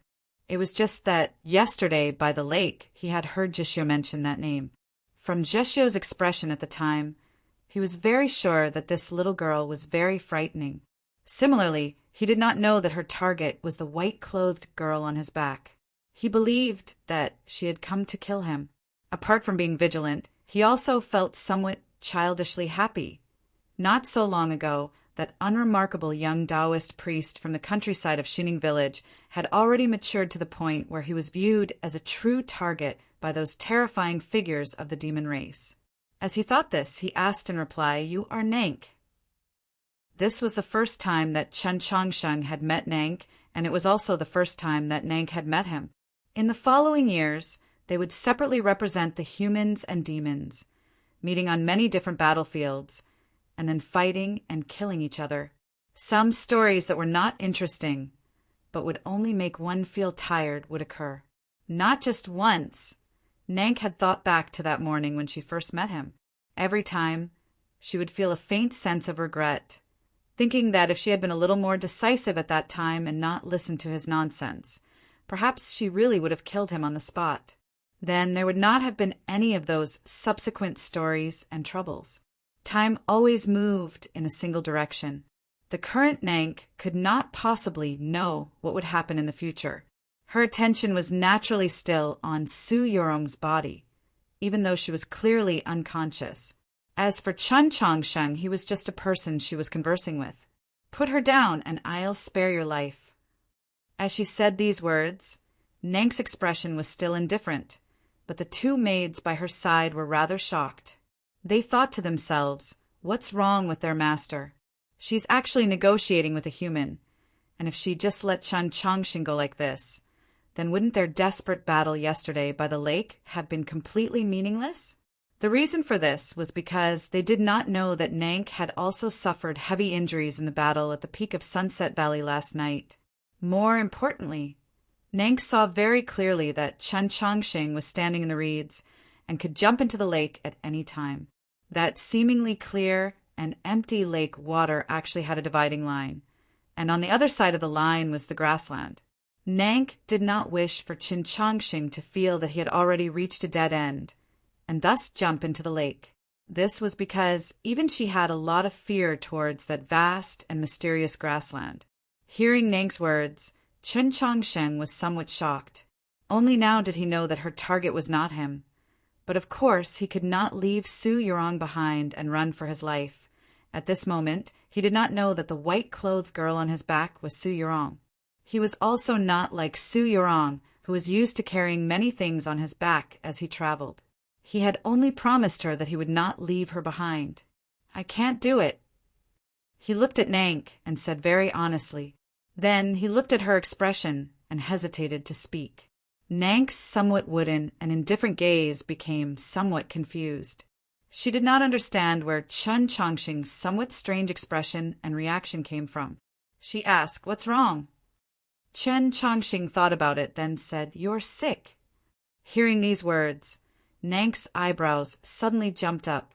She was like a little girl who had gone to the mountains early in the morning to painstakingly gather a large basket of pigweed that had been snatched away by the drunkard next door. She was very angry, and her voice immediately rose. You're the one who's sick. Your entire family is sick. Everyone in the Orthodox Academy is sick." The somewhat childish, yet extremely cold and incomparably angry yell of the little girl reverberated through the quiet reeds. The two maids said nothing. They did not know why their master had suddenly become so angry, and why she had such a big reaction to Qin Chongqing's words. Hearing the incessant curses from the shore, Qin Chongqing felt somewhat helpless. He thought to himself, "If you did not insist on asking, why would I say it?" However, anger and sensitivity represented that his judgment was true. Qin Chongqing suddenly thought that perhaps he could use this matter to exchange for a chance to leave. After Nank's angry and shrill voice gradually grew softer, he very seriously said, "I don't know if your demon spies in the capital have grasped the origins of my sect. If they do, then you should know that my medical skills are not bad." The expression in Nank's eyes was exceptionally cold. She looked at him like she was looking at a dead man. She said, "I don't know what you're talking about." Qin Chongsheng silently organized the words in his mind, ensuring that even demons could understand. He continued, "There's a problem with your bloodline. If it is not treated as soon as possible, when the soul in your body awakens a second time, there might be a backlash. Even if you can preserve your life, you might become a retard." Nank's face was somewhat pale. It was unknown whether it was because of the remnants of last night's battle or because of what he had said. However, her voice was still indifferent and calm. "I don't know what you're talking about. As the demon princess, Black Robe's only disciple, even if the Garden of Zhou was destroyed before her eyes, it would probably not cause the slightest change in her expression. However, she was still young, and she thought that she had concealed her true emotions extremely well. She did not know that Chen Chongsheng, her maids, and the zither-playing old man had all heard the problem. If Chen Chongsheng's words had no effect on her, why would she repeat the same words twice? Was the princess sick? And it seemed to be a very troublesome illness. The faces of the two maids instantly became incomparably pale. They thought to themselves, if they knew the secret, what kind of fate would await them? The zither-playing old man's complexion also became somewhat unsightly. As I said yesterday, there will only be one chapter today. Recently, there have been some matters at home, and an important event has been forced to be postponed, so there might be fewer updates. Also, there are a few more important matters that I need to report to everyone. First of all, it's Banlon, not Banlon. In the first few chapters, everything I wrote was wrong. I really didn't pay attention when I was writing. Thank you, Lord Leader, for your correction. Also, some of my friends might have already discovered that you can now also choose Heaven Chronicles. Of course, it's in the bookstore, and I don't have the authority to operate it yet. Here, I would like to say hello to my old friends who still don't know that I've switched to 10-cent literature and might still be staying at Qijin. For the past 2 days, the sub-editors and many readers have been asking me about subscriptions. Actually, my attitude is very clear. Everyone can subscribe anywhere. I only have one request for my readers, and that is to subscribe to the original version. As long as it's the original version, it doesn't matter where you subscribe. I will shout for recommendation votes, I will be very grateful for monthly votes, and I will be very grateful for tips, but I will also be very embarrassed. I can only subscribe. This is the only and serious request I have for everyone. Of course, I will still be operating on the side of Genesis, such as the book review section or something else. Also, there is absolutely no need to repeatedly subscribe on both sides. Everyone also doesn't have to worry about the problem of not being able to get monthly votes if you subscribe on one side. What I write is definitely worth the money you spend on subscribing, but I can't guarantee that it will be worth more. Therefore, please choose for your convenience. As long as you subscribe, I will be grateful no matter what. P.S. A few days ago, I did a Q&A in the book review section and WeChat. The sub-moderators have already put in a lot of effort to place the annoyingly annoying book review section in Genesis. I will also post it in the book later. Finally, thank you, everyone. Please vote for me. Chapter 292. Seeing Nank's reaction. Chen Changsheng was even more certain of his judgment. Since he had already opened his mouth, he wanted to finish what he was saying. At certain times, he would habitually consider himself a doctor. He could not accept a patient hiding his illness for fear of treatment. Even if the patient was his enemy and in a situation of absolute disadvantage, he could only make a fuss in this aspect. I have a lot of experience with problems caused by innate bloodlines. I think you should know this. If you are willing to let me treat you, perhaps I really can find a way. He looked at Nank and said, the first time the continent heard of his name had nothing to do with the engagement, the Ivy League gathering, or the grand examination, but because he had become Luolua's teacher. The reason he had become Luolua's teacher and obtained the tacit approval of the saint couple in the distant White Emperor city was because he had solved the problem with Luolua's meridians, allowing her to successfully grasp the human way. Zheshio's goal in traveling from the snowy plains to the capital and participating in the grand examination was not to enter the mausoleum of books to view the monoliths, but because he knew of Chen Changsheng's ability in this aspect and deliberately came to seek treatment. These two facts were sufficient proof of his medical skills, especially in this aspect. Nank's problem was the awakening of her bloodline. Although the problem she encountered was different from Luolua's and Zheshio's, there were many similarities. She stared at Chen Changsheng, not noticing the mental ripples of her subordinates behind her. After a moment of silence, she suddenly said, I really am a little unwell. Treat me, and I will let you leave. Chen Changsheng thought to himself, you are not even willing to let this white-clothed girl leave. Just who is this white-clothed girl? He obviously would not accept this arrangement. He said, if I walk in front of you, you will definitely kill me. So the most feasible method is to leave the garden of Zhou, and then I will treat you. Nank said, why should I believe you? After leaving the garden of Zhou, you will return to the Li Palace, and I will not be able to find you.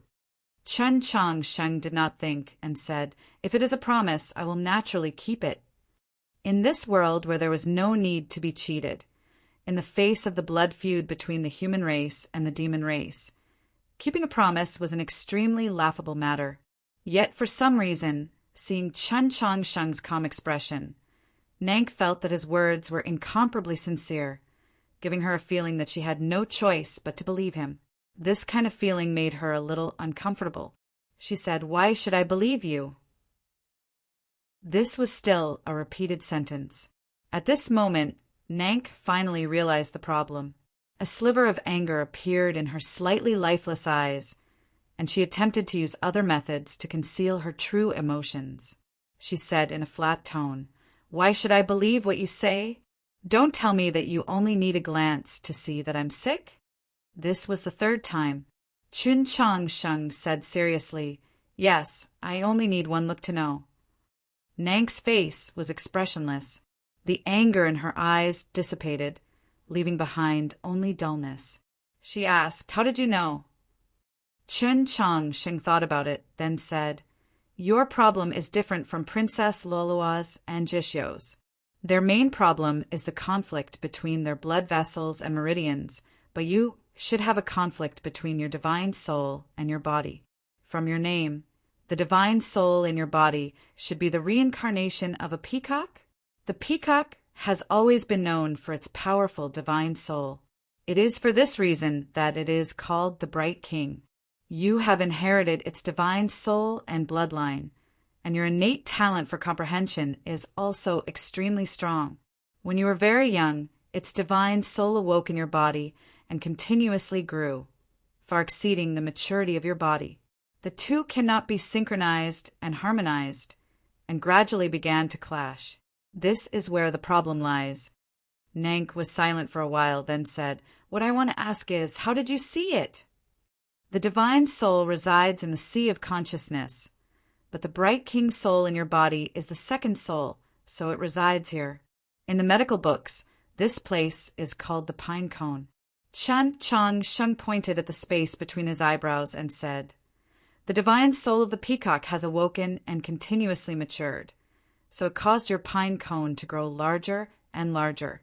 However, your body's growth cannot keep up, so I can very clearly see that your eyebrows are wider than a normal person's, or perhaps a demon's. Moreover, you meditate and meditate every day and night, and your mind is completely tied, so it forms a very special situation. He thought about how to describe this situation, but after thinking for a long time, he realized that there was only one word that could describe it the most accurately. Looking at Nank on the shore, he said, "The reason why I can see the illness in your body at a glance is because you are cross-eyed." Cross-eyed? Cross-eyed. The area around the reed thicket was quiet, especially the deathly stillness on the shore. Whether it was the two maids or the zither-playing old man, all of their expressions were very ugly. They looked at him as if they were looking at a corpse. Nank's expression was still calm, and could even be described as somewhat wooden. But for some reason, even though there was clearly no wind, the black hair that draped over her shoulders began to dance, and her eyes gradually became a dark green. Paired with that childishness that had yet to fade from her small, pale face with slightly wide eyebrows, she seemed extremely strange and frightening. At the peak of Sunset Valley, when Su Yurong first saw Nank, she was just as astonished as when Qin Changsheng first saw her. It was not only because the rumor said that Nank was only a wooden little girl, but also because her eyebrows were indeed much wider than normal. Her gaze was somewhat dull, as if her intelligence was not fully developed, and her eyes were indeed somewhat slanted towards the center. But Su Yurong did not say anything, because she saw Nank as an opponent worthy of respect. Commenting on the other party's body was a very impolite thing to do. Qin Changsheng had always been a very courteous person. Even when facing an enemy like the demon race, he could fight with them, but he would never purposely humiliate the opponent's physical disability. The reason why he said that Nank was cross-eyed in front of her was because he knew that it was not truly cross-eyed, but rather a symptom of her soul and body clashing. It was a symptom of an illness and not a physical disability, so he felt that he could say it. Moreover, at this moment, he saw Nank as a patient, so as a doctor, he obviously had to say everything. He really did not have any ill intentions, nor did he think that the 3 words cross-eyed would mean to a young girl, but it was precisely his casual, serious, and sincere words that made it seem especially believable, which made Nank feel extremely angry. Looking at Nank's strange dark green eyes and her fluttering black hair, he finally felt that he had said something wrong. He hurriedly gestured and explained, "Of course, it's not as exaggerated as I said. It's just that your eyebrows are a bit wider, and your eyes are affected by your soul, so they are instinctively concentrated towards the center. So you look a bit dull, but your intelligence is definitely not a problem." As expected of the honest and reliable young master of the Tradition Academy, this explanation was worse than not explaining at all. Nank's expression was still indifferent, but her black hair fluttered faster and faster, and her breathing became heavier and heavier. Whooshing sounds were heard. Without any warning, she raised her right hand and pointed at Qin Changsheng. 5 rays of faint green light pierced through the air and pierced towards Qin Changsheng's chest.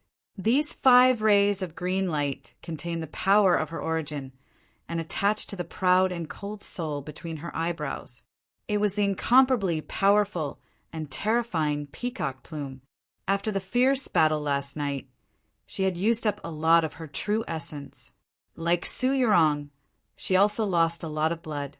In this situation, she did not care about her origin essence to use this kind of attack.